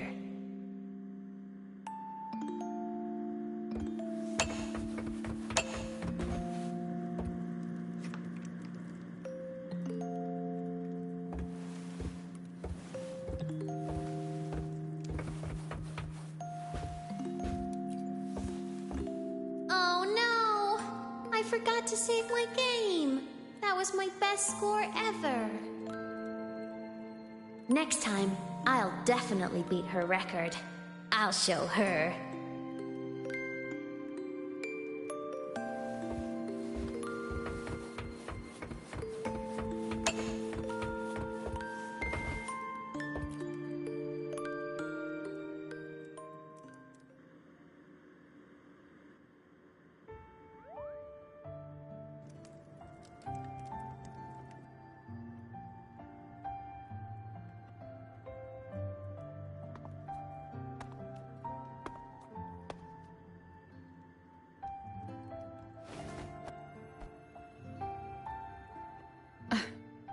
Ineth.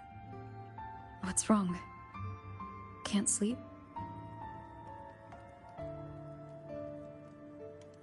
Are you sad right now? No. Just thinking about some things. You're lying. You are sad. You see right through me, huh? I'm not sad. I just... Well, To put it in your words, I guess I'm thinking about my homeland. Then, do you want to go back for a visit? I can't go back. Why?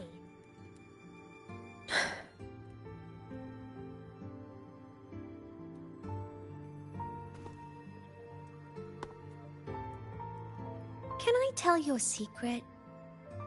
After Mom and Dad went away, my chest always felt all tight and heavy. When people in the tribe talked to me, their voices always sounded really far away. But that day at the lake, after I cried in front of you, the feeling got a little smaller. I didn't feel so bad. I know you can't say this stuff to other people, 'cause they all think you're super strong.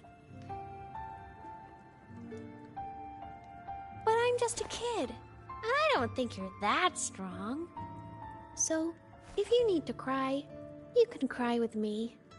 I'm really good at keeping secrets. So, you don't have to be sad by yourself. Okay? My homeland is far, far away, Imeth. The people there gave me a mission. That's why I came here.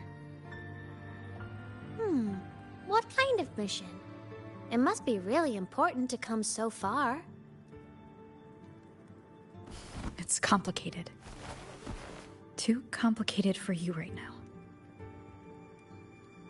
Then just pick a simpler way to say it. I'll listen really carefully. A simpler way. Put in terms of your space fantasy Katya games, I came here to save the world. To do whatever needs to be done to fulfill the mission, for as long as it takes.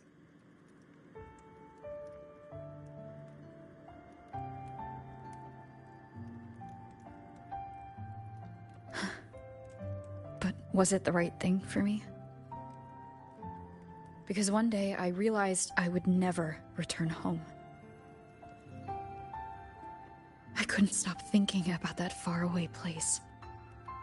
More than I ever had before. In what you'd call dreams, I'd go back.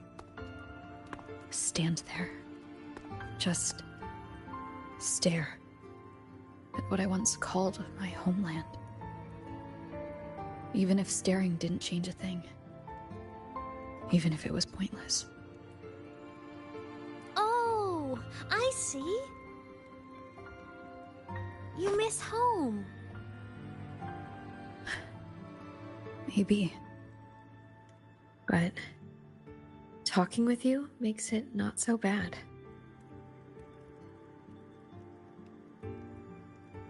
There's still a lot I have to do in this world. This won't stop me. Don't worry about me, Imeth.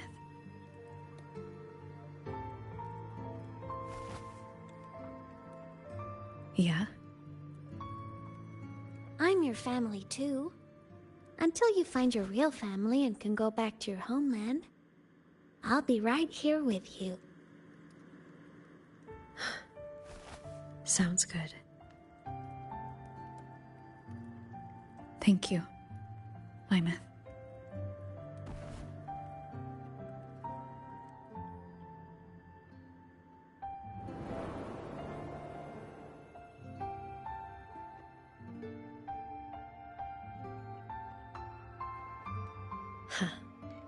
A dream of the old days.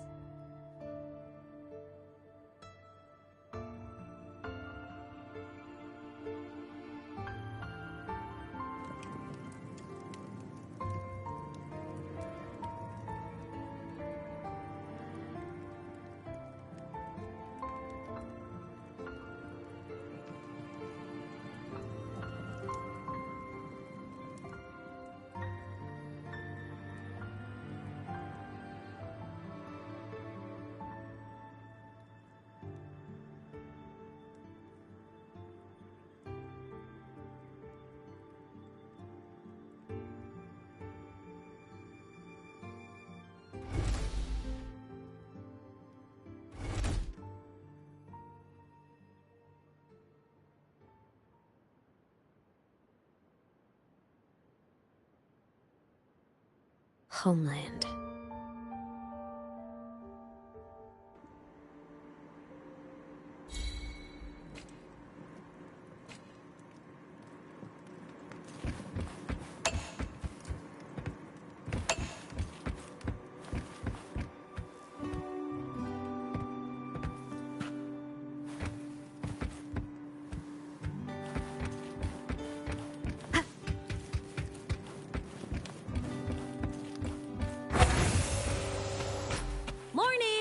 Off to see the Exostrider we go!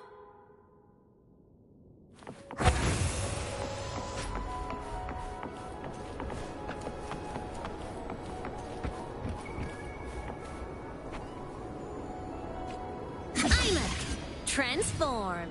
Propulsion mode. Looks like a long way. Better take the bike.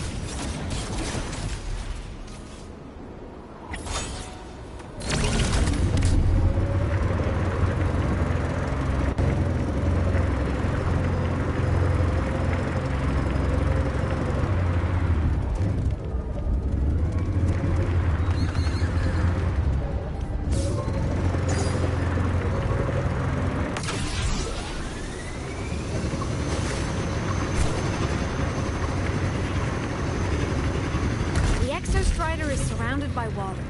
Perfect chance to test out that bike Dr. Luke modified for us.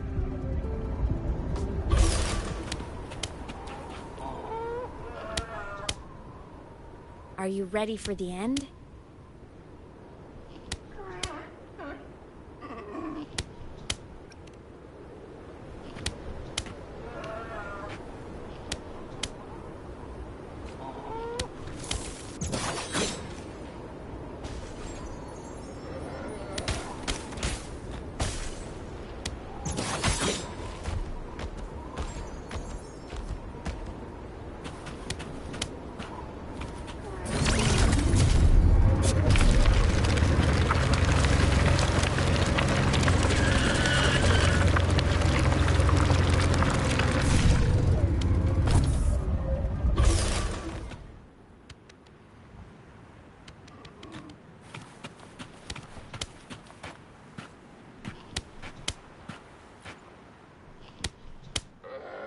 Are you ready for the end?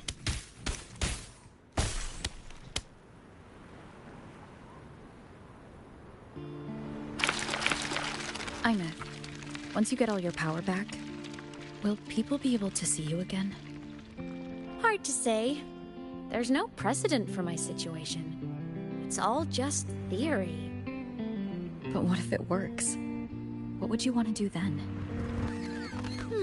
Haven't decided. But I'm definitely going on a proper tour of the Academy. If that happens, can you come with me?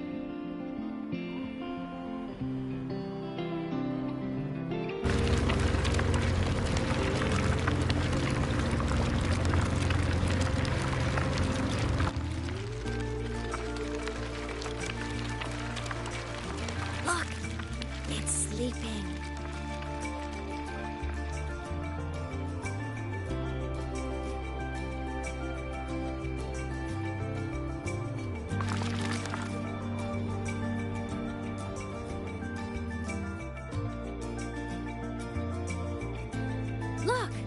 We've reached the Exostrider's feet. Once I find more pieces of my existence here, I'll be strong enough to face Sigillum. We take that thing down, and this is all over. All right, let's race full speed ahead to the finale!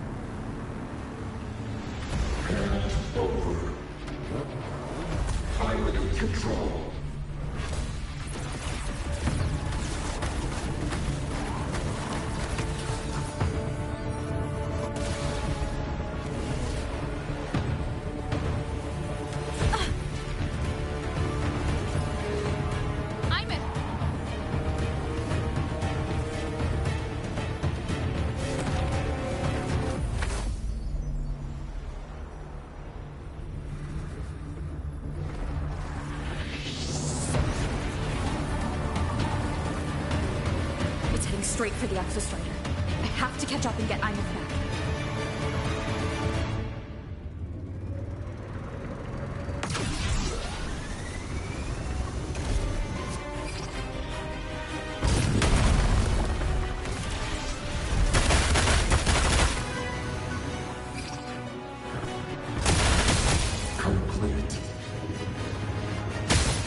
It's throwing up barriers to block my path.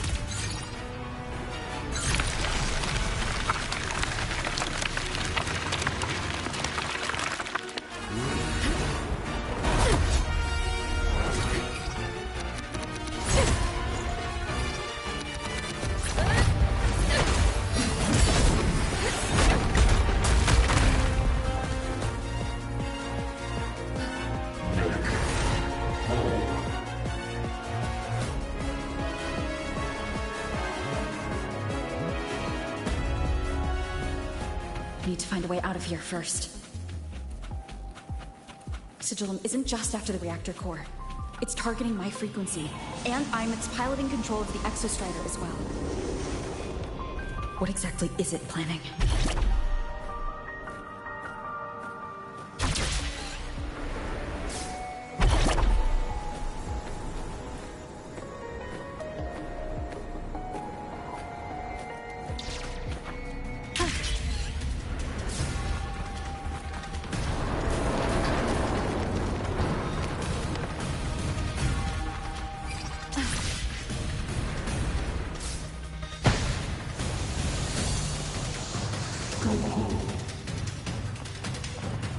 Enough! No more of this stupid idea, Sigillum.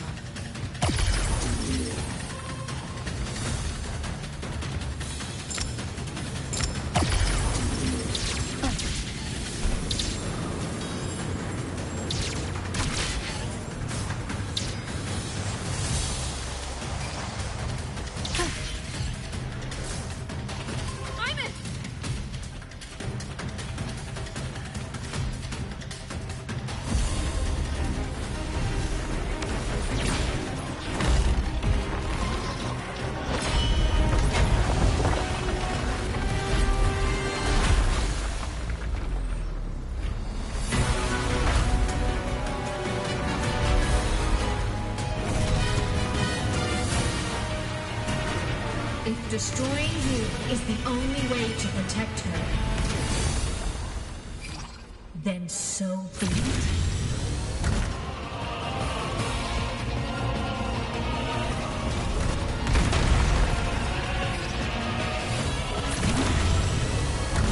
Damn it! Can't force reboot. Open Strider Gate.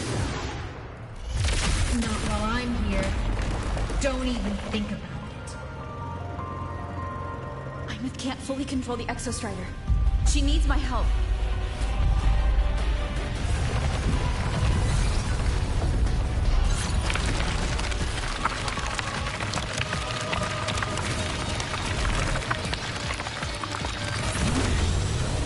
It's like Imeth is doing everything she can to keep Sigillum away from me.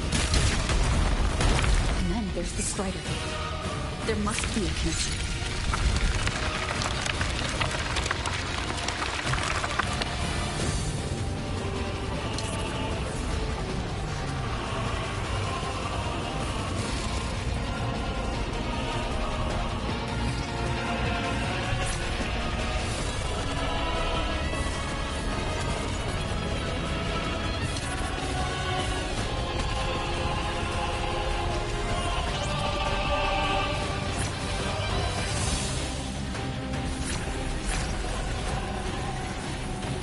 Already speaking more clearly now.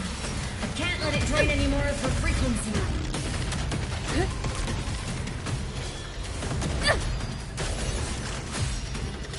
Gotta pull it inside. Gotta end this for good.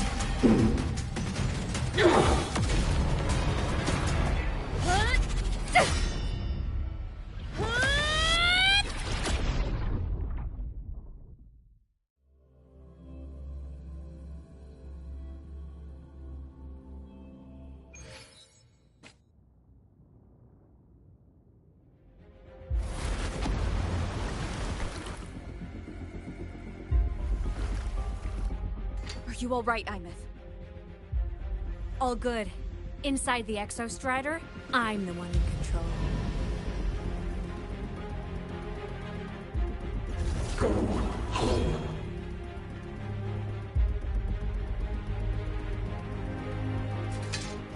I'll destroy Sigilum. So, just go. Stay away from it, okay? Please. I'm begging you. Imeth? Why refused?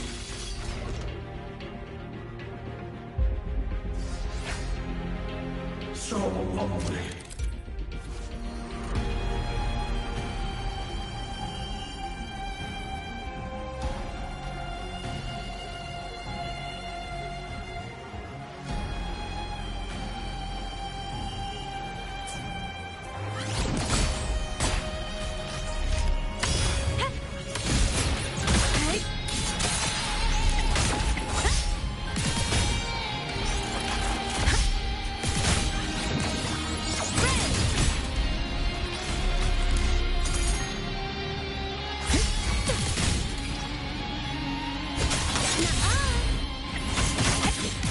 Swift and resolute.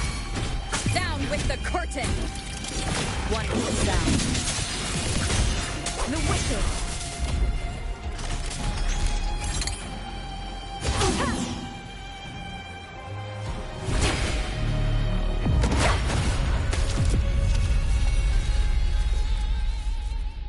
Obey the Strider Gate.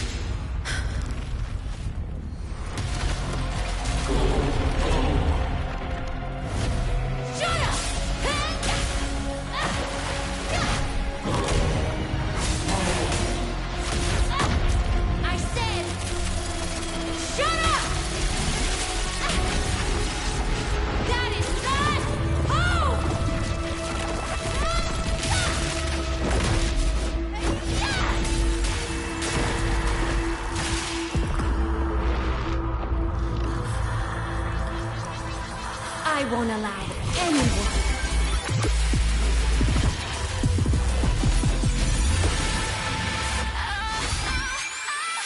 To harm Rover.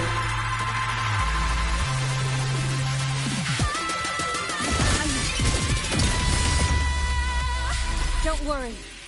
It will end soon.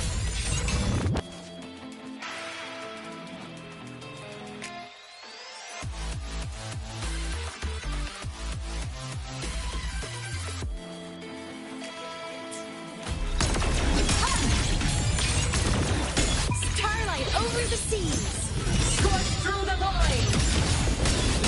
So will enter the ghost! A minor hiccup, time to shine! I know one! Body damaged. Starfall! Light to the finale! Fire! Order confirmed. Come on! Stars! Light up tomorrow!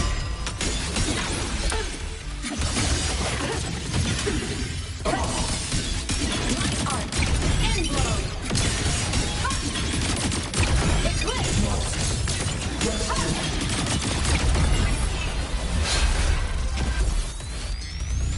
This fabricated dome shall melt away.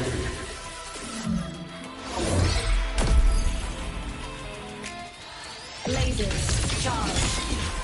Eliminate interference.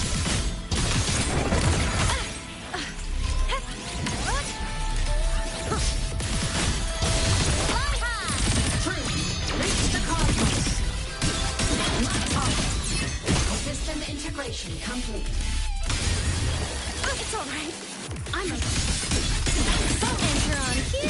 Soul sing in harmony. To the Savior's victory! Sculptor cannon ready. The Savior rises.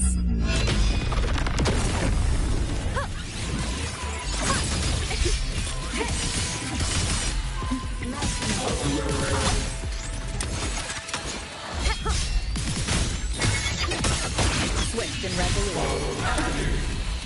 None shall whisper. The form of magic! No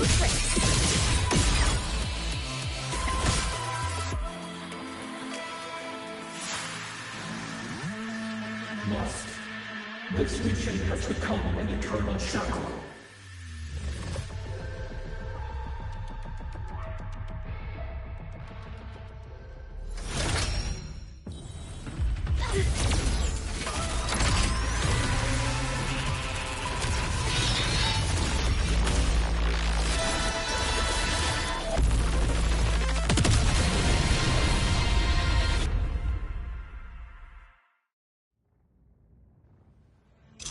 What exactly are you hiding from me? You don't need to know. I will protect you. Ina, haven't you noticed you're not yourself right now?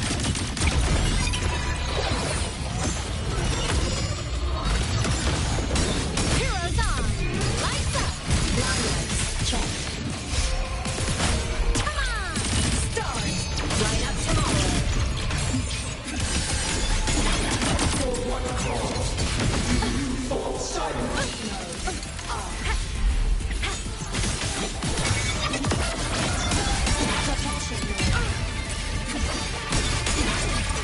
Swift and resolute. One is the sound.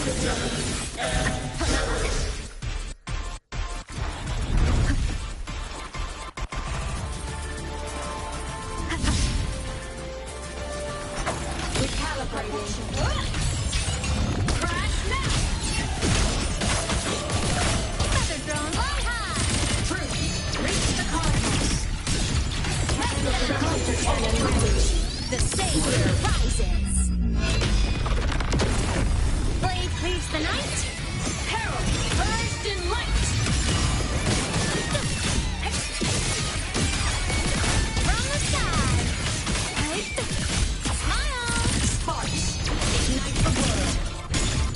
Swift and resolute. None shall whisper. The form of magic. Eclipse. The world is mine to guard. Objective. Light. Ina. Suppression mode. Protection. Arrested in ruin.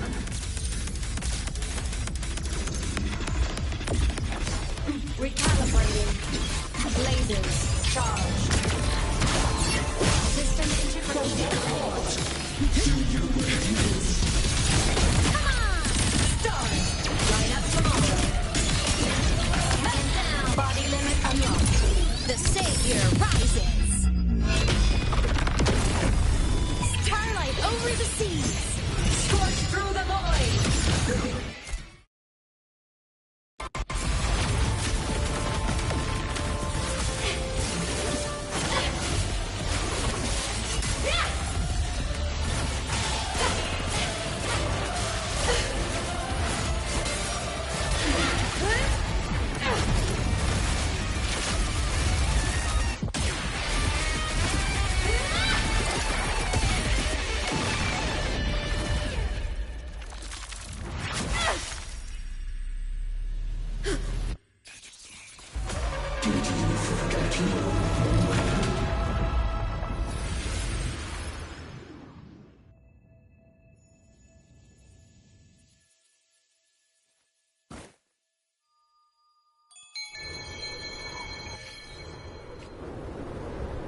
My myth and sigillum are gone.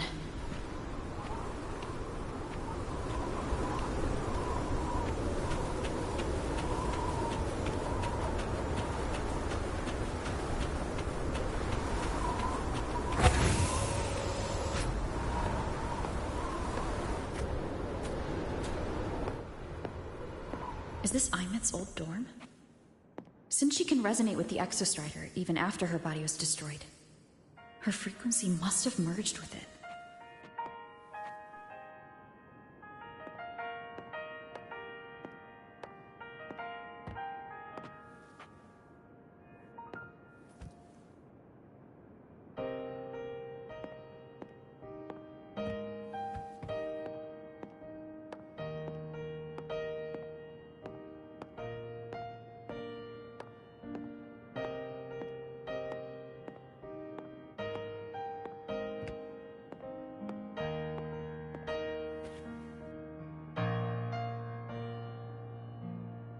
Isn't it so incredible? We're here sharing the same time and space.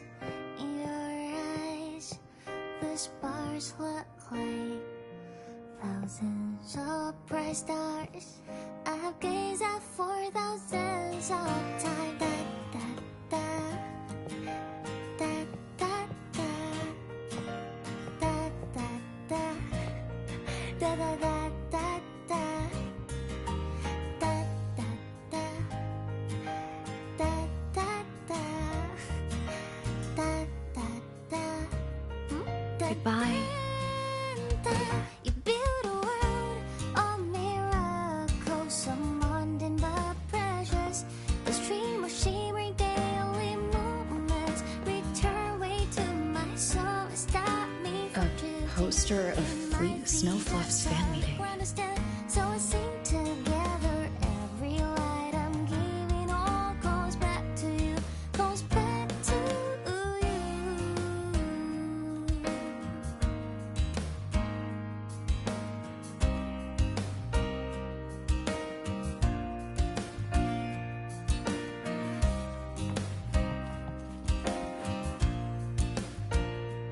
A photo album.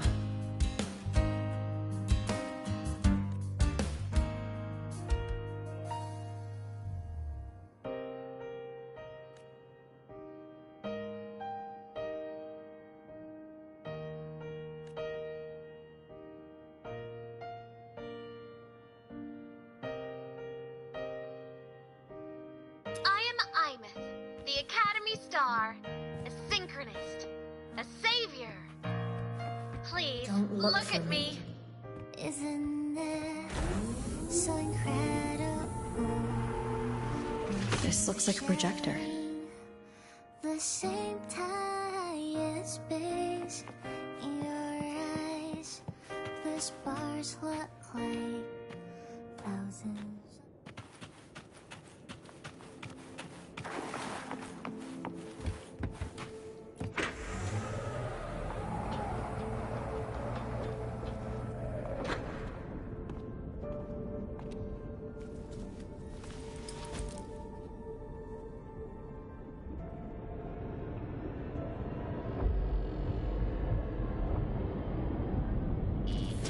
Piloting the Exostrider. Huh. It doesn't matter to me. But if this is what it takes to lighten her burden and ease her pain...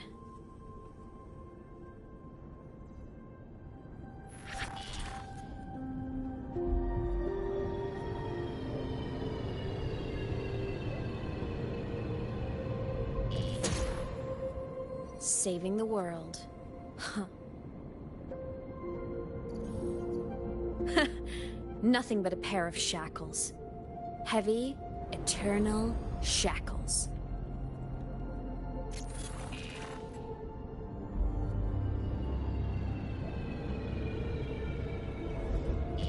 No, she can't ever know this. I must keep this secret. Bury the truth deep.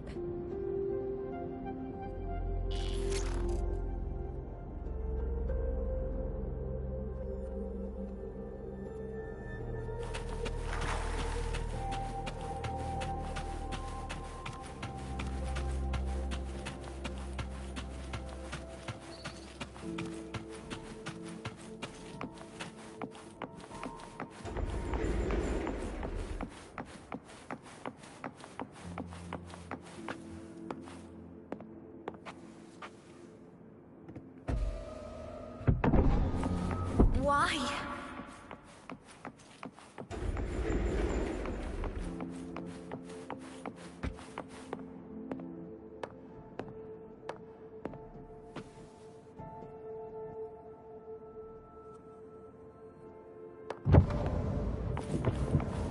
It hurts.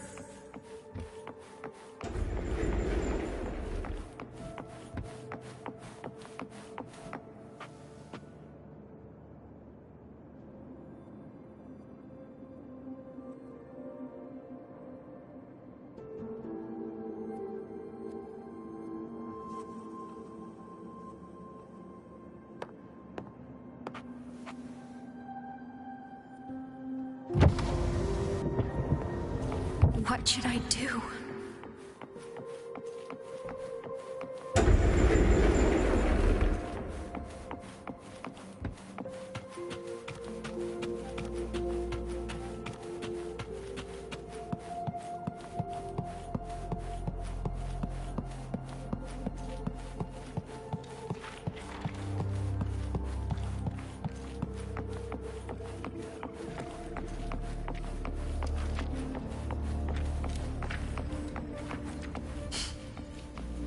I can't go back.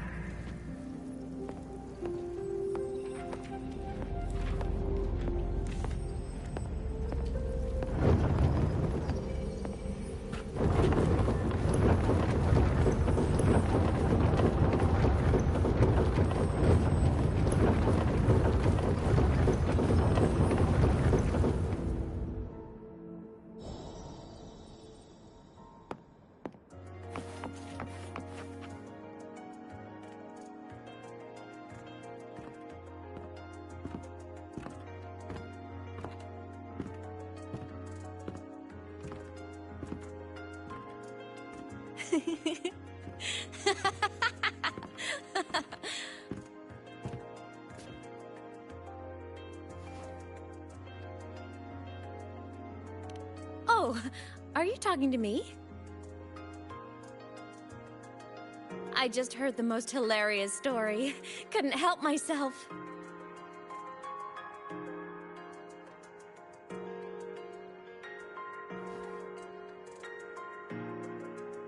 Since you asked, how about I tell you?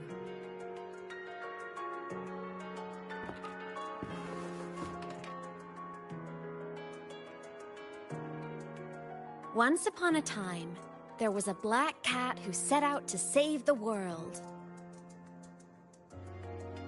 Why? Because everyone told the cat it was a savior. The cat didn't get it. When it opened its big golden eyes, it was just stuck in this tiny cardboard box. And inside that tiny box, it was crammed full of even tinier little creatures. The cat was shocked.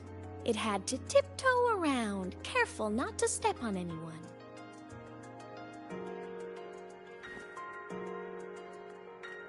These tiny creatures, even living in their tiny box, had so much misery, so many disasters, constantly just waiting for the other shoe to drop. Please save us, they begged the cat. And of course, the cat agreed.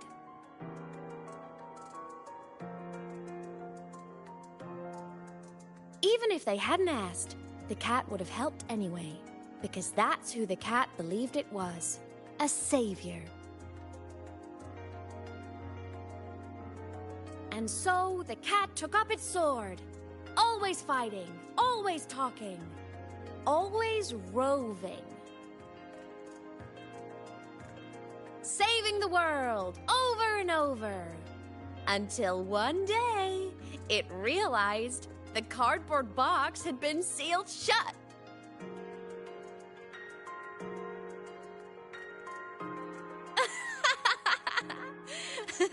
Isn't that kind of laughable?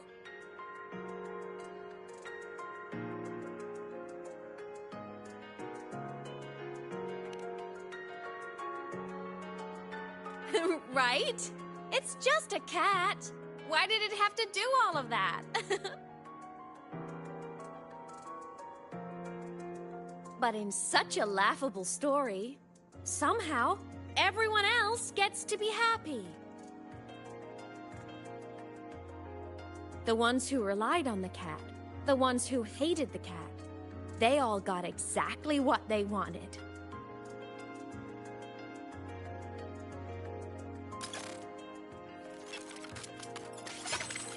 But what about the cat?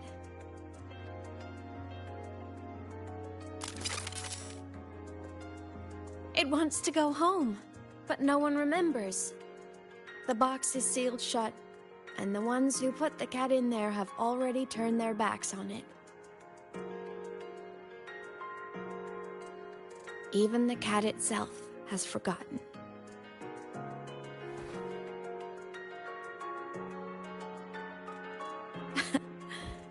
Isn't that so absurdly laughable?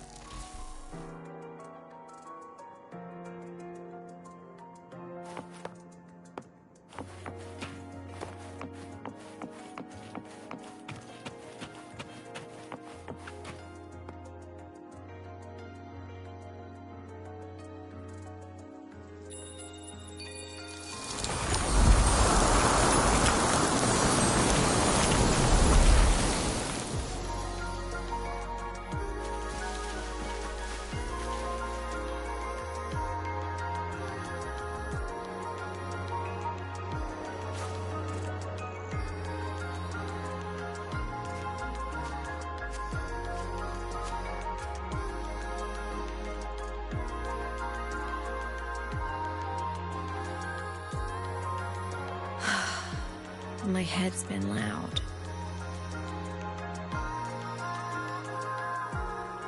There's this question that just spins and spins up. I still don't have the answer.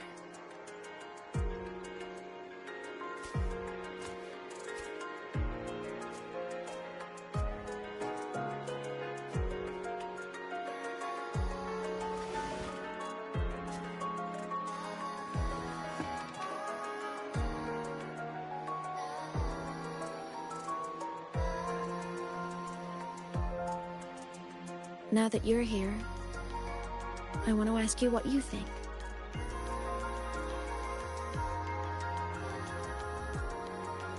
That person is my family. Family is supposed to look out for each other, protect each other.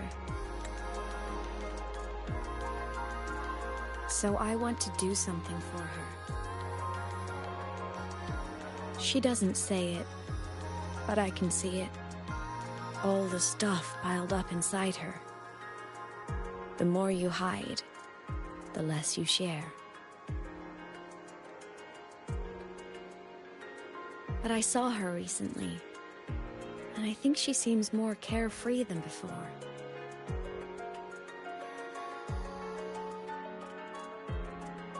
Sunlight in Jinzhou, the flowers in the Black Shores, the winds of Rimacita. She told me all about this new journey. It made me happy, truly happy for her. I guess forgetting can be a blessing. If you don't remember something, it can't hurt you.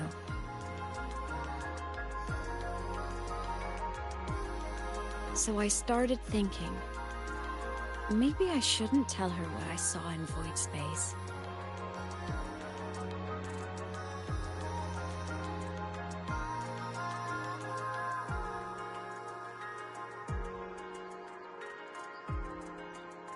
All that pain she carried about her home, it's gone now.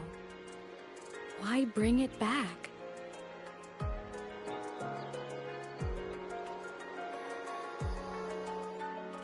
If not knowing is happier, why ruin it?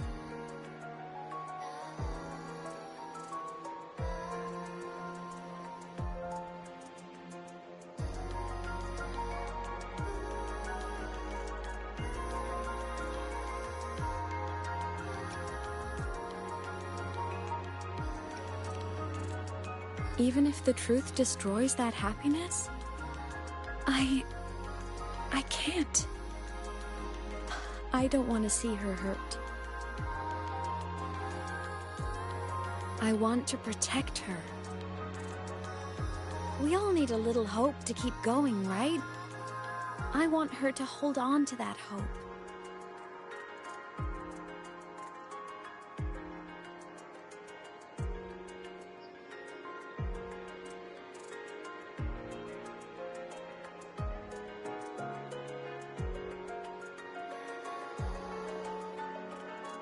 What Sigillum said is unnecessary. It's been feeding on her frequency, trying to complete itself, spouting things that should have stayed unsaid, things that would ruin her peace.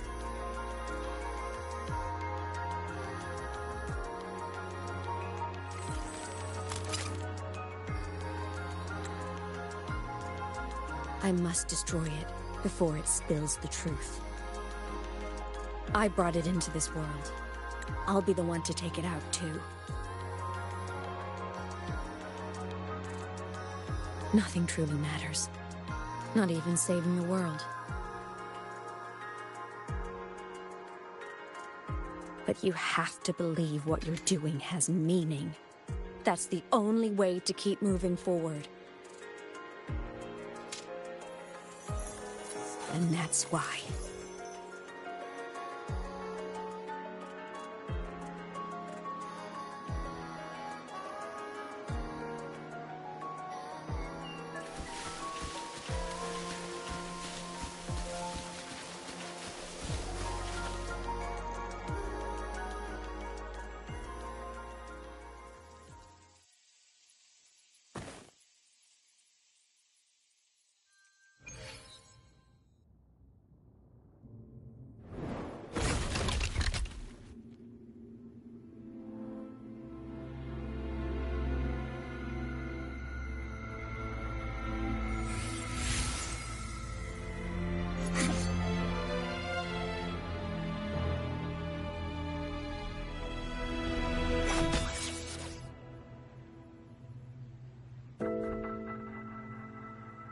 Stop, Imith.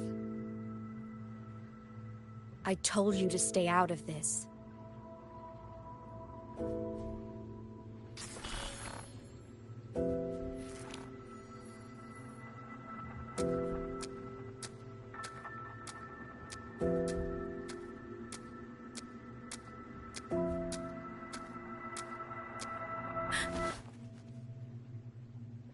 I know you did this for me. To protect my happiness, and I'm grateful. But it's over now.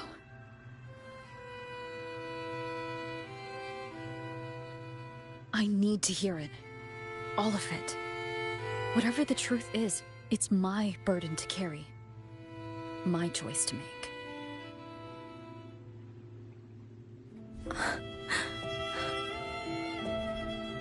Carrying this on your own hasn't been easy, has it?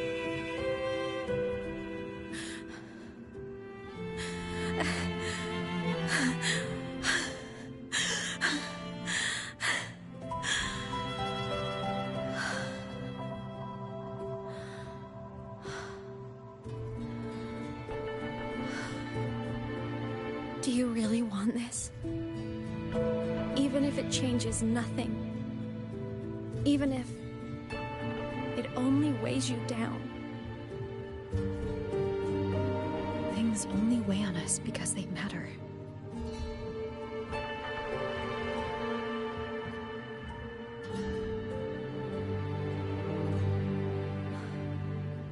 All right then. Back when we lived together, you once told me you'd come from a faraway place. That you were on Solaris to carry out a mission. Current research suggests the Exostriders and Sentinels were made with technology from the same civilization. I think that civilization is the faraway homeland you spoke of.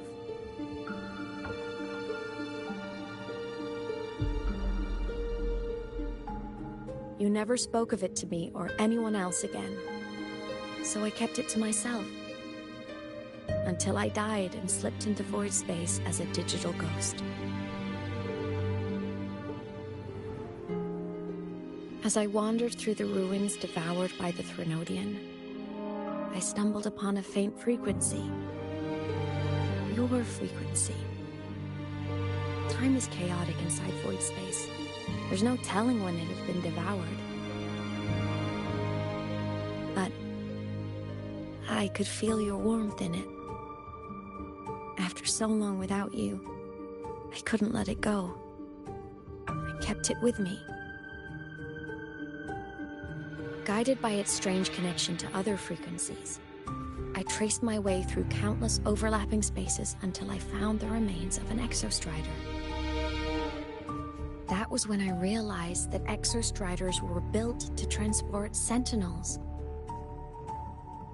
They trekked through stars to deliver Sentinels to Solaris, until during one jump, the Threnodian Aleph 1 must have noticed them.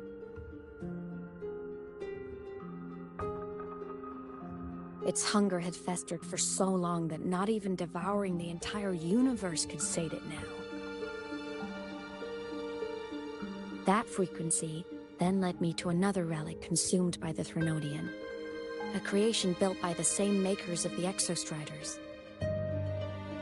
It was beyond my understanding. I could only guess its purpose. A communication satellite. And within its ruined shell, I discovered frequencies tied to you. From those fragments, I saw the messages you sent home. Not about your mission, but full of longing.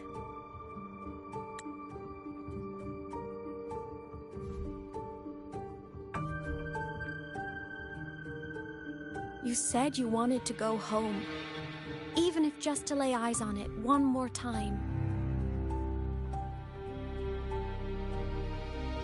But their reply was a rejection, because it wasn't part of your mission, because it was unnecessary.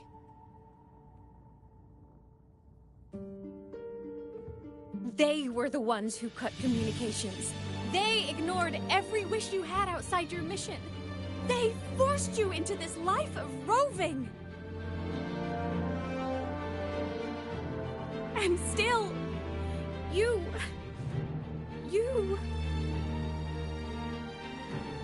crossed the stars to fulfill their wish. How could they? How dare they treat you like that? In that moment, I was drowning in pain. I didn't know how to help you. I didn't know if I should tell you. I didn't know what future you'd even want. That's when your frequency I'd been carrying with me, it was corrupted by the void matter. It tore through my power, and Sigillum was born.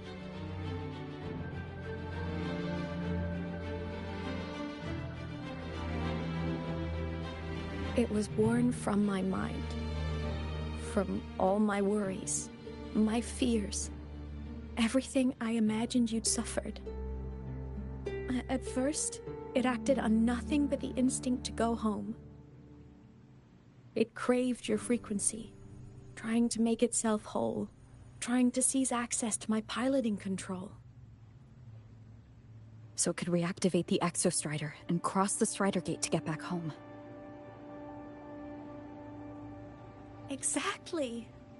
The more of your frequency it consumed, the more coherent it became. I couldn't let you hear those words, so I tried to destroy it.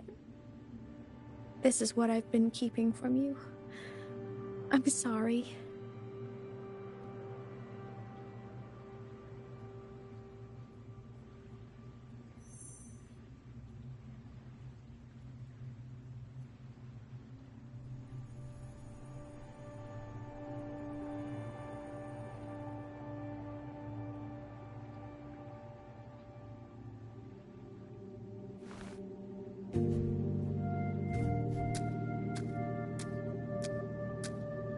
I'm glad you chose to tell me this, Imeth.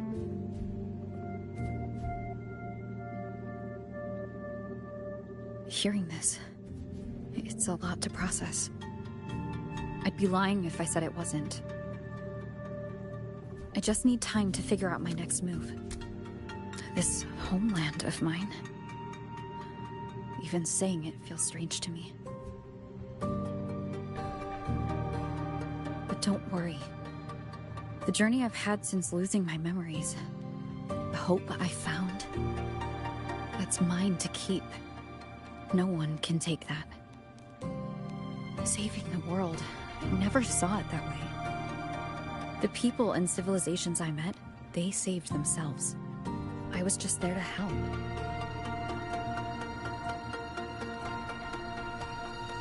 Jinzhou's soldiers fought through retroact rain till dawn. The Black Shore's bloom bearers ran themselves ragged across distant lands. Renacita's factions all dared to defy the dark tide. Lahai Roy's people never stopped reaching for the stars. I'm no savior who fell from the sky, and no one ever saved themselves by waiting for one. There's been plenty I couldn't do. Losses I couldn't prevent. Sacrifices I had to accept. But I'd do it all again. Every bit of it. If this was a mission from my past, I'd be lying if I said I didn't care what they thought of me now. But that's a question for later. Right now, we have more important threats to face.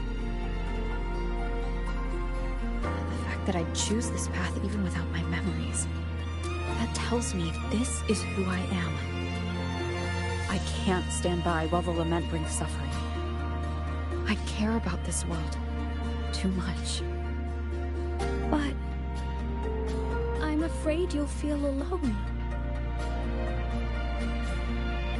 With everyone here? With you here? Not a chance. I will be there for everyone as we head toward our shared future, leaving the past behind.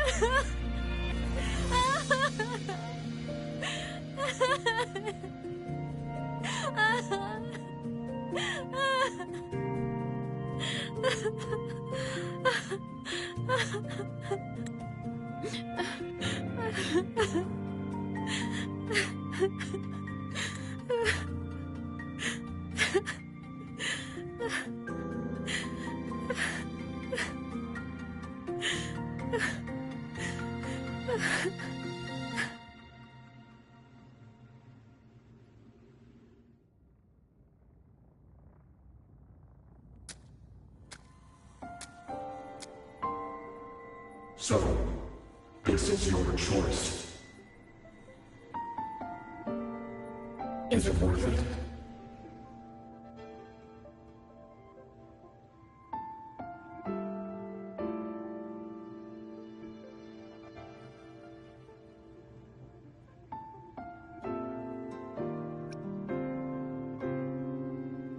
I know where I'm going now. That's what matters. Not where I started. Then keep going. No matter what.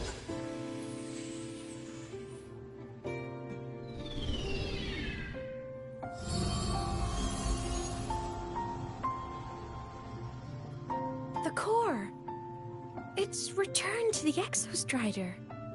It's one step closer to finally awakening. And you? Your power should be restored now that Sigillum is gone. It's more than restored. The core's return has rebuilt my frequency from the ground up. I'm a full Exostrider resonator now. My original body is still gone, of course. I'll always be a ghost in the machine. But my existence is now strong enough to be detected. It's like a faint current turning into a bright, flickering spark. So, will others be able to see you now? That's right. Guess our little road trip movie's come to an end. Time to head back to Star Torch Academy. Together.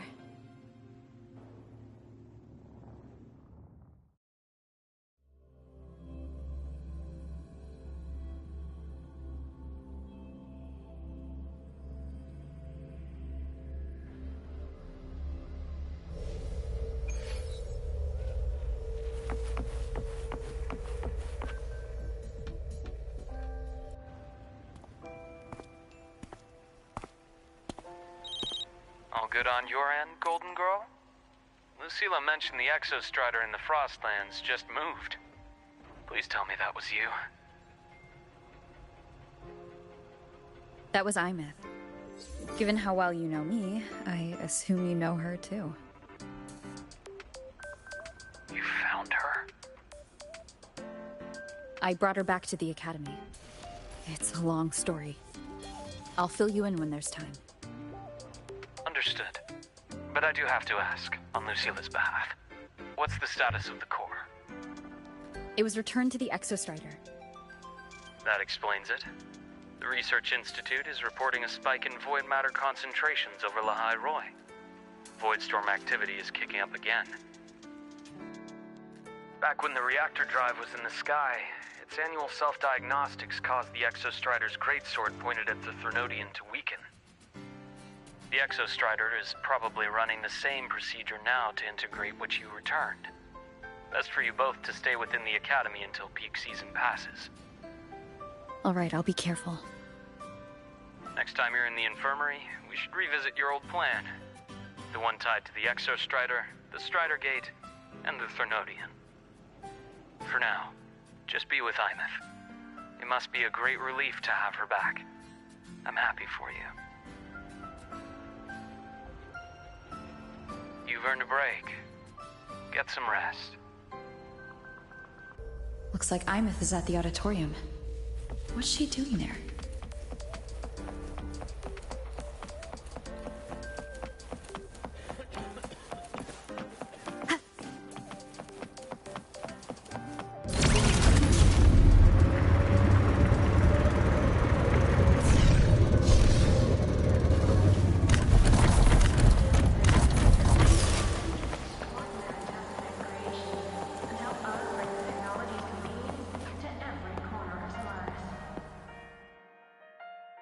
You know what? I just had a brilliant idea. Why do I get the feeling someone's about to get in trouble when you talk like that?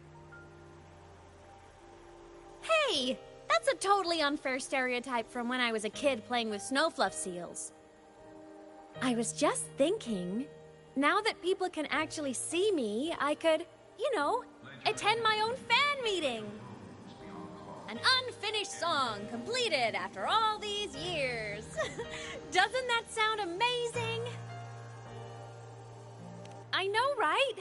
You have to come too. You have to see this star perform. Forget all your worries for a night and just enjoy the young energy of Star Torch Academy.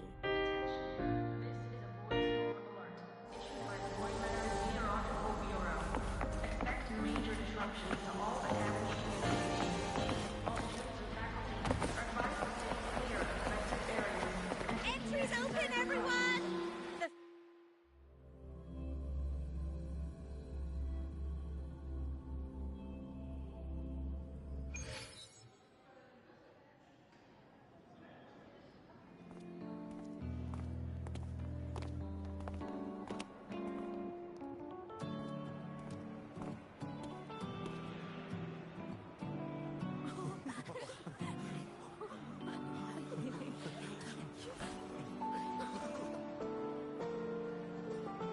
For years, the little website I threw together to post songs kept getting comments. They'd talk about how much they loved a song, or share problems they were having in their lives, and then they started connecting with each other. I never saw myself as a hitmaker. I was just an amateur, singing what was in my heart.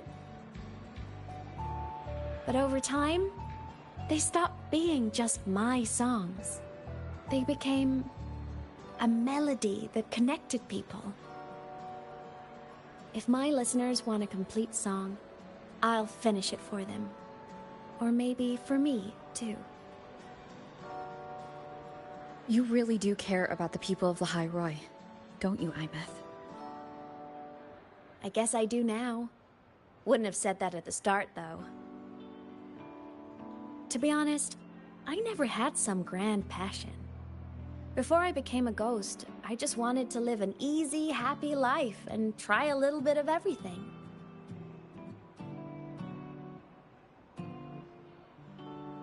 And my whole I want to be a savior thing? Well, that was just me trying to copy you. But after I died, I had all this time. Time to notice the people and things in Lahai Roi I'd overlooked before. So many people here dream of becoming stars themselves, but that was never my dream.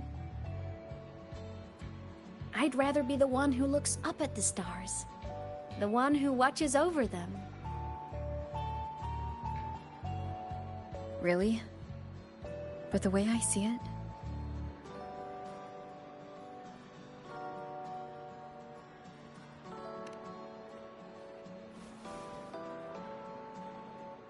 go on then, Imeth. I want to hear you sing. You'd better, because you're my most important audience today. But first, you need a better look for the show.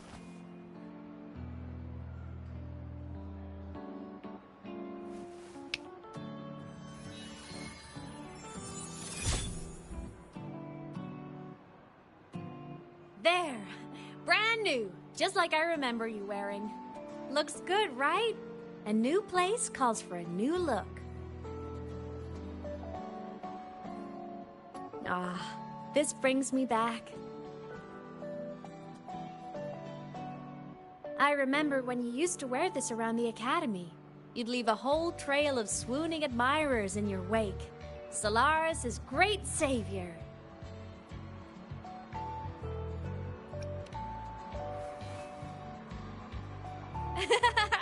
What? Are you blushing? Since when is having charm a bad thing? Now, go grab that seat over there. Best view in the house. I scouted it myself back when I used to nap through lectures. As for me, it's showtime.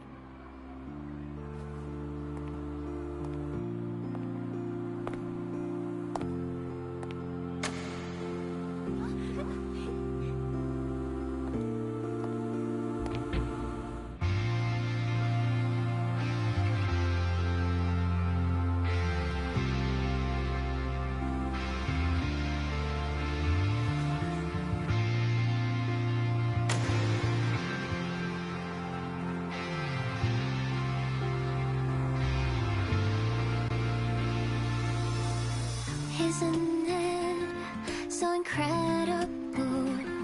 We're here sharing the same time and space. In your eyes, the sparks look like thousands of bright stars. I have gazed at for thousands of times, and they always reach us take flight with the truth to be your guiding light. Let your curiosity set you spirit free and well like fire. If a lonely night surprised to see our dreams glowing brightly, every second is worth it. If you look on miracles from mountain of treasures, the stream of shimmering daily movement return way to my soul and stop me from choosing. It might be the solid protestant, so let's sing together. Every line I'm giving all goes back to you.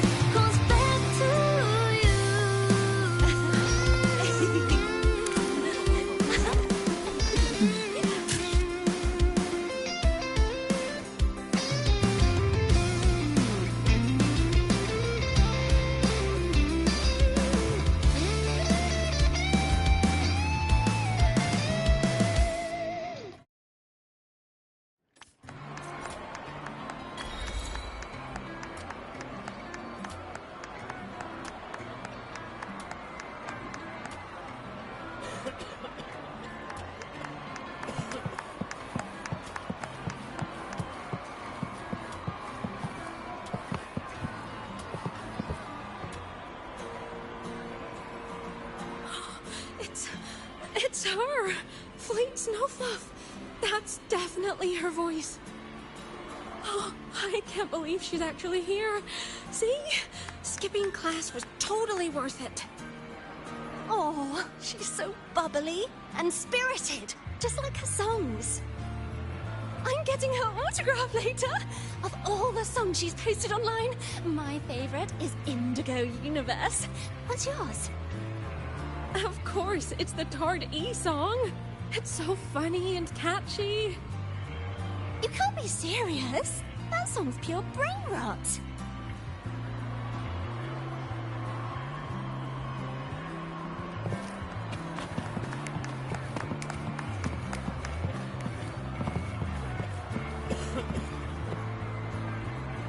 Plymouth. I heard that name from a senior in energy science, but I never imagined she was Fleet Snowfluff. No. No, I can't accept this. Why? Because she was the social butterfly of the Academy. The professor's headache and their golden student all in one. I still don't see why that's upsetting. It all sounds great to me. Her song, Fallen Petals. After hearing it, I always pictured Fleet Snowfluff as a tender, gentle soul. But now... I mean, she never really seemed that way from her online replies. Maybe your impression of her was a little too personal.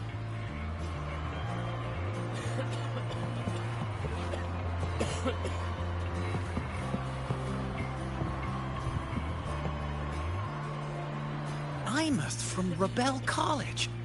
She's been missing for years. Why would she be here? Imeth? With the same one Professor Sakya always talked about? Yeah. She always wanted her as a mentee. She still brings her up to us. I thought the biggest problem would be that little rascal refusing to finish her studies, or me finally losing my mind from her antics. I never thought she'd just vanish. Professor Sakya is gonna be over the moon to see her.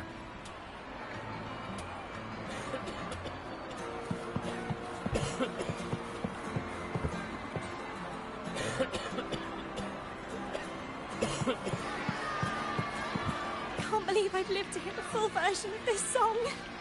I'm gonna cry. Oh, you're so talented. Why did you stop posting new songs all these years? An autograph! Please, Fleet Snowfluff! All right, all right. Dry your tears. Autograph coming right up. Why haven't I been writing? Oh, you know how inspiration goes.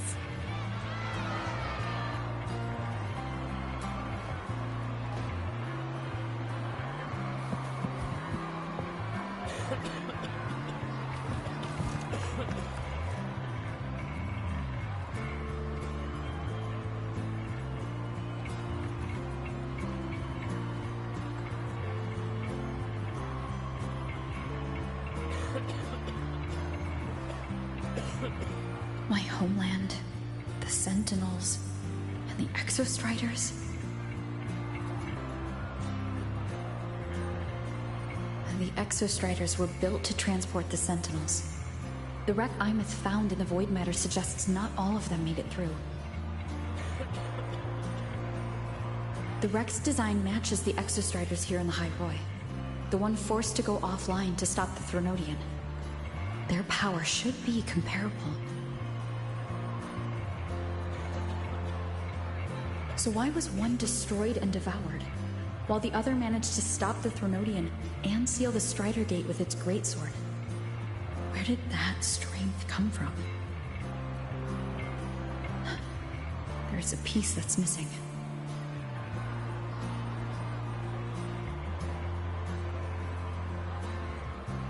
All done. Let's go.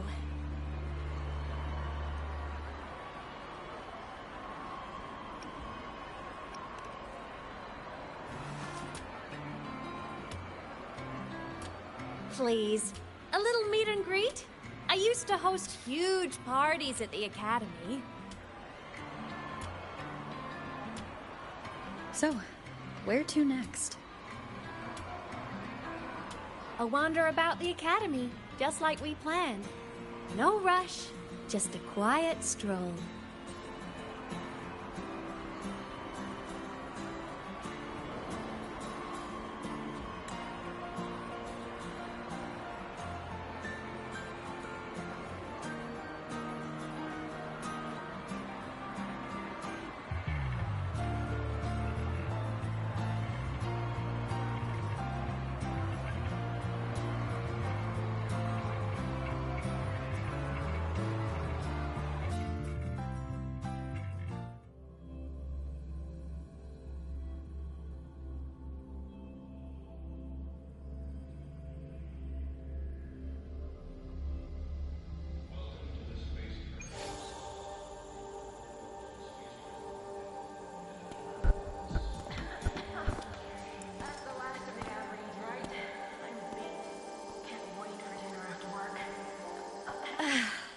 This is incredible.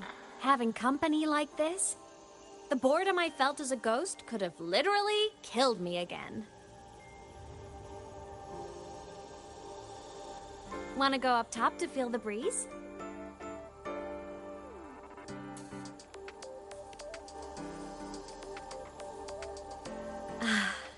I'm so happy right now. Really. Even a fake sky can hold such beauty.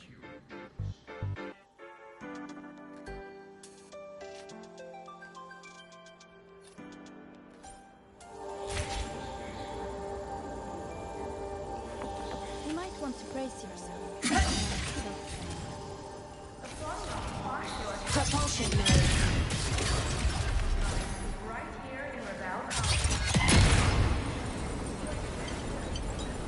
Warning. Insufficient power supply.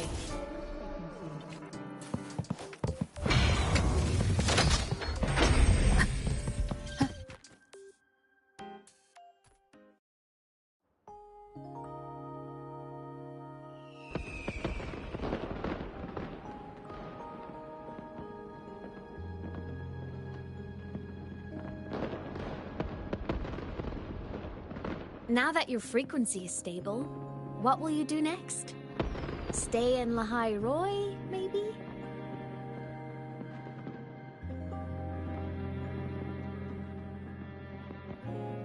The Threnodian here needs to be dealt with first. Of course. Typical workaholic. I knew you'd say that. Aleph-1 won't be an easy fight. But I believe in you. You're the one who keeps making the impossible possible. And after that, will you keep traveling? Any destination in mind?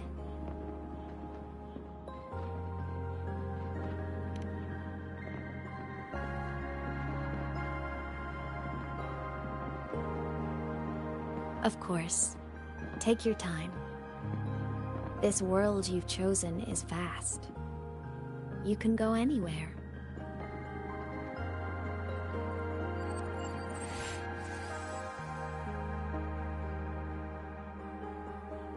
Are you leaving now?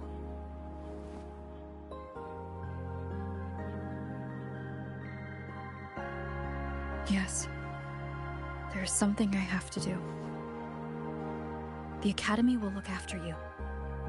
Or you can go back to live in Bjarder Woods. When will you come back? I don't know, Imeth. I'm sorry. But I'll come back to see you when I can. I promise. You promise? Promise. Then I'll wait for you here in Lahai Roy. Don't feel you have to. The world is vast. Don't let me or Lahai Roy hold you back. But you can live for so many years. What if I'm gone by the time you return?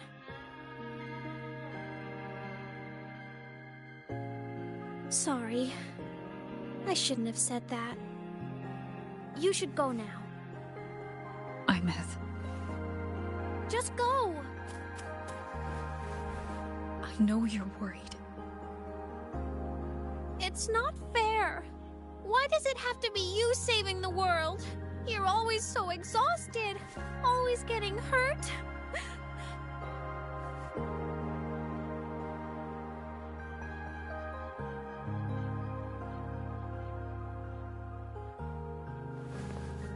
Look, Imeth. I've walked through lands torn apart by the lament. Every tear weighs me down, and every cry breaks a bit of my heart. Their pain is no different from mine. Neither is their joy.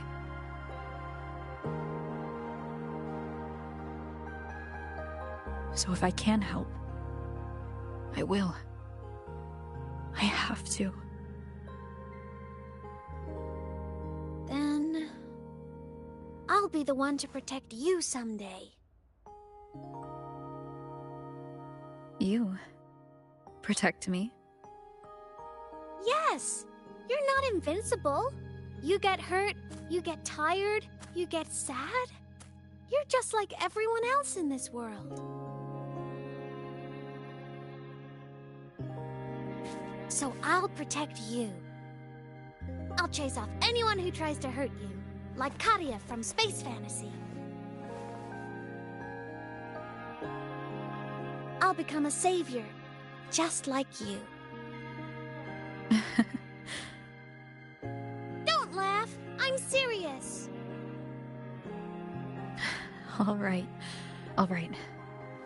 I'll stop now. I know you're serious. And I'm listening to every word. I'll be counting on you then, Imeth.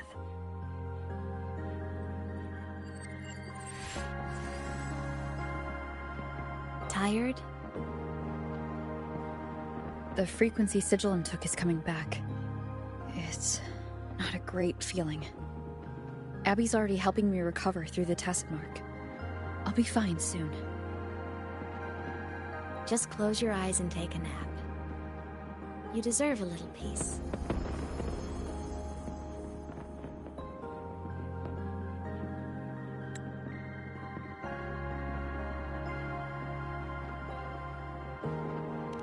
You can count on me.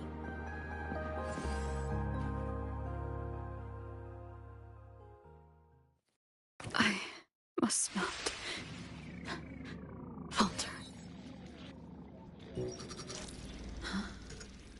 Why am I in control of Sigilum? Is it because I absorbed its frequency? Imeth's mind space is even more chaotic than last time.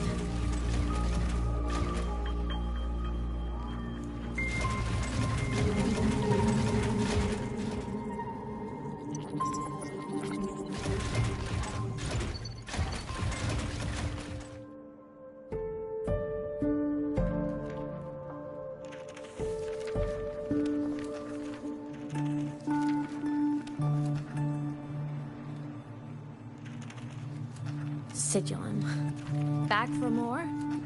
Thought I made a mess of you last time.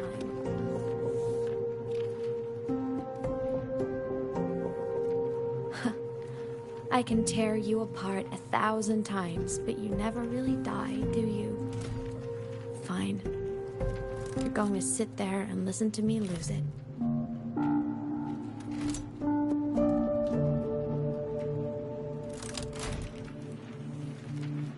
After all, there's no one else to hear this.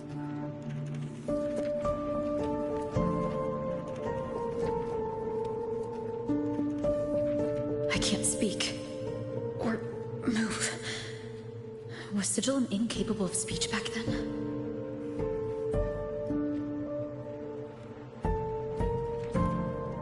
You know, I found something interesting in the Exostrider's reactor drive. A message left by my future self.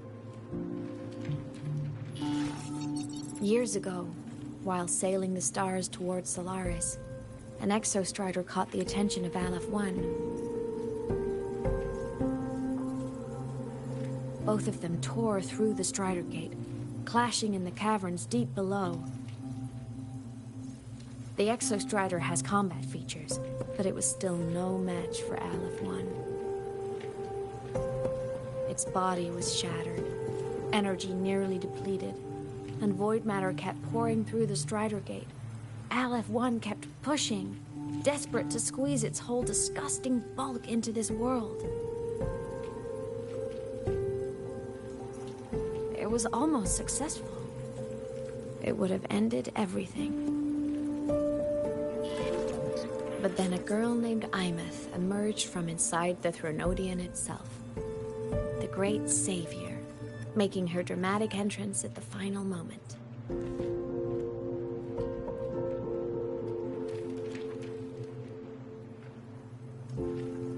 The Exostrider watched her touch its great sword, the one pinning the Threnodian. Their resonance sent a surge of power back into the reactor drive. It turned the massive blade, forcing the Threnodian back through the Strider Gate and driving a seal over it.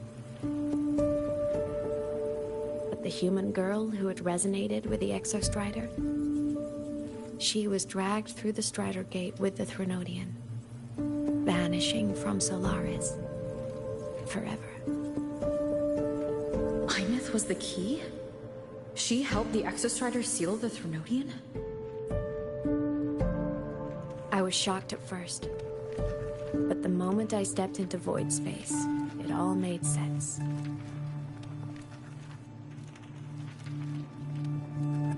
This distorted black hole of a realm where time and space are warped.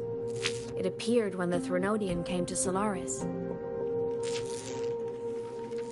Anything lost inside can exist in multiple moments at once. Things caught in it can be thrown into junctures of time they were never part of.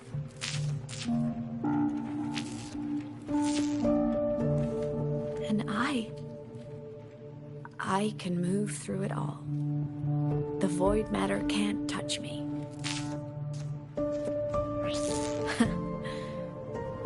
Do you have any idea what this means? Imeth, where is this going? It means I can use it to go back. Back to the very moment Aleph 1 descended.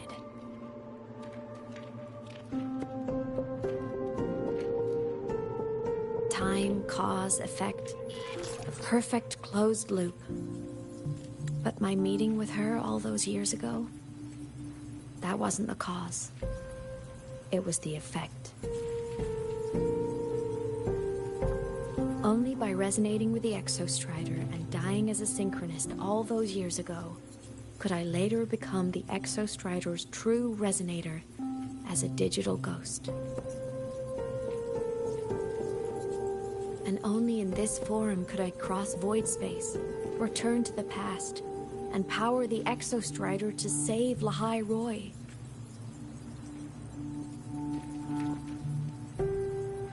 And only because Lahai Roy survived could she have ever come here, rescue my younger self, and let me grow up here to become the chosen synchronist in the first place.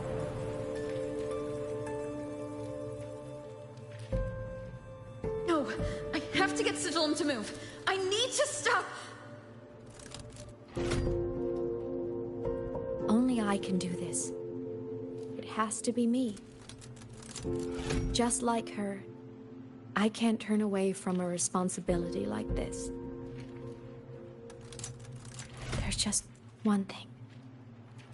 One last wish. Just one more time. I want to.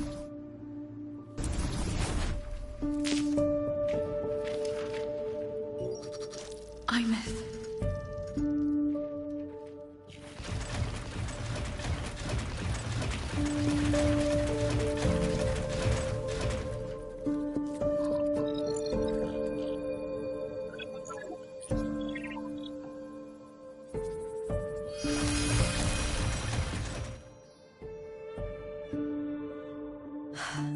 For over 10 years now, I've tried the same thing.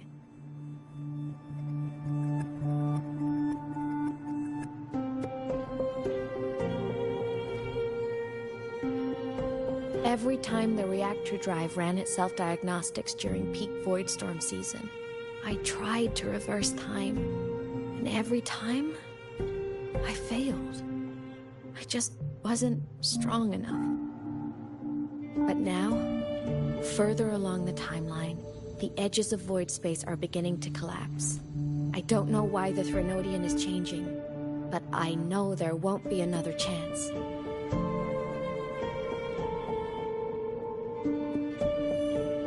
I have to make the jump now, during this peak season, while void space is still stable.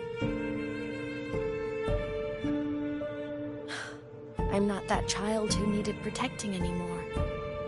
I have a duty to fulfill. Lahai Roy is my responsibility. So if I can help, I will. I have to. But before I go, I want to see her again. That's my one selfish wish.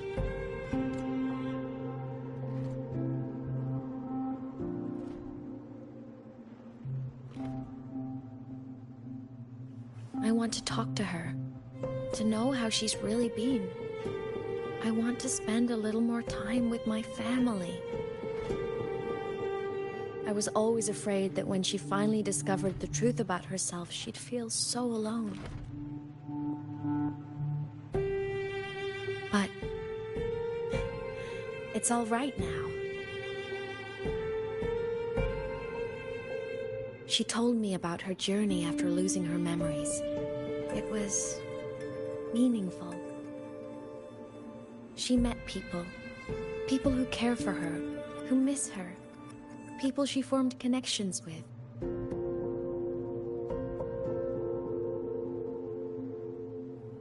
So even knowing the truth about her homeland now, she won't be alone. She has a reason to keep living.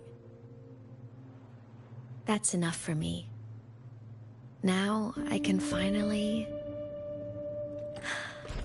let go.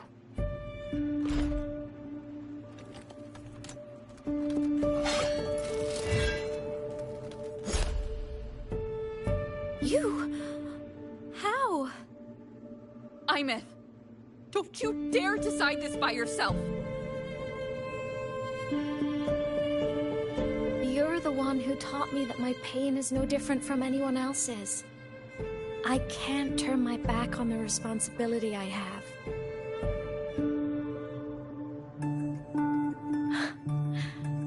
Forgive me.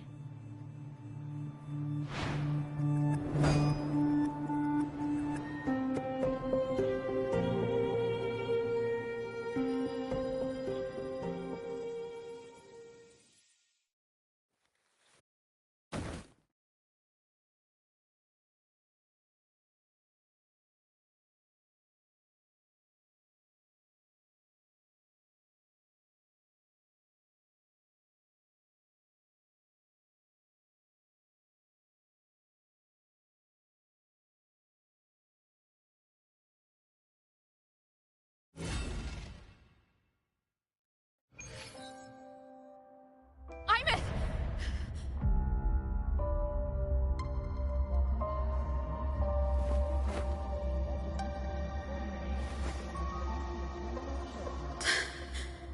She's gone. This is the piece I was missing. Luke said that the core self-diagnostics would trigger peak Voidstorm season. She knew. When she returned the core, she already knew. She's been waiting for this moment. Waiting to travel back in time. The lake in the Frostlands. The void matter is densest at its depths. If I'm lucky, I can find a way into void space from there.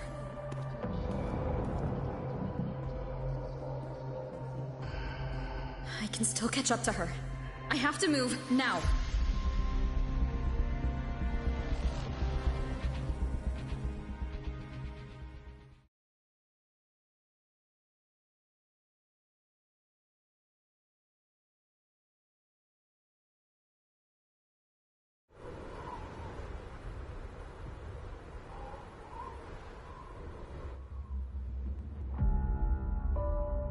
I'll have to jump into the lake from there.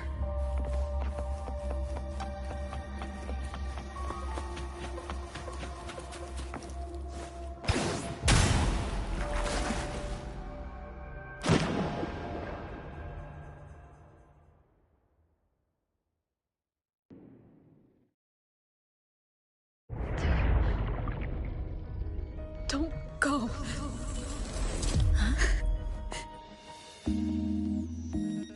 This can't be the only way. It is. The void matter can't hurt me.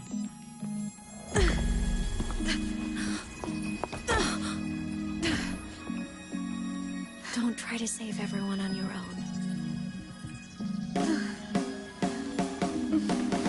This time, you have to trust me.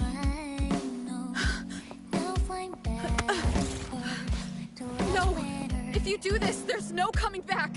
The Strider Gate will shut you out forever! This is the only way.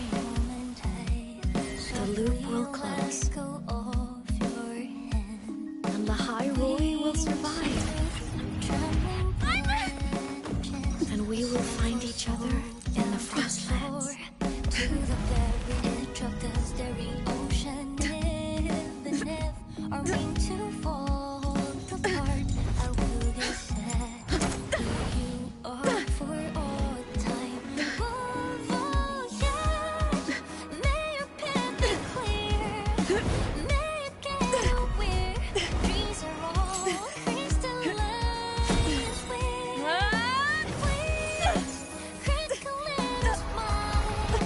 You won't be alone in this world you've chosen as your own. Don't worry, I'm well aware that all snowflakes melt in the air. Which is a world that hope is free, so evident. Find my way into that good night.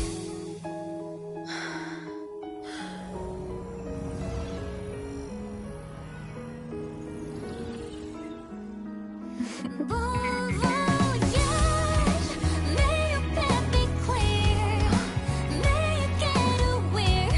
Dreams are all crystallized with please, critical little smile.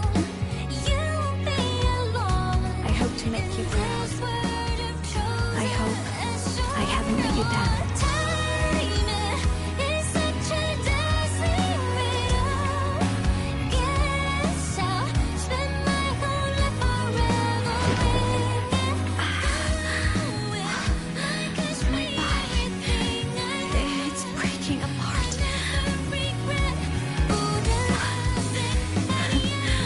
Have to overclock to get through. Oh, should have known it would be this brutal. Find their destinations in the cosmos. Meeting you in this whirling snowfall. The most beautiful thing ever happened to me.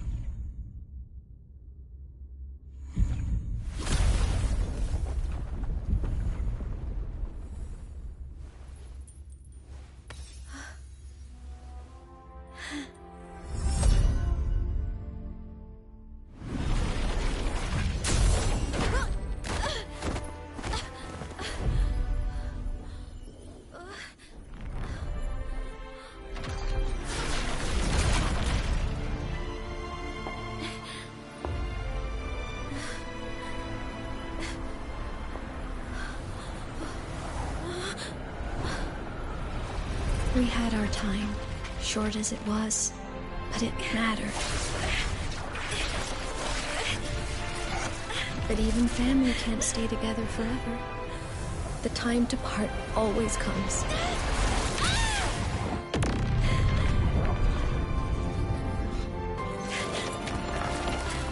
I've long come to terms with this responsibility.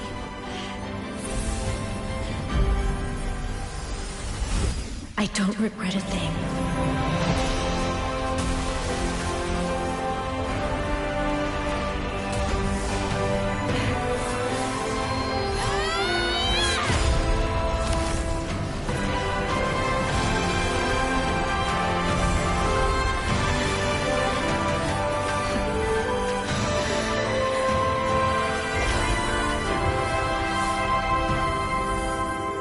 But still.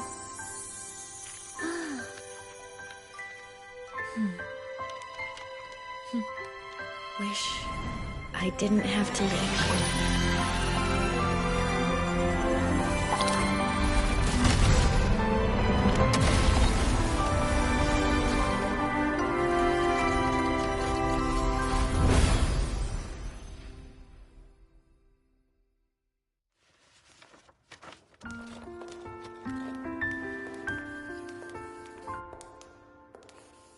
So, what kind of person do you want me to be when I grow up? A teacher? A scientist? A singer? Huh. Which should I choose? Maybe a model? Oh, a pastry chef? Oh, what about an animal caretaker?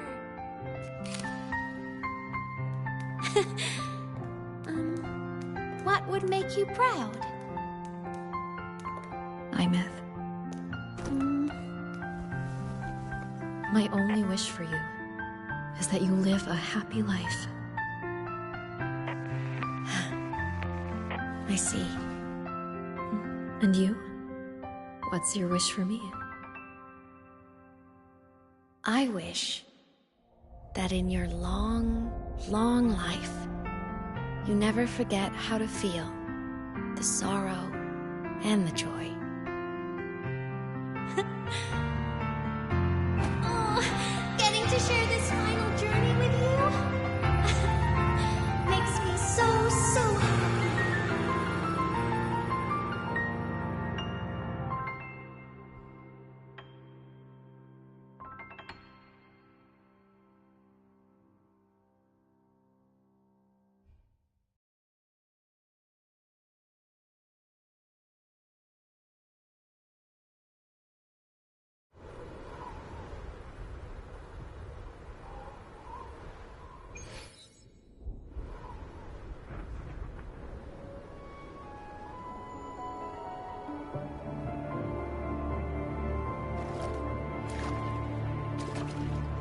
Imeth said someone lifted her from the lake when she was a child.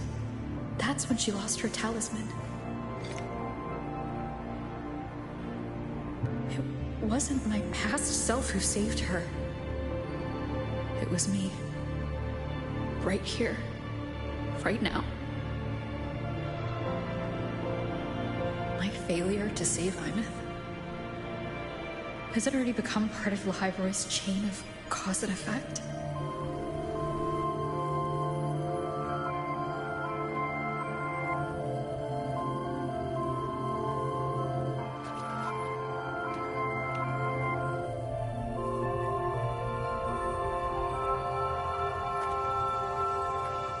There's still a way. I can't give up here.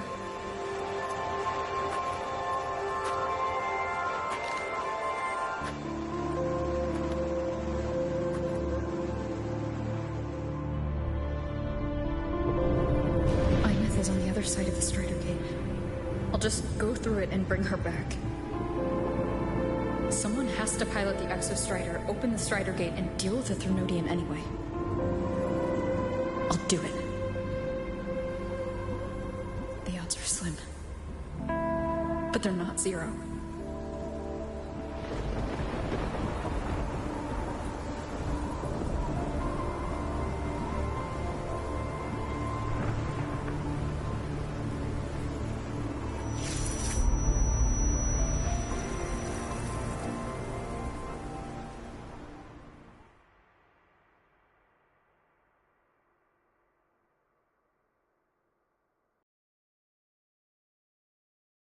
Got the mind-bending herder?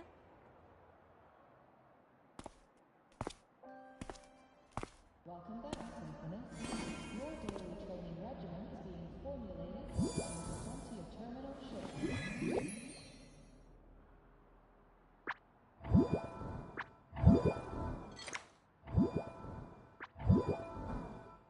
It touched the talisman, then ran away.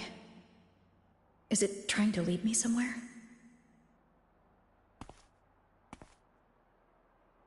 That direction. It's the Synchronlink training grounds. What's wrong? The simulation pod won't open? Seems so. It bugged out with an emergency error and just locked down. Maintenance is on the way. But it's showing it's occupied. Class just started. No one could have gotten in yet.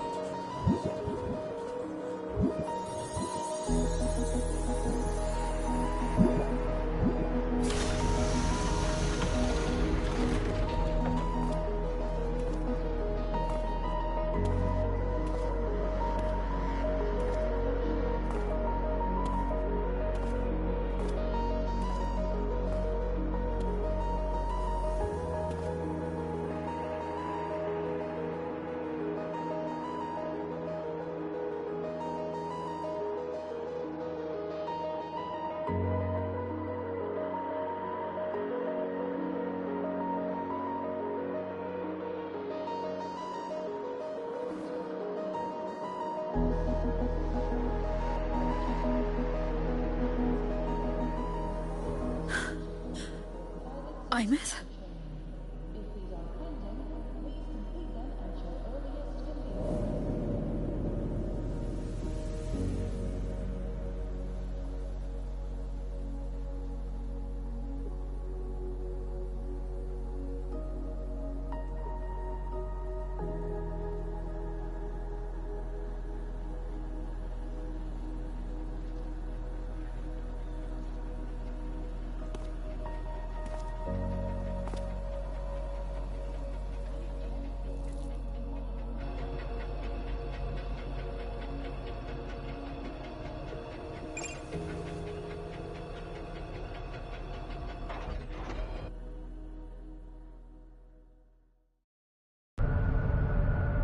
The train for Startorch Academy and the Frostlands will be departing soon. All passengers, please take your seats and fasten your seatbelts. Void storm hazard level.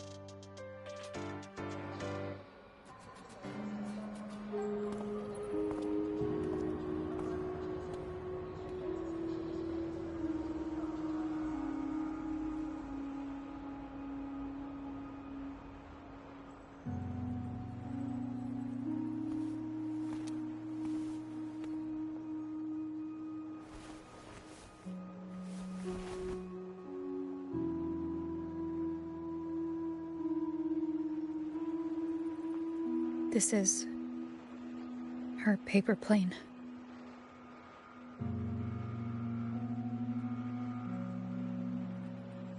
You can keep it if you'd like.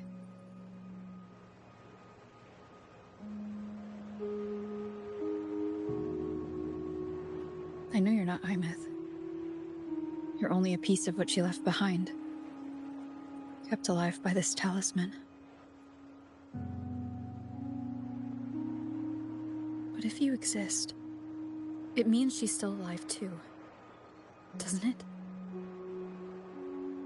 Otherwise, the Solaskin couldn't have brought you back.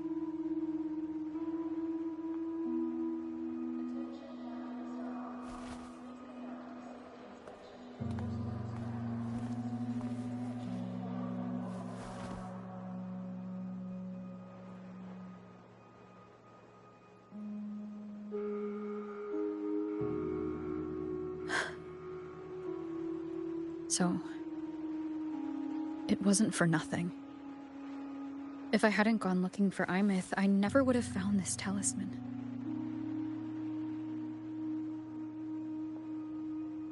And you wouldn't be here at all.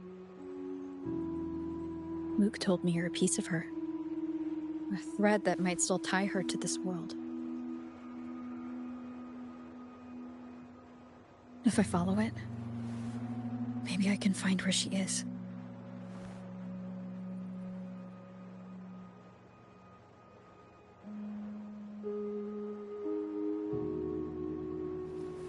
You might have only said that to comfort me. No one has ever seen what's beyond the Strider Gate. It's all just guesswork. How long has it been for her since she was pulled into that chaos? Is she still alive? And if she is, how much longer can she hold on?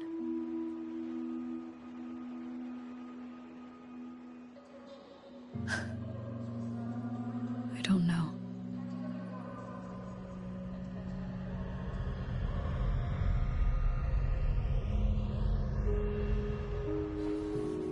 But I will hold on to hope. Because the world she saved is so full of it. So peaceful. And so beautiful.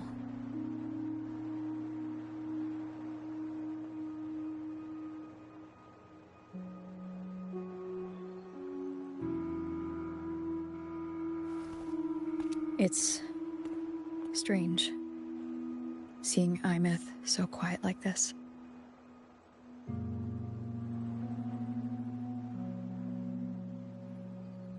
I will cross the Strider Gate and bring you home. Wait for me, Imith.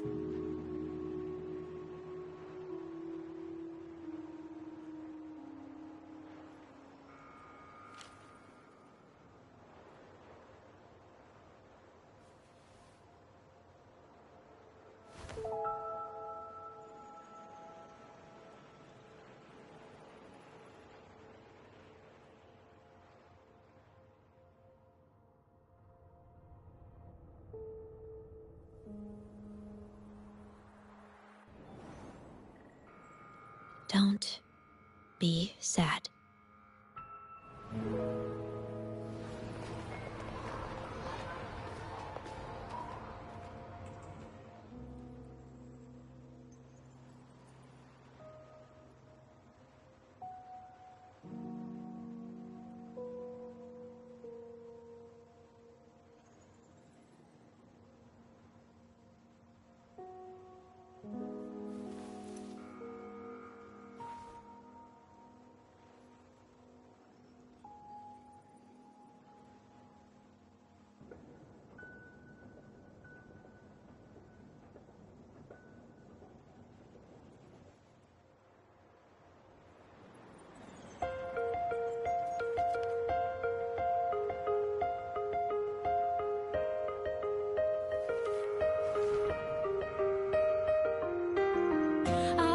Wash the sunlight, spreads over the grass and window panes. When the last wisp of smoke dissolves in the lake, as if nothing had changed, those black and white turned into colors. Every piece of it and softly gleaming. Find myself whispering your name as one touch my skin. I see time finally shaded chains, flying free like a paper plane in the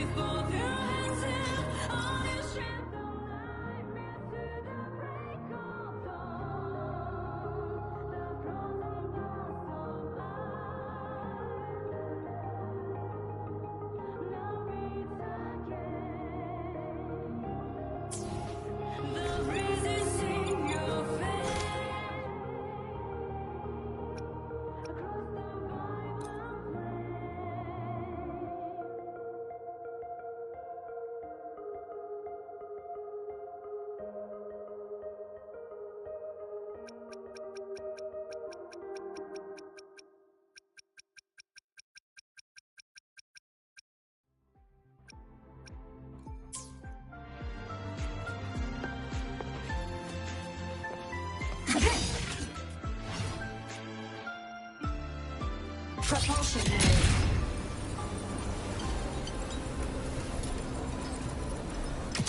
Warning. Insufficient power supply. Light mode off.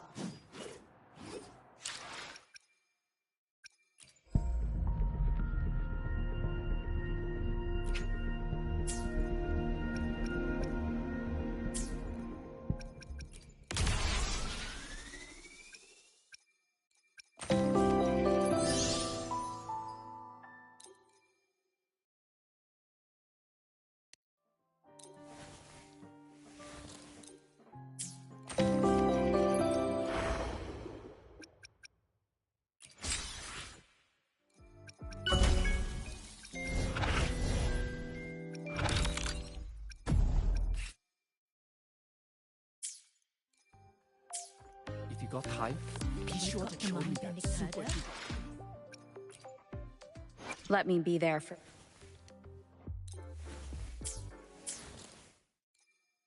If you got time, be sure to show me that super echo. The ghost girl. What's the other campus where you're piloting? Oh, right. Class in another department. Dark side. Isn't it a bit weird to wear your piloting suit for class in another department?